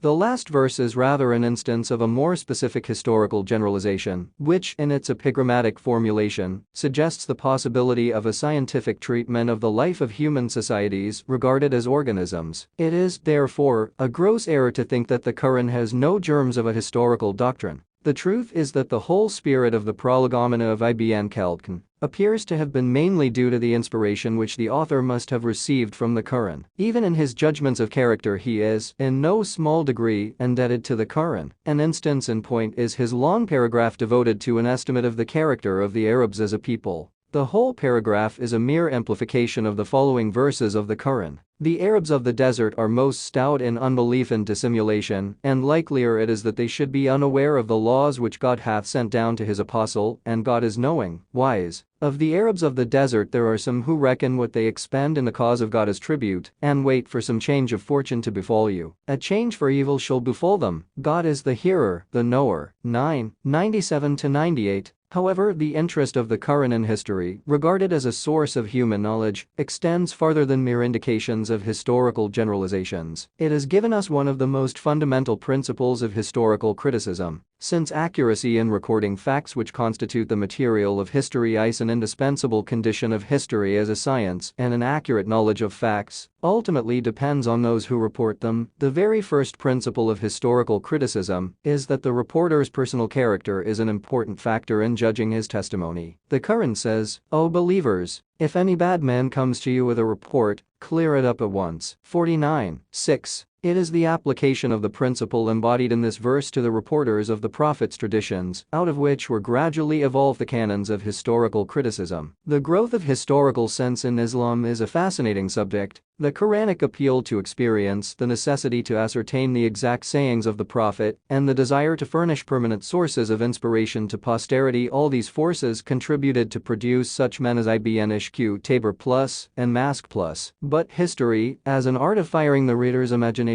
is only a stage in the development of history as a genuine science. The possibility of a scientific treatment of history means a wider experience, a greater maturity of practical reason, and finally a fuller realization of certain basic ideas regarding the nature of life and time. These ideas are in the main two, and both form the foundation of the Quranic teachings, the unity of human origin. "And we have created you all from one breath of life," says the Quran. But the perception of life as an organic unity is a slow achievement, and depends for its growth on a people's entry into the main current of world events. This opportunity was brought to Islam by the rapid development of a vast empire. No doubt Christianity, long before Islam, brought the message of equality to mankind, but Christian Rome did not rise to the full apprehension of the idea of humanity as a single organism. As Flint rightly says, no Christian writer, and still less, of course, any other in the Roman Empire, can be credited with having had more than a general and abstract conception of human unity. And since the days of Rome, the idea does not seem to have gained much in depth and rootage in Europe. On the other hand, the growth of territorial nationalism, with its emphasis on what is called national characteristics, has tended rather to kill the broad human element in the art and literature of Europe. It was quite otherwise with Islam. Here the idea was neither a concept of philosophy nor a dream of poetry. As a social movement, the aim of Islam was to make the idea a living factor in the Muslim's daily life, and thus silently and imperceptibly to carry it towards fuller fruition. A keen sense of the reality of time and the concept of life as a continuous movement in time. It is this conception of life and time which is the main point of interest in Ibn Khaldun's view of history, and which justifies Flint's eulogy that Plato, Aristotle, and Augustine were not his peers, and all others were unworthy of being even mentioned along with him. From the remarks that I have made above, I do not mean to throw doubt on the originality of Ibn Khaldun. All that I mean to say is that, considering the direction in which the culture of Islam had unfolded itself, only a Muslim could have viewed history as a continuous collective movement, a real inevitable development in time. The point of interest in this view of history is the way in which Ibn Khaldun conceives the process of change. His conception is of infinite importance because of the implication that history, as a continuous movement in time, is a genuinely creative movement and not a movement whose path is already determined. Ibn Khaldun was not a metaphysician. Indeed, he was hostile to metaphysics. But in view of the nature of his conception of time, he may fairly be regarded as a forerunner of Bergson. I have already discussed the intellectual antecedents of this conception and the cultural history of Islam. The Quranic view of the alternation of day and night as a symbol of the ultimate reality, which appears in a fresh glory every moment. The tendency in Muslim metaphysics to regard time as objective, Ibn Mascaway's view of life as an evolutionary movement, and lastly Lb plus RKN plus S definite approach to the conception of nature as a process of becoming. All this constituted the intellectual inheritance of Ibn Khaldun. His chief merit lies in his acute perception of, and systematic expression to, the spirit of the cultural movement of which he was a most brilliant product. In the work of this genius, the anti-classical spirit of the current scores its final victory over Greek thought, for with the Greeks time was either unreal, as in Plato and Zeno, or moved in a circle, as in Heraclitus and the Stoics. Whatever may be the criterion by which to judge the forward steps of a creative movement, the movement itself, if conceived as cyclic, ceases to be creative. Eternal recurrence is not eternal creation, it is eternal repetition. We are now in a position to see the true significance of the intellectual revolt of Islam against Greek philosophy. The fact that this revolt originated in a purely theological interest shows that the anti-classical spirit of the current asserted itself, in spite of those who began with a desire to interpret Islam in the light of Greek thought. It now remains to eradicate a grave misunderstanding created by Spengler's widely read book, The Decline of the West. His 2 chapters devoted to the problem of Arabian culture constitute a most important contribution to the cultural history of Asia. They are, however, based on a complete misconception of the nature of Islam as a religious movement and of the cultural activity which it initiated. Spengler's main thesis is that each culture is a specific organism, having no point of contact with cultures that historically precede or follow it. Indeed, according to him, each culture has its own peculiar way of looking at things which is entirely inaccessible to men belonging to a different culture. In his anxiety to prove this thesis, he marshals an overwhelming array of facts and interpretations to show that the spirit of European culture is through and through anti-classical. And this anti-classical spirit of European culture is entirely due to the specific genius of Europe and not to any inspiration she may have received from the culture of Islam, which, according to Spengler, is thoroughly Magian in spirit and character. Spengler's view of the spirit of modern culture is, in my opinion, perfectly correct. I have, however, tried to show in these lectures that the anti-classical spirit of the modern world has really arisen out of the revolt of Islam against Greek thought. It is obvious that such a view cannot be acceptable to Spengler, for, if it is possible to show that the anti-classical spirit of modern culture is due to the inspiration which it received from the culture immediately preceding it, the whole argument of Spengler regarding the complete mutual independence of cultural growths would collapse. I am afraid Spengler's anxiety to establish this thesis has completely perverted his vision of Islam as a cultural movement. By the expression Magian culture, Spengler means the common culture associated with what he calls Magian second group of religions, i.e. Judaism, ancient Chaldean religion, early Christianity, Zoroastrianism, and Islam. That a Magian crust has grown over Islam, I do not deny. Indeed, my main purpose in these lectures has been to secure a vision of the spirit of Islam as emancipated from its Magian overlayings, which, in my opinion, have misled Spengler. His ignorance of Muslim thought on the problem of time, as well as of the way in which the I, as a free center of experience, has found expression in the religious experience of Islam, is simply appalling.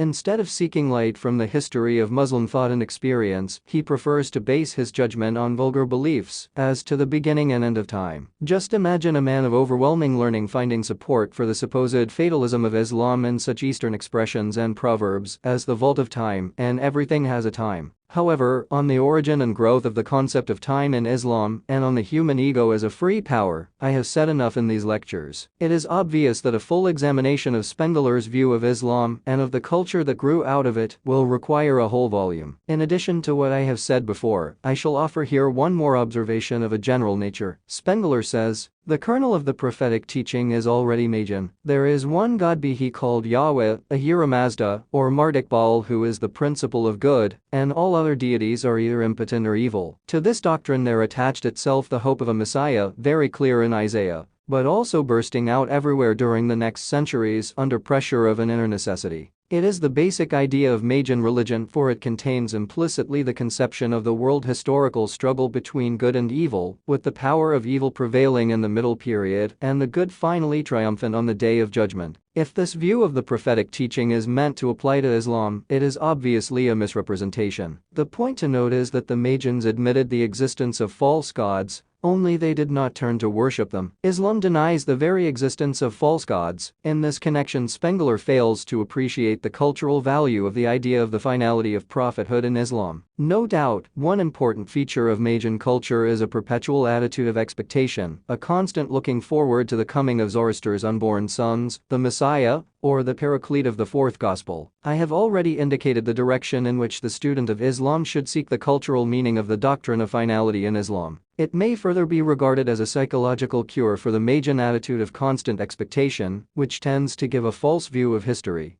Ibn Khaldun, seeing the spirit of his own view of history, has fully criticized and, I believe, finally demolished the alleged revelational basis in Islam of an idea similar, at least in its psychological effects, to the original Magian idea, which had reappeared in Islam under the pressure of Magian thought. The principle of movement in the structure of Islam. As a cultural movement, Islam rejects the old static view of the universe and reaches a dynamic view. As an emotional system of unification, it recognizes the worth of the individual as such and rejects blood relationship as a basis of human unity. Blood relationship is earth-rootedness. The search for a purely psychological foundation of human unity becomes possible only with the perception that all human life is spiritual in its origin. Such a perception is creative of fresh loyalties without any ceremonials to keep them alive, and makes it possible for man to emancipate himself from the earth. Christianity, which had originally appeared as a monastic order, was tried by Constantine as a system of unification. Its failure to work as such a system drove the Emperor Julian to return to the old gods of Rome,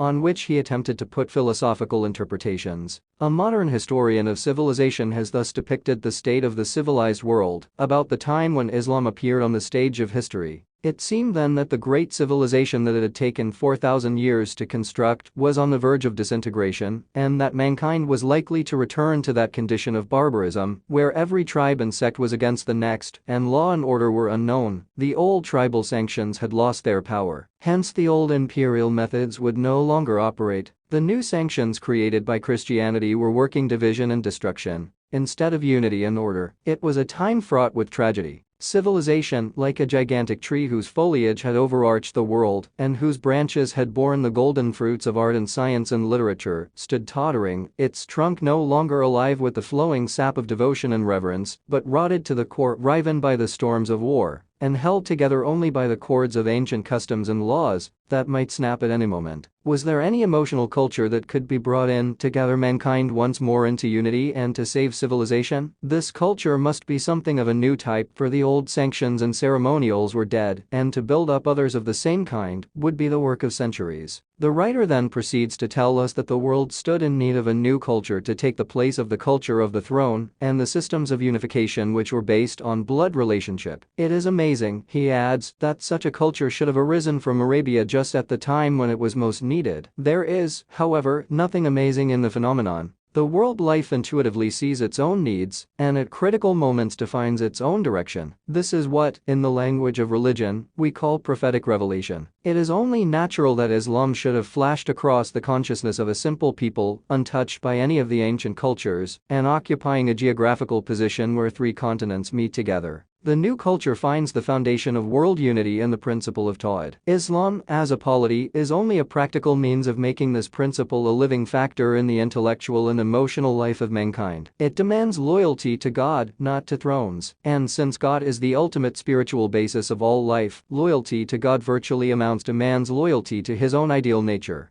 The ultimate spiritual basis of all life, as conceived by Islam, is eternal and reveals itself in variety and change. A society based on such a conception of reality must reconcile, in its life, the categories of permanence and change. It must possess eternal principles to regulate its collective life, for the eternal gives us a foothold in the world of perpetual change. But eternal principles, when they are understood to exclude all possibilities of change, which, according to the Quran, is one of the greatest signs of God, tend to immobilize what is essentially mobile in its nature. The failure of Europe in political and social sciences illustrates the former principle. The immobility of Islam during the last 500 years illustrates the latter. What then is the principle of movement in the structure of Islam? This is known as ijtihad. The word literally means to exert. In the terminology of Islamic law, it means to exert with a view to form an independent judgment on a legal question. The idea, I believe, has its origin in a well-known verse of the Quran, and to those who exert we show our path. We find it more definitely adumbrated in a tradition of the Holy Prophet. When Muhammad was appointed ruler of Yemen, the Prophet is reported to have asked him as to how he would decide matters coming up before him. I will judge matters according to the Book of God, said Muhammad. But if the Book of God contains nothing to guide you, then I will act on the precedents of the Prophet of God. But if the precedents fail, then I will exert to form my own judgment. The student of the history of Islam, however, is well aware that with the political expansion of Islam, systematic legal thought became an absolute necessity, and our early doctors of law, both of Arabian and non-Arabian descent, worked ceaselessly until all the accumulated wealth of legal thought found a final expression in our recognized schools of law. These schools of law recognize 3 degrees of ijtihad. 1. Complete authority in legislation, which is practically confined to the founders of the schools. 2. Relative authority, which is to be exercised within the limits of a particular school. And 3. Special authority, which relates to the determining of the law applicable to a particular case left undetermined by the founders. In this paper I am concerned with the first degree of ijtihad only, i.e. complete authority in legislation. The theoretical possibility of this degree of ijtihad is admitted by the Sun plus S, but in practice, it has always been denied ever since the establishment of the schools. Inasmuch as the idea of complete ijtihad is hedged round by conditions which are well nigh impossible of realization in a single individual, such an attitude seems exceedingly strange in a system of law based mainly on the groundwork provided by the Quran, which embodies an essentially dynamic outlook on life. It is, therefore, necessary, before we proceed further, to discover the causes of this intellectual attitude, which has reduced the law of Islam practically to a state of immobility. Some European writers think that the stationary character of the law of Islam is due to the influence of the Turks. This is an entirely superficial view, for the legal schools of Islam had been finally established long before the Turkish influence began to work in the history of Islam. The real causes are, in my opinion, as follows. 1. We are all familiar with the rationalist movement which appeared in the Church of Islam during the early days of the Abbasids, and the bitter controversies which it raised. Take for instance the one important point of controversy between the two camps, the conservative dogma of the eternity of the Quran. The rationalists denied it because they thought that this was only another form of the Christian dogma of the eternity of the Word. On the other hand, the conservative thinkers whom the later Abbasids, fearing the political implications of rationalism, gave their full support, thought that by denying the eternity of the Quran, the rationalists were undermining the very foundations of Muslim society. Nazm, for instance, practically rejected the traditions and openly declared Abu Huraira to be an untrustworthy reporter. Thus partly owing to a misunderstanding of the ultimate motives of rationalism, and partly owing to the unrestrained thought of particular rationalists, conservative thinkers regarded this movement as a force of disintegration and considered it a danger to the stability of Islam as a social polity. Their main purpose, therefore, was to preserve the social integrity of Islam, and to realize this the only course open to them was to utilize the binding force of Shar plus A and to make the structure of their legal system as rigorous as possible. The rise and growth of ascetic Sufism, which gradually developed under influences of a non-Islamic character, a purely speculative side, is to a large extent responsible for this attitude. On its purely religious side, Sufism fostered a kind of revolt against the verbal quibbles of our early doctors. The case of Sufi N. Plus is an instance in point. He was one of the acutest legal minds of his time and was nearly the founder of a school of law, but being also intensely spiritual, the dry-as-dust subtleties of contemporary legists drove him to ascetic Sufism. On its speculative side, which developed later, Sufism is a form of free thought and an alliance with rationalism. The emphasis that it laid on the distinction of zahir and batin, appearance and reality, created an attitude of indifference to all that applies to appearance and not to reality. This spirit of total otherworldliness in later Sufism obscured men's vision of a very important aspect of Islam as a social polity, and, offering the prospect of unrestrained thought on its speculative side, it attracted and finally absorbed the best minds in Islam. The Muslim state was thus left generally in the hands of intellectual mediocrities, and the unthinking masses of Islam, having no personalities of a higher caliber to guide them, found their security only in blindly following the schools. 3. On the top of all this came the destruction of Baghdad, the center of Muslim intellectual life in the middle of the 13th century. This was indeed a great blow, and all the contemporary historians of the invasion of Tartars describe the havoc of Baghdad with a half-suppressed pessimism about the future of Islam. For fear of further disintegration, which is only natural in such a period of political decay, the conservative thinkers of Islam focused all their efforts on the one point of preserving a uniform social life for the people by a jealous exclusion of all innovations in the law of Shar plus A, as expounded by the early doctors of Islam. Their leading idea was social order, and there is no doubt that they were partly right,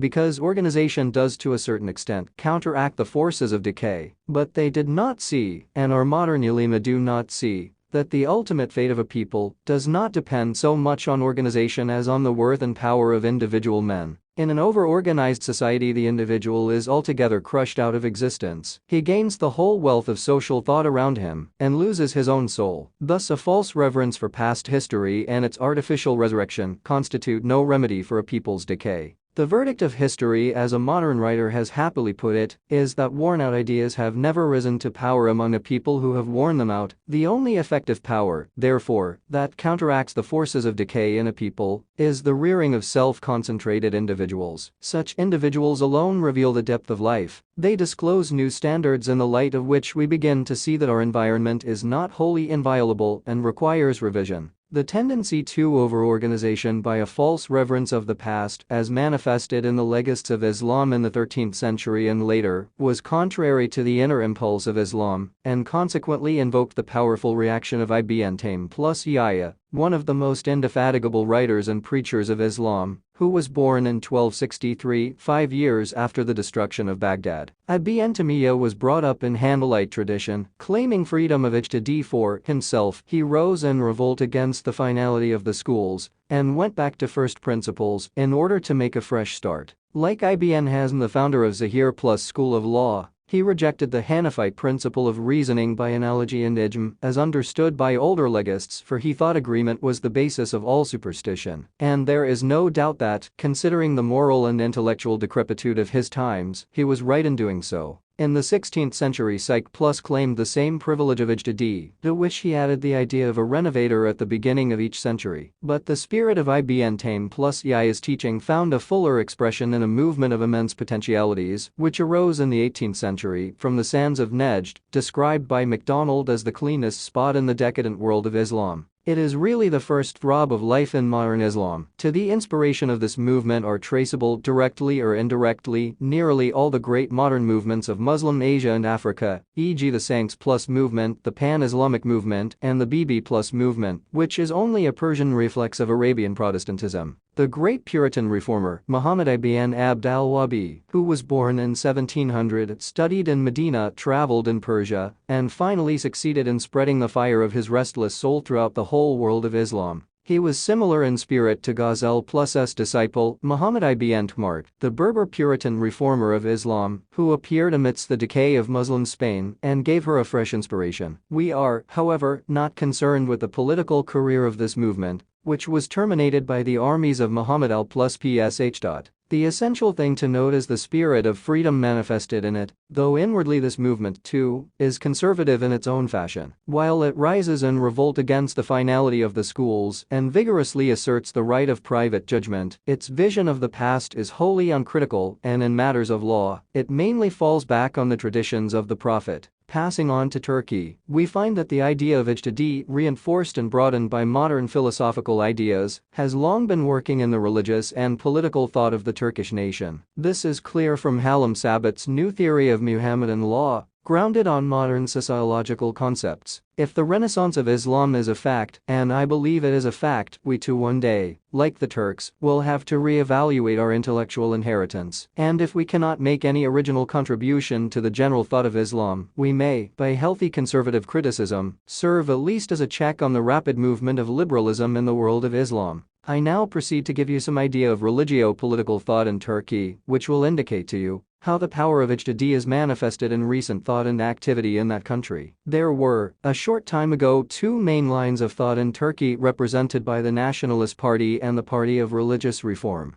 The point of supreme interest with the Nationalist Party is above all the state and not religion. With these thinkers, religion as such has no independent function. The state is the essential factor in national life which determines the character and function of all other factors. They, therefore, reject old ideas about the function of state and religion and accentuate the separation of church and state. Now, the structure of Islam as a religio-political system, no doubt, does permit such a view, though personally, I think it is a mistake to suppose that the idea of state is more dominant and rules all other ideas embodied in the system of Islam. In Islam, the spiritual and the temporal are not two distinct domains, and the nature of an act, however secular in its import, is determined by the attitude of mind with which the agent does it. It is the invisible mental background of the act which ultimately determines its character. An act is temporal or profane if it is done in a spirit of detachment from the infinite complexity of life behind it. It is spiritual if it is inspired by that complexity. In Islam, it is the same reality which appears as church looked at from one point of view and state from another. It is not true to say that church and state are two sides or facets of the same thing. Islam is a single unanalyzable reality which is one or the other as your point of view varies. The point is extremely far-reaching, and a full elucidation of it will involve us in a highly philosophical discussion. Suffice it to say that this ancient mistake arose out of the bifurcation of the unity of man into two distinct and separate realities which somehow have a point of contact, but which are in essence opposed to each other. The truth, however, is that matter is spirit and space-time reference. The unity called man is body when you look at it as acting in regard to what we call the external world. It is mind or soul when you look at it as acting in regard to the ultimate aim and ideal of such acting. The essence of Tawhid as a working idea is equality, solidarity, and freedom. The state, from the Islamic standpoint, is an endeavor to transform these ideal principles into space-time forces, an aspiration to realize them in a definite human organization. It is in this sense alone that the state in Islam is a theocracy, not in the sense that it is headed by a representative of God on earth, who can always screen his despotic will behind his supposed infallibility. The critics of Islam have lost sight of this important consideration. The ultimate reality, according to the Quran, is spiritual, and its life consists in its temporal activity. The spirit finds its opportunities in the natural, the material, the secular. All that is secular is, therefore, sacred in the roots of its being. The greatest service that modern thought has rendered to Islam, and as a matter of fact to all religion, consists in its criticism of what we call material or natural, a criticism which discloses that the merely material has no substance until we discover it rooted in the spiritual. There is no such thing as a profane world. All this immensity of matter constitutes a scope for the self-realization of spirit. All is holy ground. As the Prophet so beautifully puts it, The whole of this earth is a mosque. The state, according to Islam, is only an effort to realize the spiritual in a human organization. But in this sense all state, not based on mere domination and aiming at the realization of ideal principles, is theocratic. The truth is that the Turkish nationalists assimilated the idea of the separation of church and state from the history of European political ideas. Primitive Christianity was founded, not as a political or civil unit,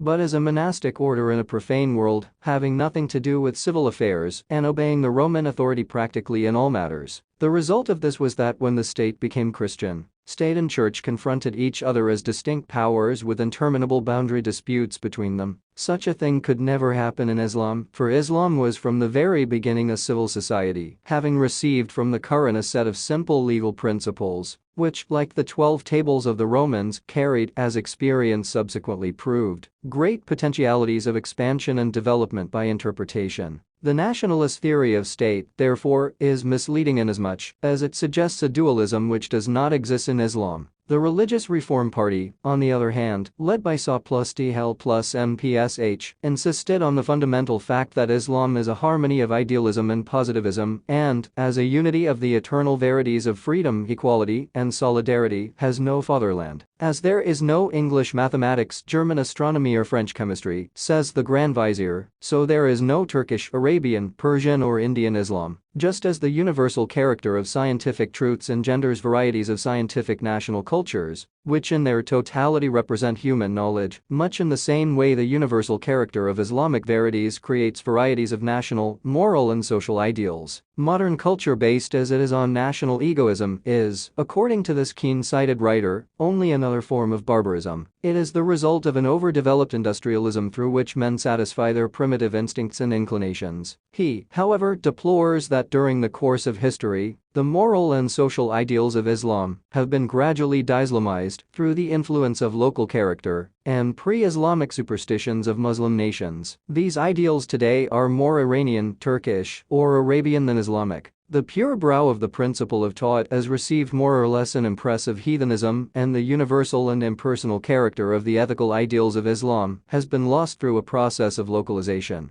The only alternative open to us, then, is to tear off from Islam the hard crust which has immobilized an essentially dynamic outlook on life, and to rediscover the original verities of freedom, equality, and solidarity with a view to rebuild our moral, social, and political ideals out of their original simplicity and universality. Such are the views of the Grand Vizier of Turkey. You will see that following a line of thought more in tune with the spirit of Islam, he reaches practically the same conclusion as the Nationalist Party. That is to say, the freedom of ijtihad with a view to rebuild the laws of Shar plus A. In the light of modern thought and experience, let us now see how the Grand National Assembly has exercised this power of ijtihad in regard to the institution of khilafat. According to Sunni law, the appointment of an imam or kal plus fa is absolutely indispensable. The first question that arises in this connection is this: should the caliphate be vested in a single person? Turkey's ijtihad is that according to the spirit of Islam, the caliphate or imamate can be vested in a body of persons or an elected assembly. The religious doctors of Islam in Egypt and India, as far as I know, have not yet expressed themselves on this point. Personally, I believe the Turkish view is perfectly sound. It is hardly necessary to argue this point.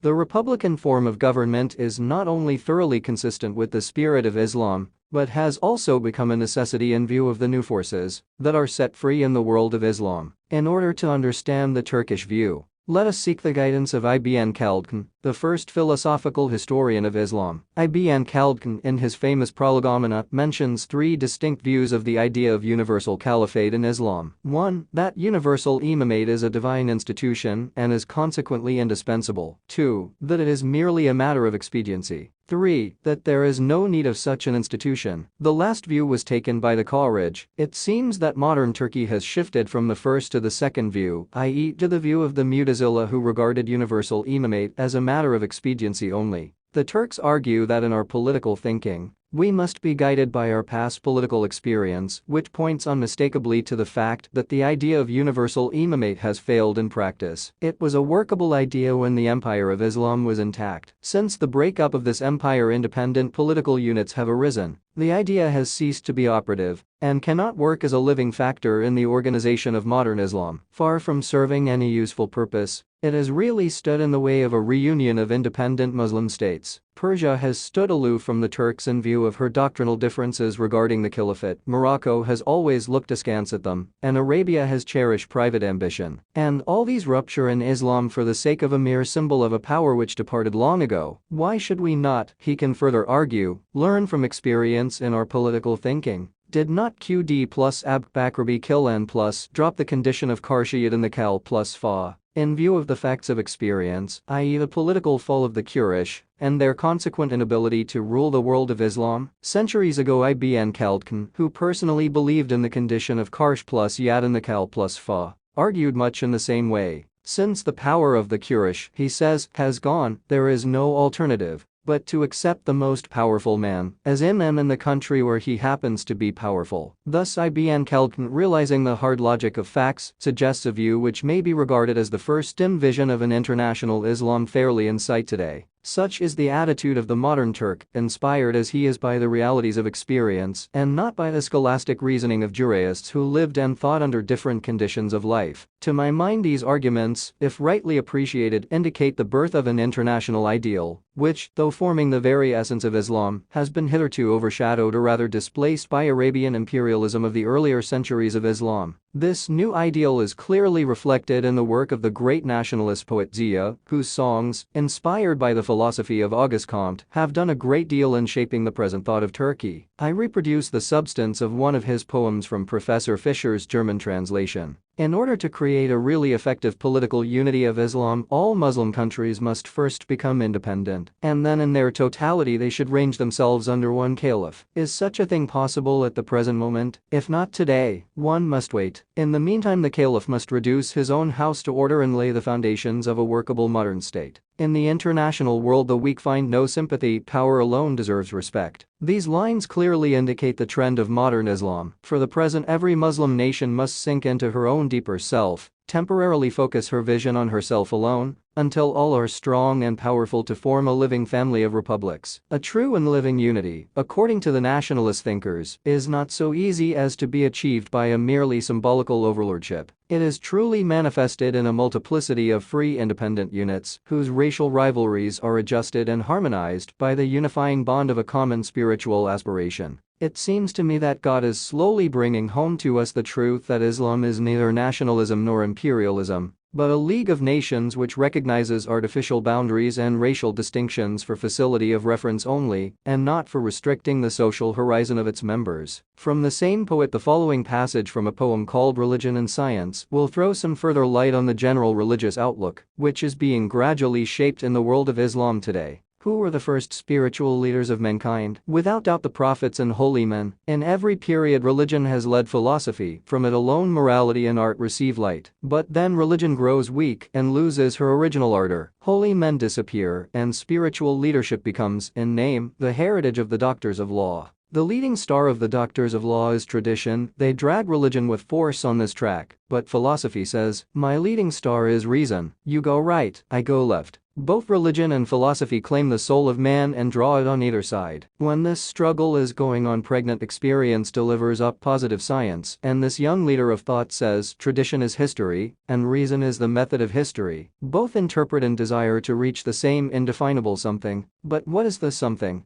Is it a spiritualized heart? If so, then take my last word. Religion is positive science, the purpose of which is to spiritualize the heart of man. It is clear from these lines how beautifully the poet has adopted the Comtian idea of the three stages of man's intellectual development, i.e. theological, metaphysical, and scientific, to the religious outlook of Islam. And the view of religion embodied in these lines determines the poet's attitude towards the position of Arabic in the educational system of Turkey. He says, the land where the call to prayer resounds in Turkish, where those who pray understand the meaning of their religion, the land where the Quran is learnt in Turkish, where every man, big or small, knows full well the command of God. O son of Turkey, That land is thy fatherland. If the aim of religion is the spiritualization of the heart, then it must penetrate the soul of man, and it can best penetrate the inner man, according to the poet, only if its spiritualizing ideas are clothed in his mother tongue. Most people in India will condemn this displacement of Arabic by Turkish. For reasons which will appear later, the poet Sajdadi is open to grave objections, but it must be admitted that the reform suggested by him is not without a parallel in the past history of Islam. We find that when Muhammad Iqbal, the Mahdi Plus of Muslim Spain, who was Berber by nationality, came to power and established the pontifical rule of the Muwahhid Khan, he ordered, for the sake of the illiterate Berbers,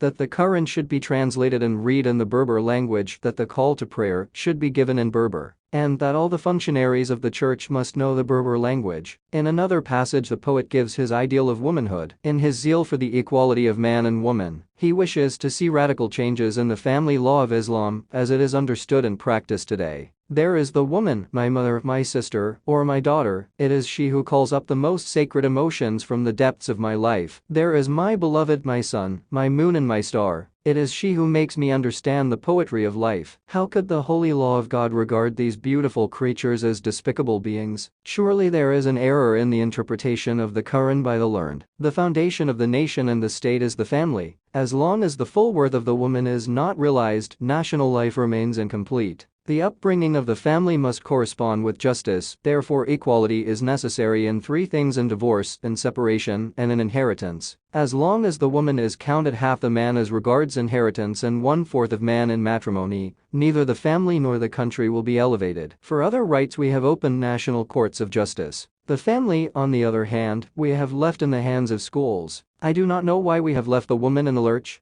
Does she not work for the land? Or will she turn her needle into a sharp bayonet to tear off her rights from our hands through a revolution? The truth is that among the Muslim nations of today, Turkey alone has shaken off its dogmatic slumber and attained to self-consciousness. She alone has claimed her right of intellectual freedom. She alone has passed from the ideal to the real, a transition which entails keen intellectual and moral struggle. To her, the growing complexities of a mobile and broadening life are sure to bring new situations, suggesting new points of view and necessitating fresh interpretations of principles which are only of an academic interest to a people who have never experienced the joy of spiritual expansion. It is, I think, the English thinker Hobbes who makes this acute observation that to have a succession of identical thoughts and feelings is to have no thoughts and feelings at all. Such is the lot of most Muslim countries today. They are mechanically repeating old values, whereas the Turk is on the way to creating new values. He has passed through great experiences which have revealed his deeper self to him. In him life has begun to move, change, and amplify, giving birth to new desires, bringing new difficulties and suggesting new interpretations. The question which confronts him today, and which is likely to confront other Muslim countries in the near future, is whether the law of Islam is capable of evolution, a question which will require great intellectual effort and is sure to be answered in the affirmative provided the world of Islam approaches it in the spirit of humor.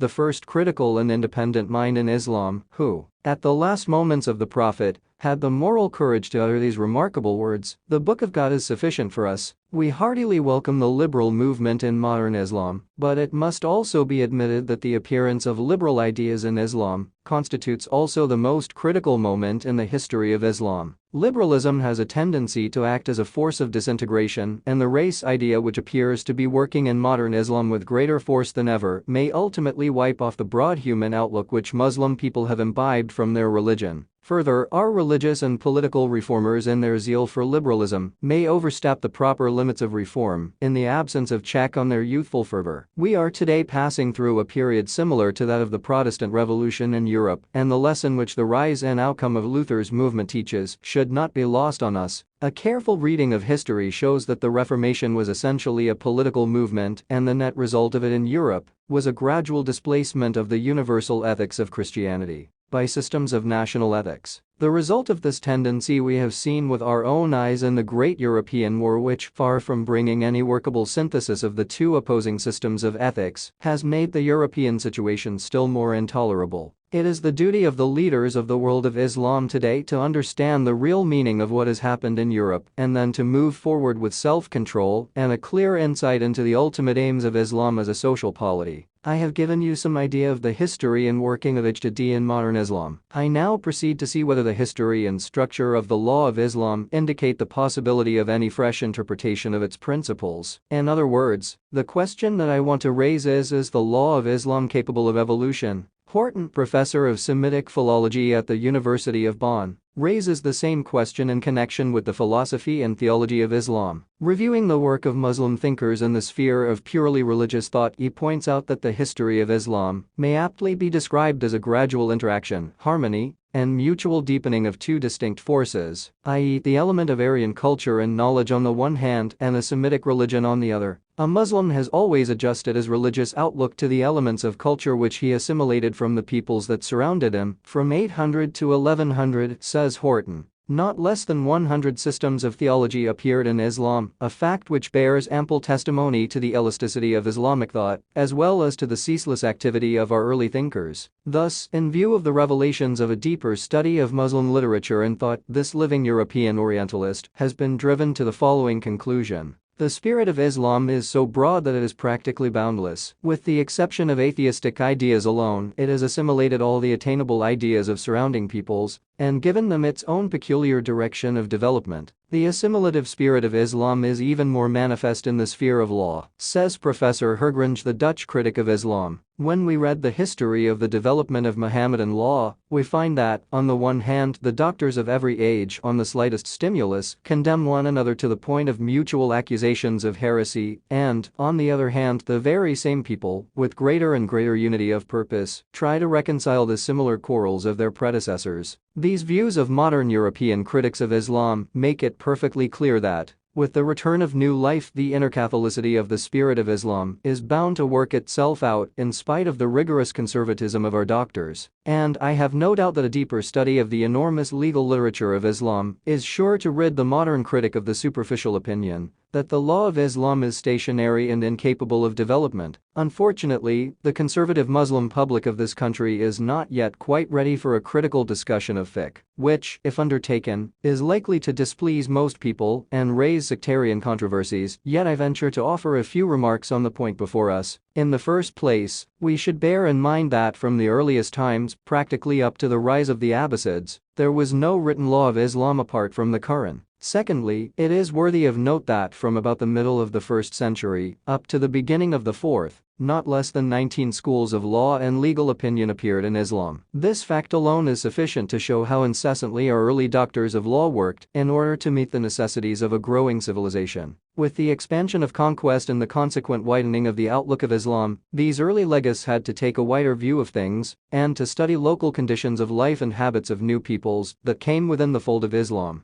A careful study of the various schools of legal opinion in the light of contemporary social and political history reveals that they gradually passed from the deductive to the inductive attitude in their efforts at interpretation. Thirdly, when we study the 4 accepted sources of Muhammadan law and the controversies which they invoked, the supposed rigidity of our recognized schools evaporates and the possibility of a further evolution becomes perfectly clear. Let us briefly discuss these sources. A. The Quran. The primary source of the law of Islam is the Quran. The Quran, however, is not a legal code. Its main purpose, as I have said before, is to awaken in man the higher consciousness of his relation with God and the universe. No doubt, the Quran does lay down a few general principles and rules of a legal nature, especially relating to the family, the ultimate basis of social life. But why are these rules made part of a revelation, the ultimate aim of which is man's higher life? The answer to this question is furnished by the history of Christianity, which appeared as a powerful reaction against the spirit of legality manifested in Judaism. By setting up an ideal of otherworldliness, it no doubt did succeed in spiritualizing life, but its individualism could see no spiritual value in the complexity of human social relations. Primitive Christianity, says Naumann in his brief Über Religion, attached no value to the preservation of the state, law, organization, production. It simply does not reflect on the conditions of human society. And Naumann concludes, hence we either dare to aim at being without a state and thus throwing ourselves deliberately into the arms of anarchy, or we decide to possess, alongside of our religious creed, a political creed as well. Thus the Quran considers it necessary to unite religion and state, ethics and politics in a single revelation, much in the same way as Plato does in his Republic. The important point to note in this connection, however, is the dynamic outlook of the Quran. I have fully discussed its origin and history. It is obvious that with such an outlook the Holy Book of Islam cannot be inimical to the idea of evolution. Only we should not forget that life is not change pure and simple. It has within it elements of conservation also. While enjoying his creative activity and always focusing his energies on the discovery of new vistas of life, man has a feeling of uneasiness in the presence of his own unfoldment. In his forward movement, he cannot help looking back to his past and faces his own inward expansion with a certain amount of fear.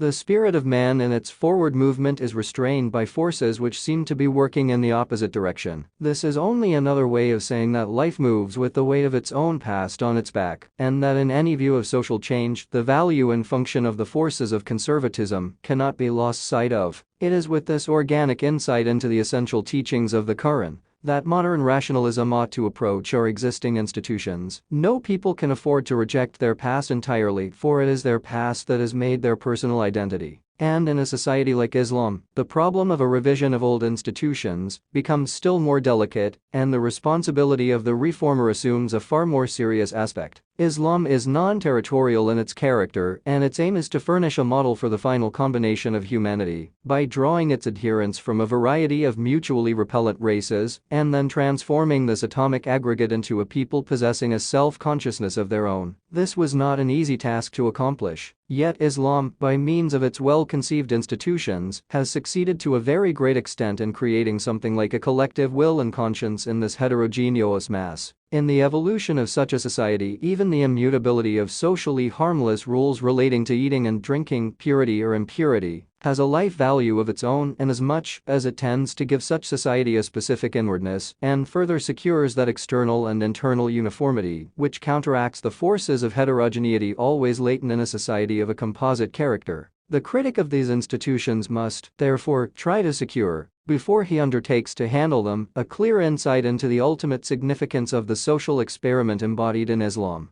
He must look at their structure not from the standpoint of social advantage or disadvantage to this or that country, but from the point of view of the larger purpose, which is being gradually worked out in the life of mankind as a whole. Turning now to the groundwork of legal principles in the Quran, it is perfectly clear that far from leaving no scope for human thought and legislative activity, the intensive breadth of these principles virtually acts as an awakener of human thought. Our early doctors of law, taking their clue mainly from this groundwork, evolved a number of legal systems, and the student of Muhammadan history knows very well that nearly half the triumphs of Islam as a social and political power were due to the legal acuteness of these doctors. Next to the Romans, says von Kremer, there is no other nation besides the Arabs which could call its own a system of law so carefully worked out. But with all their comprehensiveness, these systems are after all individual interpretations, and as such cannot claim any finality. I know the ulema of Islam claim finality for the popular schools of Muhammadan law, though they never found it possible to deny the theoretical possibility of a complete ijtihad. I have tried to explain the causes which, in my opinion, determine this attitude of the ulema, but since things have changed and the world of Islam is confronted and affected today by new forces set free by the extraordinary development of human thought in all its directions, I see no reason why this attitude should be maintained any longer. Did the founders of our schools ever claim finality for their reasonings and interpretations? Never. The claim of the present generation of Muslim liberals to reinterpret the foundational legal principles in the light of their own experience and the altered conditions of modern life is, in my opinion, perfectly justified. The teachings of the Quran that life is a process of progressive creation necessitates that each generation, guided but unhampered by the work of its predecessors, should be permitted to solve its own problems. You will, I think, remind me here of the Turkish poet Ziya, whom I quoted a moment ago, and ask whether the equality of man and woman demanded by him, equality, that is to say, in point of divorce, separation and inheritance, is possible according to Muhammadan law.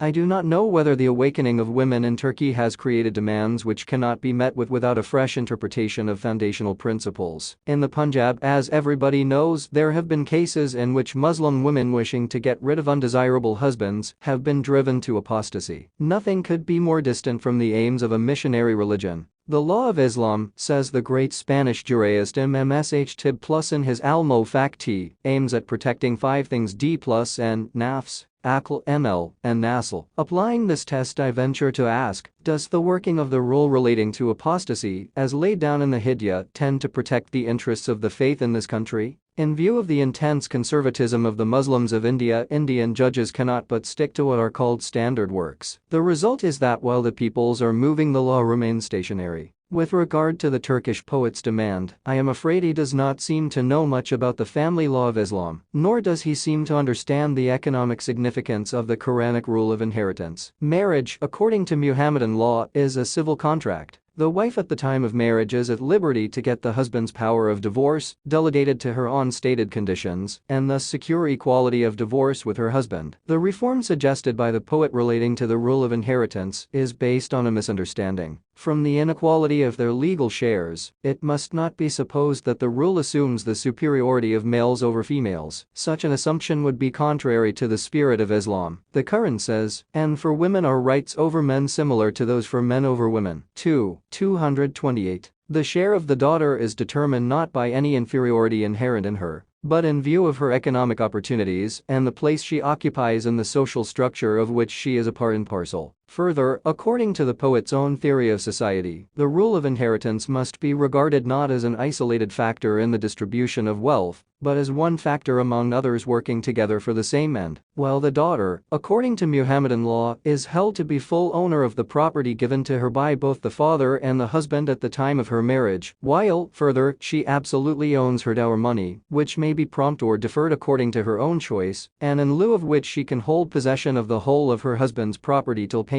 The responsibility of maintaining her throughout her life is wholly thrown on the husband. If you judge the working of the rule of inheritance from this point of view, you will find that there is no material difference between the economic position of sons and daughters, and it is really by this apparent inequality of their legal shares that the law secures the equality demanded by the Turkish poet. The truth is that the principles underlying the Quranic law of inheritance, the supremely original branch of Muhammadan law as von Kremer describes it, have not yet received from Muslim lawyers the attention they deserve. Modern society with its bitter class struggles ought to set us thinking, and if we study our laws in reference to the impending revolution in modern economic life, we are likely to discover in the foundational principles hitherto unrevealed aspects which we can work out with a renewed faith in the wisdom of these principles. B. The head plus th. The second great source of Muhammadan law is the traditions of the Holy Prophet. These have been the subject of great discussion both in ancient and modern times. Among their modern critics, Professor Goldzer has subjected them to a searching examination in the light of modern canons of historical criticism and arrives at the conclusion that they are, on the whole, untrustworthy. Another European writer, after examining the Muslim methods of determining the genuineness of a tradition and pointing out the theoretical possibilities of error, arrives at the following conclusion. It must be said in conclusion that the preceding considerations represent only theoretical possibilities, and that the question whether and how far these possibilities have become actualities is largely a matter of how far the actual circumstances offered inducements for making use of the possibilities. Doubtless, the latter, relatively speaking, were few and affected only a small proportion of the entire Sunnah. It may therefore be said that for the most part the collections of Sunnah considered by the Muslims as canonical are genuine records of the rise and early growth of Islam, Mohammedan theories of finance. For our present purposes, however, we must distinguish traditions of a purely legal import from those which are of a non-legal character. With regard to the former, there arises a very important question as to how far they embody the pre-Islamic usages of Arabia, which were in some cases left intact and in others modified by the Prophet. It is difficult to make this discovery, for our early writers do not always refer to pre-Islamic usages, nor is it possible to discover that usages, left intact by express or tacit approval of the Prophet, were intended to be universal in their application. Shh Wal-Ulh has a very illuminating discussion on the point. I reproduce here the substance of his view. The prophetic method of teaching, according to Shh Wal-Ulh, is that, generally speaking, the law revealed by a prophet takes a special notice of the habits, ways, and peculiarities of the people to whom he is specifically sent. The prophet, who aims at all-embracing principles, however, can neither reveal different principles for different peoples, nor leaves them to work out their own rules of conduct. His method is to train one particular people and to use them as a nucleus for the building up of a universal shar plus a. In doing doing so he accentuates the principles underlying the social life of all mankind and applies them to concrete cases in the light of the specific habits of the people immediately before him. The surplus of values resulting from this application, e.g. rules relating to penalties for crimes, are in a sense specific to that people, and since their observance is not an end in itself, they cannot be strictly enforced in the case of future generations. It was perhaps in view of this that Abkan plus Fa, who had a keen insight into the universal character of Islam, made practically no use of these traditions. The fact that he introduced the principle of istizan, i.e. juristic preference, which necessitates a careful study of actual conditions in legal thinking, throws further light on the motives which determined his attitude towards the source of Muhammadan law. It is said that Abkan plus Fa made no use of traditions because there were no regular collections in his day. In the first place, it is not true to say that there were no collections in his day, as the collections of Abd al-Malik and Zurplus were made not less than 30 years before the death of Abkan plus Fa. But even if we suppose that these collections never reached him, or that they did not contain traditions of a legal import, Abkan plus Fa, like Emlik and Ahmad ibn Hanbal after him, could have easily made his own collection if he had deemed such a thing necessary. On the whole, then, the attitude of Abkan plus Fa towards the traditions of a purely legal import is to my mind perfectly sound, and if modern liberalism considers it safer not to make any indiscriminate use of them as a source of law, it will be only following one of the greatest exponents of Muhammadan law and Sun plus Islam. It is, however, impossible to deny the fact that the traditionists, by insisting on the value of the concrete case as against the tendency to abstract thinking in law, have done the greatest service to the law of Islam. And a further intelligent study of the literature of traditions, if used as indicative of the spirit in which the Prophet himself interpreted his revelation, may still be of great help in understanding the life value of the legal principles enunciated in the Quran. A complete grasp of their life value alone can equip us in our endeavor to reinterpret the foundational principles. See the ijm. The third source of Muhammadan law is ijm, which is, in my opinion, perhaps the most important legal notion in Islam. It is, however, strange that this important notion, while invoking great academic discussions in early Islam, remained practically a mere idea and rarely assumed the form of a permanent institution in any Muhammadan country. Possibly its transformation into a permanent legislative institution was contrary to the political interests of the kind of absolute monarchy that grew up in Islam immediately after the fourth caliph. It was, I think, favorable to the interests of the Umayyad and the Abbasid caliphs to leave the power of ijtihad to individual mujtahids rather than encourage the formation of a permanent assembly,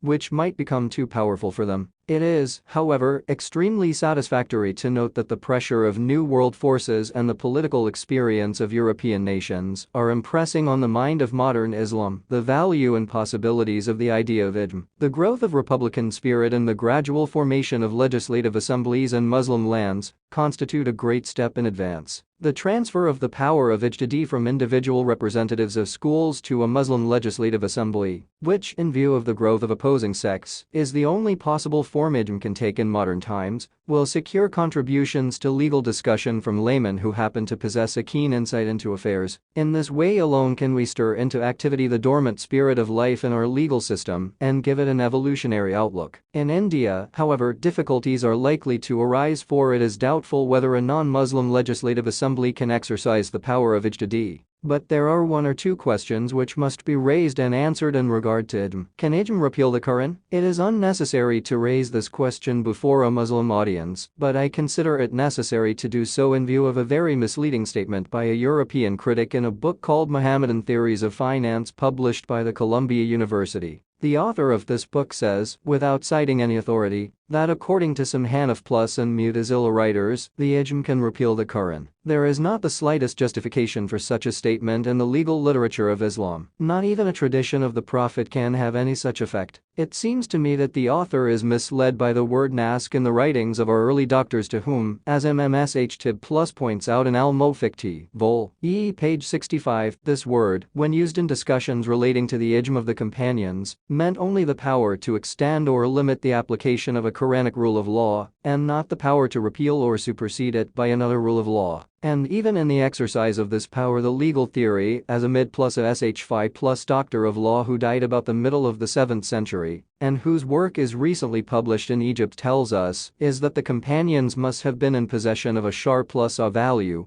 hukm, entitling them to such a limitation or extension. But supposing the companions have unanimously decided a certain point, the further question is whether later generations are bound by their decision. Shock N+ has fully discussed this point and cited the views held by writers belonging to different schools. I think it is necessary in this connection to discriminate between a decision relating to a question of fact and the one relating to a question of law. In the former case, as for instance, when the question arose whether the two small scraws known as Muawwidhid and formed part of the Quran or not, and the companions unanimously decided that they did, we are bound by their decision, obviously because the companions alone were in a position to know the fact. In the latter case, the question is one of interpretation only, and I venture to think, on the authority of Kark Plus, that later generations are not bound by the decision of the companions. Says Kark Plus, the sunnah of the companions is binding in matters which cannot be cleared up by qiyas, but it is not so in matters which can be established by qiyas. One more question may be asked as to the legislative activity of a modern Muslim assembly, which must consist, at least for the present, mostly of men possessing no knowledge of the subtleties of Muhammadan law. Such an assembly may make grave mistakes in their interpretation of law. How can we exclude or at least reduce the possibilities of erroneous interpretation? The Persian Constitution of 1906 provided a separate ecclesiastical committee of ulema conversant with the affairs of the world, having power to supervise the legislative activity of the Mejlis. This, in my opinion, dangerous arrangement is probably necessary in view of the Persian constitutional theory. According to that theory, I believe, the king is a mere custodian of the realm, which really belongs to the absent imam. The ulema, as representatives of the imam, consider themselves entitled to supervise the whole life of the community, though I fail to understand how, in the absence of an apostolic succession, they establish their claim to represent the imam. But whatever may be the Persian constitutional theory, the arrangement is not free from danger and may be tried, if at all, only as a temporary measure in Sun Plus countries. The ulema should form a vital part of a Muslim legislative assembly, helping and guiding free discussion on questions relating to law. The only effective remedy for the possibilities of erroneous interpretations is to reform the present system of legal education in Muhammadan countries to extend its sphere and to combine it with an intelligent study of modern jurisprudence.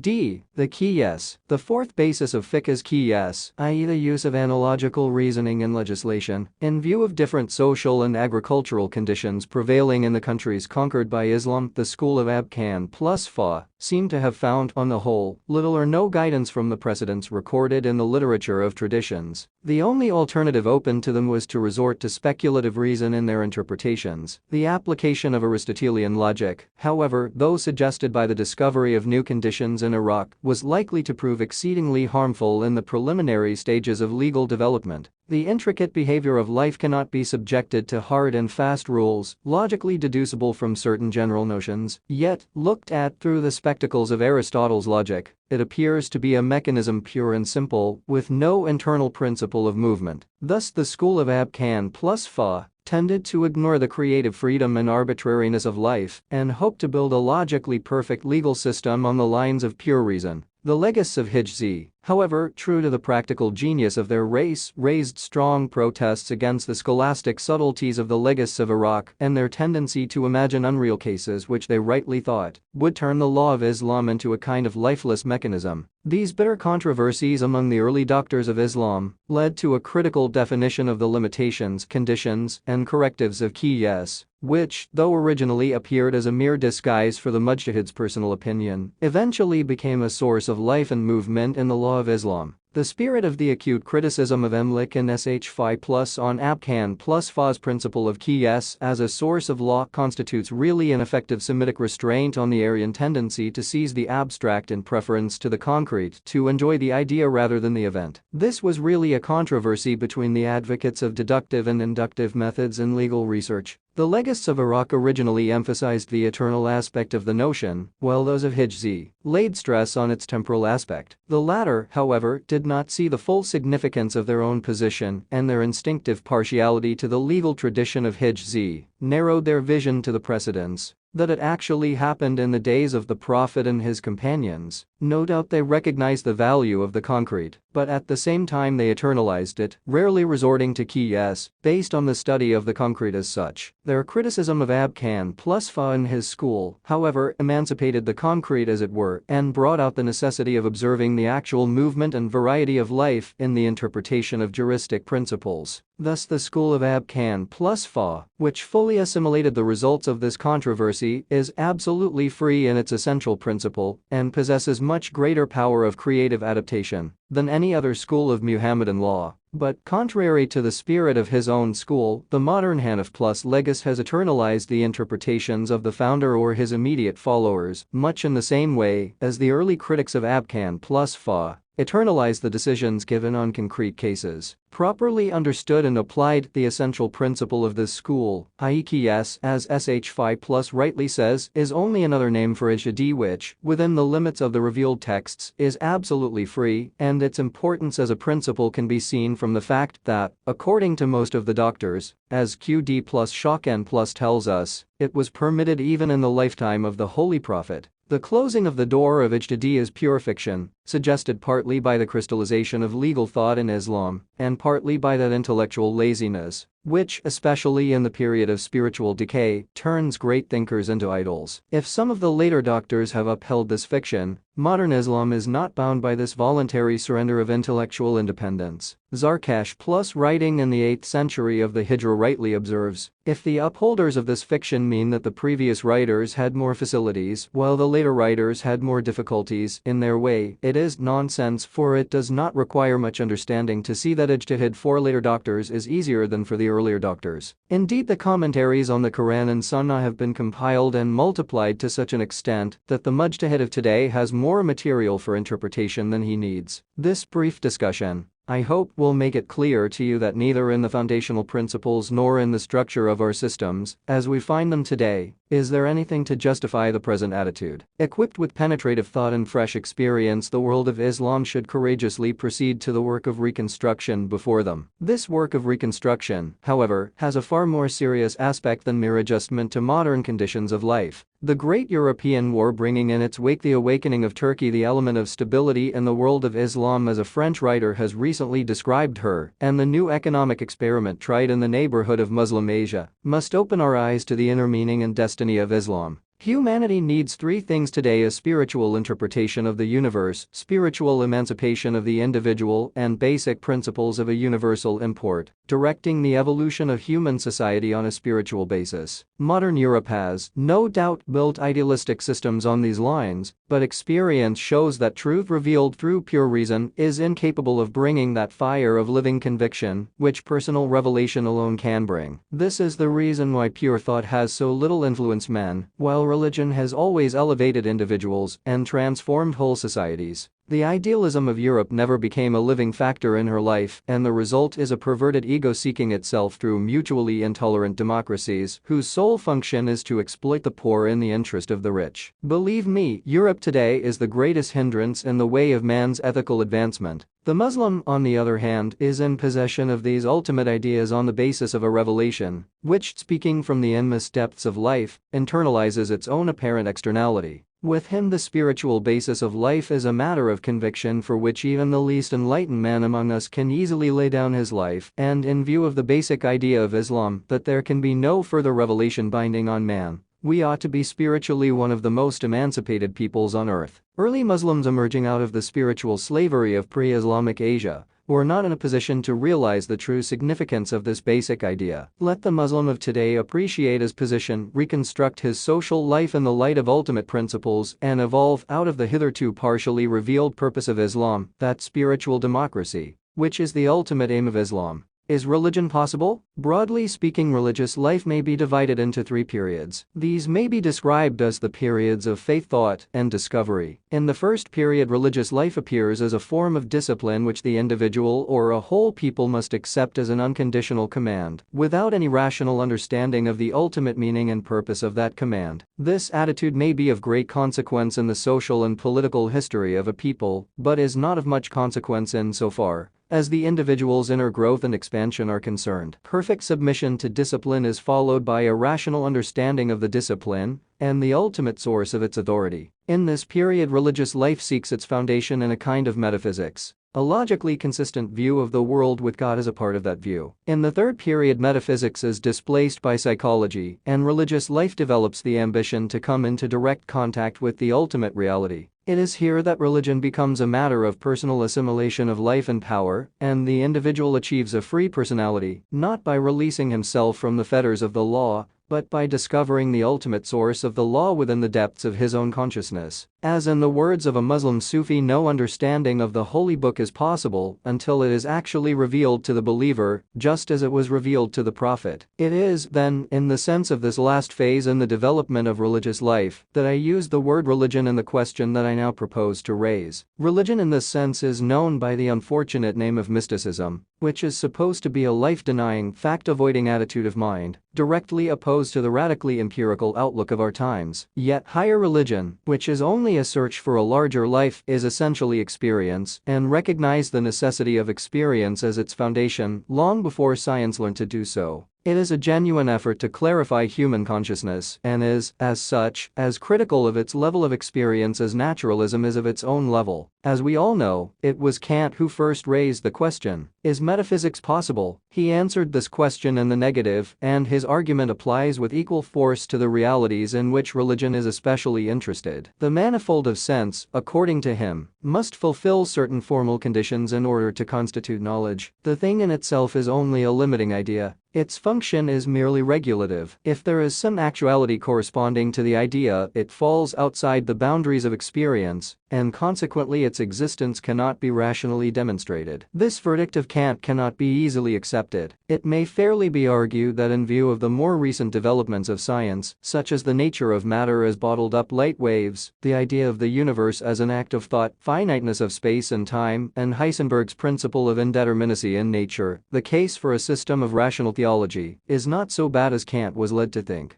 But for our present purposes, it is unnecessary to consider this point in detail. As to the thing in itself, which is inaccessible to pure reason because of its falling beyond the boundaries of experience, Kant's verdict can be accepted only if we start with the assumption that all experience other than the normal level of experience is impossible. The only question, therefore, is whether the normal level is the only level of knowledge-yielding experience. Kant's view of the thing in itself and the thing as it appears to us very much determined the character of his question regarding the possibility of metaphysics. But what if the position as understood by him is reversed? The great Muslim Sufi philosopher, Muhammad plus Ibn al-Arab plus of Spain, has made the acute observation that God is a percept, the world is a concept. Another Muslim Sufi thinker and poet, Q plus, insists on the plurality of space orders and time orders, and speaks of a divine time and a divine space. It may be that what we call the external world is only an intellectual construction, and that there are other levels of human experience capable of being systematized by other orders of space and time levels, in which concept and analysis do not play the same role as they do in the case of our normal experience. It may, however, be said that the level of experience to which concepts are inapplicable cannot yield any knowledge of a universal character, for concepts alone are capable of being socialized. The standpoint of the man who relies on religious experience for capturing reality must always remain individual and incommunicable. This objection has some force if it is meant to insinuate that the mystic is wholly ruled by his traditional ways, attitudes, and expectations. Conservatism is as bad in religion as in any other department of human activity. It destroys the ego's creative freedom and closes up the paths of fresh spiritual enterprise. This is the main reason why our medieval mystic techniques can no longer produce original discoveries of ancient truth. The fact, however, that religious experience is incommunicable does not mean that the religious man's pursuit is futile. Indeed, the incommunicability of religious experience gives us a clue to the ultimate nature of the ego. In our daily social intercourse we live and move in seclusion, as it were. We do not care to reach the inmost individuality of men. We treat them as mere functions, and approach them from those aspects of their identity which are capable of conceptual treatment. The climax of religious life, however, is the discovery of the ego as an individual deeper than his conceptually describable habitual selfhood. It is in contact with the most real that the ego discovers its uniqueness, its metaphysical status, and the possibility of improvement in that status. Strictly speaking, the experience which leads to this discovery is not a conceptually manageable intellectual fact. It is a vital fact, an attitude consequent on an inner biological transformation, which cannot be captured in the net of logical categories. It can embody itself only in a world-making or world-shaking act, and in this form alone the content of this timeless experience can diffuse itself in the time movement and make itself effectively visible to the eye of history. It seems that the method of dealing with reality by means of concepts is not at all a serious way of dealing with it.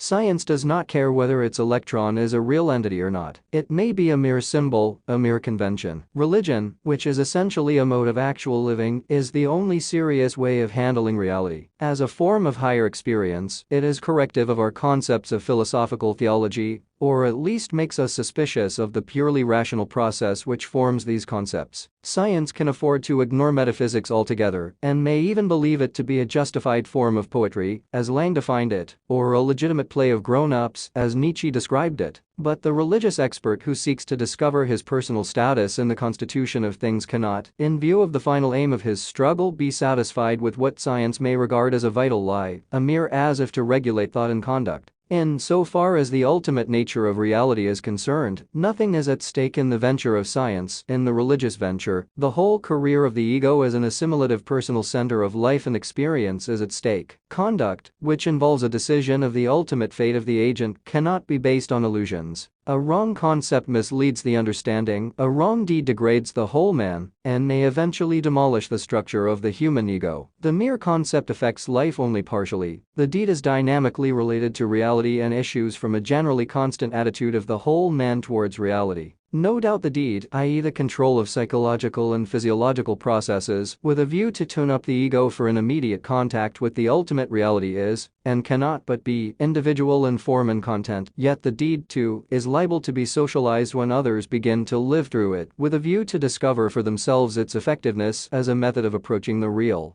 The evidence of religious experts in all ages and countries is that there are potential types of consciousness lying close to our normal consciousness. If these types of consciousness open up possibilities of life-giving and knowledge-yielding experience, the question of the possibility of religion as a form of higher experience is a perfectly legitimate one and demands our serious attention. But, apart from the legitimacy of the question, there are important reasons why it should be raised at the present moment of the history of modern culture. In the first place, the scientific interest of the question. It seems that every culture has a form of naturalism peculiar to its own world feeling, and it further appears that every form of naturalism ends in some sort of atomism. We have Indian atomism, Greek atomism, Muslim atomism, and modern atomism. Modern atomism is, however, unique. It's amazing mathematics, which sees the universe as an elaborate differential equation, and its physics which, following its own methods, has been led to smash some of the old gods of its own temple, have already brought us to the point of asking the question whether the causality-bound aspect of nature is the whole truth about it. Is not the ultimate reality invading our consciousness from some other direction as well? Is the purely intellectual method of overcoming nature the only method? We have acknowledged, says Professor Eddington, that the entities of physics can from their very nature form only a partial aspect of the reality. How are we to deal with the other part? It cannot be said that other part concerns us less than the physical entities. Feelings, purpose, values make up our consciousness as much as sense impressions. We follow up the sense impressions and find that they lead into an external world discussed by science. We follow up the other elements of our being and find that they lead not into a world of space and time, but surely somewhere. In the second place, we have to look to the great practical importance of the question. The modern man with his philosophies of criticism and scientific specialism finds himself in a strange predicament. His naturalism has given him an unprecedented control over the forces of nature, but has robbed him of faith in his own future. It is strange how the same idea affects different cultures differently. The formulation of the theory of evolution in the world of Islam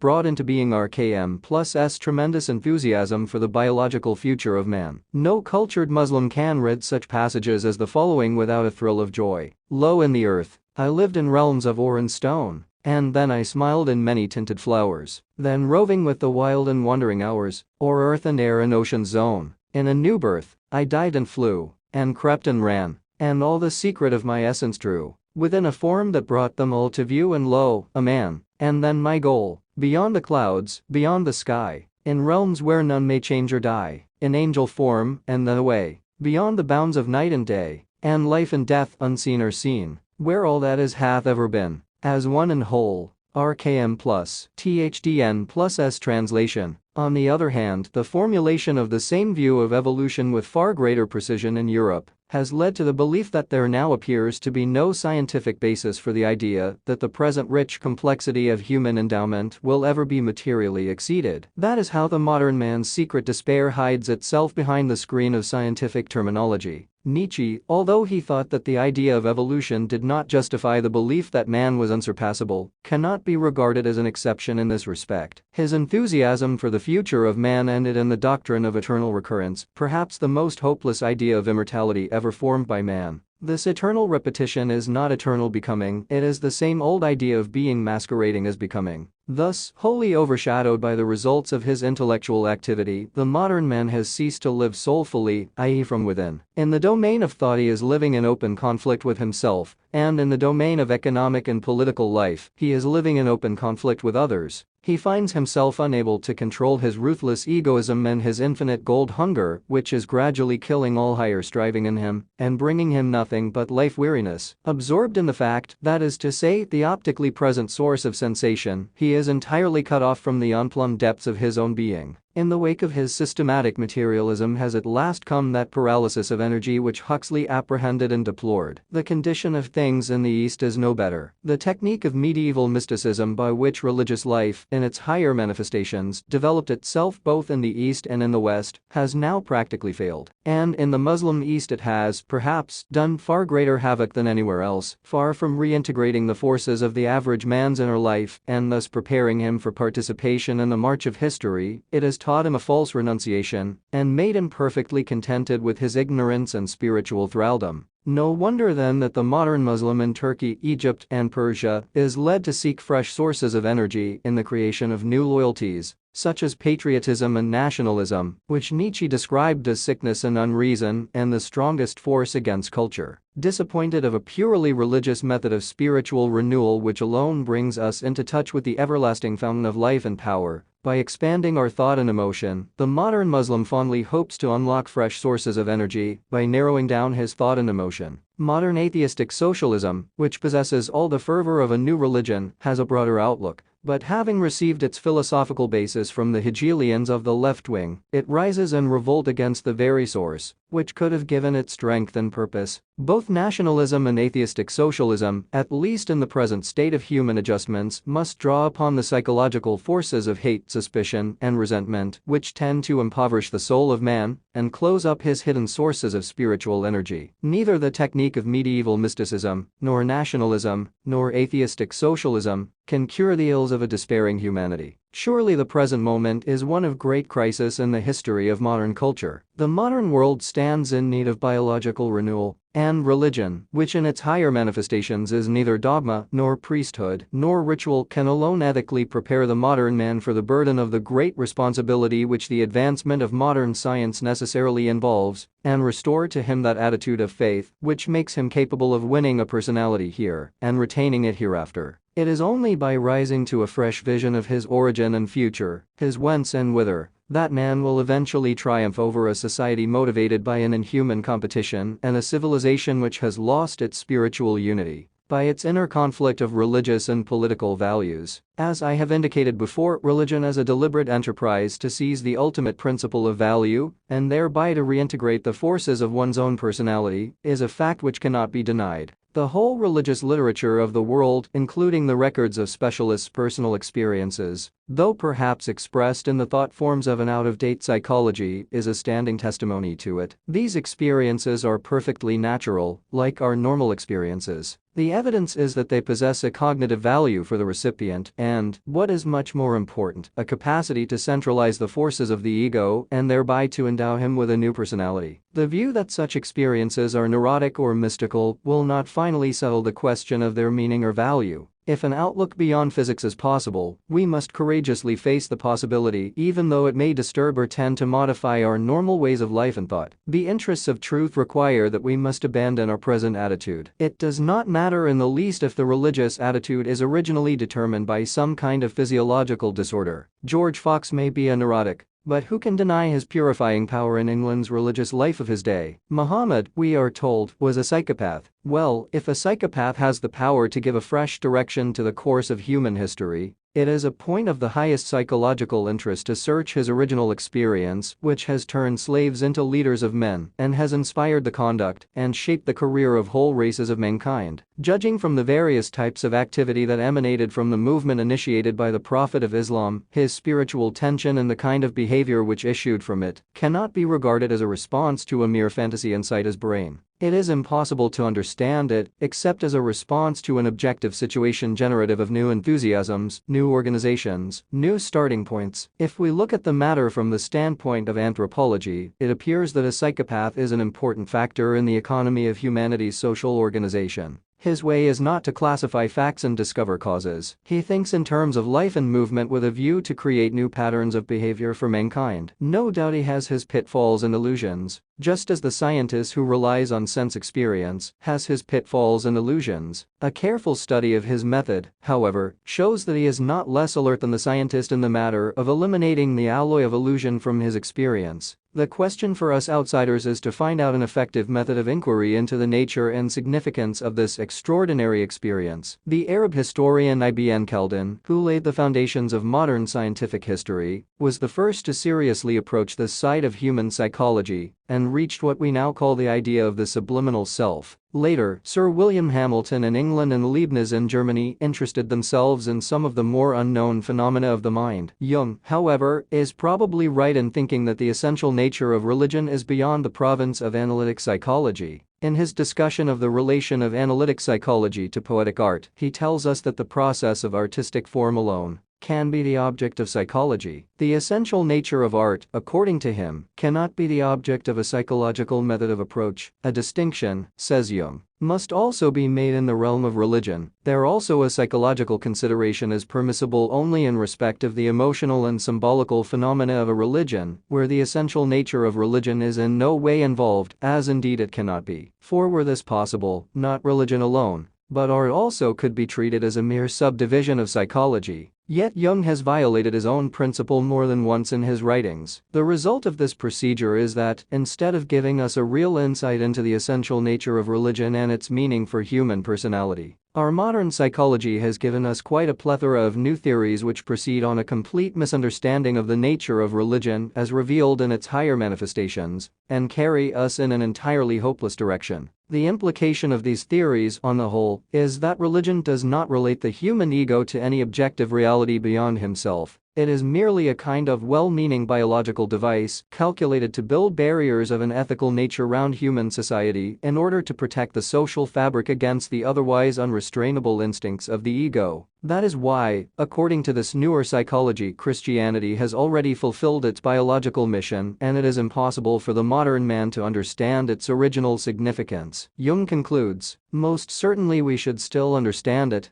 had our customs even a breath of ancient brutality, for we can hardly realize in this day the whirlwinds of the unchained libido, which roared through the ancient Rome of the Caesars. The civilized man of the present day seems very far removed from that. He has become merely neurotic. So for us the necessities which brought forth Christianity have actually been lost, since we no longer understand their meaning. We do not know against what it had to protect us. For enlightened people, the so-called religiousness has already approached very close to a neurosis. In the past 2,000 years, Christianity has done its work and has erected barriers of repression, which protect us from the sight of our own sinfulness. This is missing the whole point of higher religious life. Sexual self-restraint is only a preliminary stage in the ego's evolution. The ultimate purpose of religious life is to make this evolution move in a direction far more important to the destiny of the ego than the moral health of the social fabric, which forms his present environment. The basic perception from which religious life moves forward is the present slender unity of the ego, his liability to dissolution, his amenability to reformation, and the capacity for an ampler freedom to create new situations in known and unknown environments. In view of this fundamental perception, high religious life fixes its gaze on experience as symbolic of those subtle movements of reality which seriously affect the destiny of the ego as a possibly permanent element in the constitution of reality. If we look at the matter from this point of view, modern psychology has not yet touched even the outer fringe of religious life and is still far from the richness and variety of what is called religious experience. In order to give you an idea of its richness and variety, I quote here the substance of a passage from a great religious genius of the 17th century, Sheikh Ahmad of Sirhind, whose fearless analytical criticism of contemporary Sufism resulted in the development of a new technique. All the various systems of Sufi technique in India came from Central Asia and Arabia. His is the only technique which crossed the Indian border and is still a living force in the Punjab, Afghanistan, and Asiatic Russia. I am afraid it is not possible for me to expound the real meaning of this passage in the language of modern psychology, for such language does not yet exist. Since, however, my object is simply to give you an idea of the infinite wealth of experience which the ego in his divine quest has to sift and pass through, I do hope you will excuse me for the apparently outlandish terminology which possesses a real substance of meaning, but which was formed under the inspiration of a religious psychology developed in the atmosphere of a different culture. Coming now to the passage, the experience of one Abd al-Mumin was described to the Sheikh as follows. Heavens and earth and God's throne and hell and paradise have all ceased to exist for me. When I look round I find them nowhere. When I stand in the presence of somebody I see nobody before me. Nay, even my own being is lost to me. God is infinite. Nobody can encompass him, and this is the extreme limit of spiritual experience. No saint has been able to go beyond this. On this the Sheikh replied, the experience which is described has its origin in the ever-varying life of the Kelb, and it appears to me that the recipient of it has not yet passed even 1/4 of the innumerable stations of the Kelb. The remaining 3/4 must be passed through in order to finish the experiences of this first station of spiritual life. Beyond this station there are other stations known as RKH, Sur I Kaf Plus, and Sur I Akf. Each of these stations, which together constitute what is technically called Alam I Amr, has its own characteristic states and experiences. After having passed through these stations, the seeker of truth gradually receives the illuminations of divine names and divine attributes, and finally the illuminations of the divine essence. Whatever may be the psychological ground of the distinctions made in this passage, it gives us at least some idea of a whole universe of inner experience as seen by a great reformer of Islamic Sufism. According to him, this Alam, the first Amr, i.e. the world of directive energy, must be passed through before one reaches that unique experience which symbolizes the purely objective. This is the reason why I say that modern psychology has not yet touched even the outer fringe of the subject. Personally, I do not at all feel hopeful of the present state of things in either biology or psychology. Mere analytical criticism with some understanding of the organic conditions of the imagery in which religious life has sometimes manifested itself is not likely to carry us to the living roots of human personality. Assuming that sex imagery has played a role in the history of religion, or that religion has furnished imaginative means of escape from, or adjustment to, an unpleasant reality, these ways of looking at the matter cannot, in the least, affect the ultimate aim of religious life, that is to say, the reconstruction of the finite ego, by bringing him into contact with an eternal life process, and thus giving him a metaphysical status of which we can have only a partial understanding in the half-choking atmosphere of our present environment. If, therefore, the science of psychology is ever likely to possess a real significance for the life of mankind, it must develop an independent method calculated to discover a new technique, better suited to the temper of our times. Perhaps a psychopath endowed with a great intellect, the combination is not an impossibility, may give us a clue to such a technique. In modern Europe, Nietzsche, whose life and activity form, at least to us Easterns, an exceedingly interesting problem in religious psychology, was endowed with some sort of a constitutional equipment for such an undertaking. His mental history is not without a parallel in the history of Eastern Sufism. That a really imperative vision of the divine in man did come to him cannot be denied. I call his vision imperative because it appears to have given him a kind of prophetic mentality which, by some kind of technique, aims at turning its visions into permanent life forces. Yet Nietzsche was a failure, and his failure was mainly due to his intellectual progenitors, such as Schopenhauer, Darwin, and Lang, whose influence completely blinded him to the real significance of his vision. Instead of looking for a spiritual rule which would develop the divine even in a plebeian and thus open up before him an infinite future, Nietzsche was driven to seek the realization of his vision in such schemes as aristocratic radicalism. As I have said of him elsewhere, the I in which he seeketh, lieth beyond philosophy, beyond knowledge, the plant that groweth only from the invisible soil of the heart of man,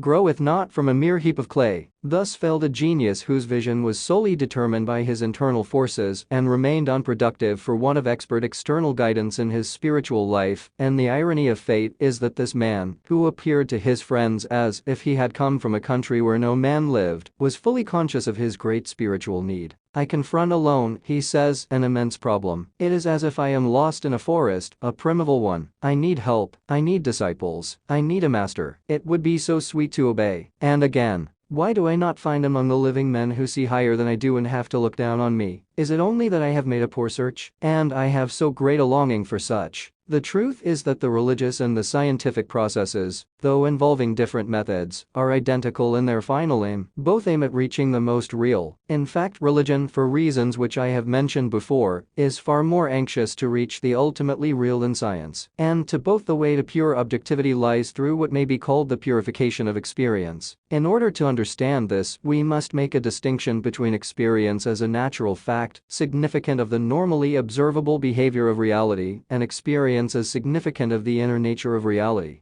As a natural fact, it is explained in the light of its antecedents, psychological and physiological, as significant of the inner nature of reality. We shall have to apply criteria of a different kind to clarify its meaning. In the domain of science, we try to understand its meaning in reference to the external behavior of reality. In the domain of religion, we take it as representative of some kind of reality and try to discover its meanings in reference mainly to the inner nature of that reality. The scientific and the religious processes are in a sense parallel to each other. Both are really descriptions of the same world, with this difference only that in the scientific process, the ego's standpoint is necessarily exclusive, whereas in the religious process, the ego integrates its competing tendencies and develops a single inclusive attitude, resulting in a kind of synthetic transfiguration of his experiences. A careful study of the nature and purpose of these really complementary processes shows that both of them are directed to the purification of experience in their respective spheres. An illustration will make my meaning clear. Hume's criticism of our notion of cause must be considered as a chapter in the history of science rather than that of philosophy. True to the spirit of scientific empiricism, we are not entitled to work with any concepts of a subjective nature. The point of Hume's criticism is to emancipate empirical science from the concept of force, which, as he urges, has no foundation in sense experience. This was the first attempt of the modern mind to purify the scientific process. Einstein's mathematical view of the universe completes the process of purification started by Hume and, true to the spirit of Hume's criticism, dispenses with the concept of force altogether. The passage I have quoted from the great Indian saint shows that the practical student of religious psychology has a similar purification in view. His sense of objectivity is as keen as that of the scientist in his own sphere of objectivity. He passes from experience to experience, not as a mere spectator, but as a critical sifter of experience, who by the rules of a peculiar technique suited to his sphere of inquiry endeavors to eliminate all subjective elements, psychological or physiological, in the content of his experience with a view finally to reach what is absolutely objective. This final experience is the revelation of a new life process, original, essential, spontaneous. The eternal secret of the ego is that the moment he reaches this final revelation, he recognizes it as the ultimate root of his being, without the slightest hesitation.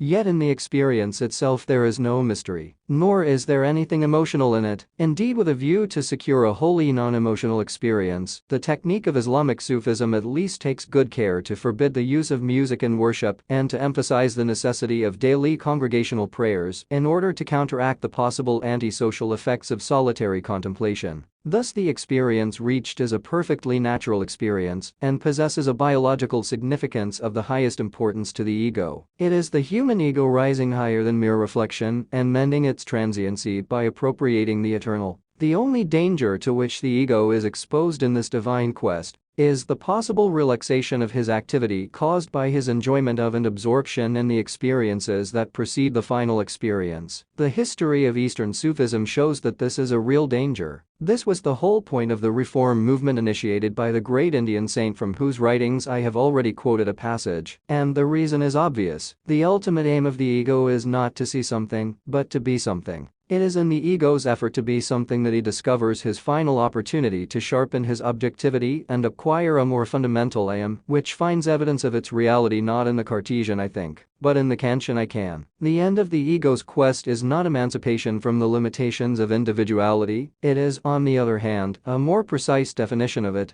The final act is not an intellectual act, but a vital act which deepens the whole being of the ego and sharpens his will with the creative assurance that the world is not something to be merely seen or known through concepts, but something to be made and remade by continuous action. It is a moment of supreme bliss and also a moment of the greatest trial for the ego. Art thou in the stage of life-death or death in life? Invoke the aid of 3 witnesses to verify thy station. The first witness is thine own consciousness. See thyself, then, with thine own light. The second witness is the consciousness of another ego. See thyself, then, with the light of an ego other than thee. The third witness is God's consciousness. See thyself, then, with God's light. If thou standest unshaken in front of this light, consider thyself as living and eternal as He. That man alone is real who dares to see God face to face. What is ascension? Only a search for a witness who may finally confirm thy reality, a witness whose confirmation alone makes thee eternal. No one can stand unshaken in his presence, and he who can, verily, he is pure gold. Art thou a mere particle of dust? Tighten the knot of thy ego, and hold fast to thy tiny being. How glorious to burnish one's ego, and to test its luster in the presence of the sun. Rechisel, then, thine ancient frame, and build up a new being. Such being is real being, or else thy ego is a mere ring of smoke. Jaf plus D and Ma.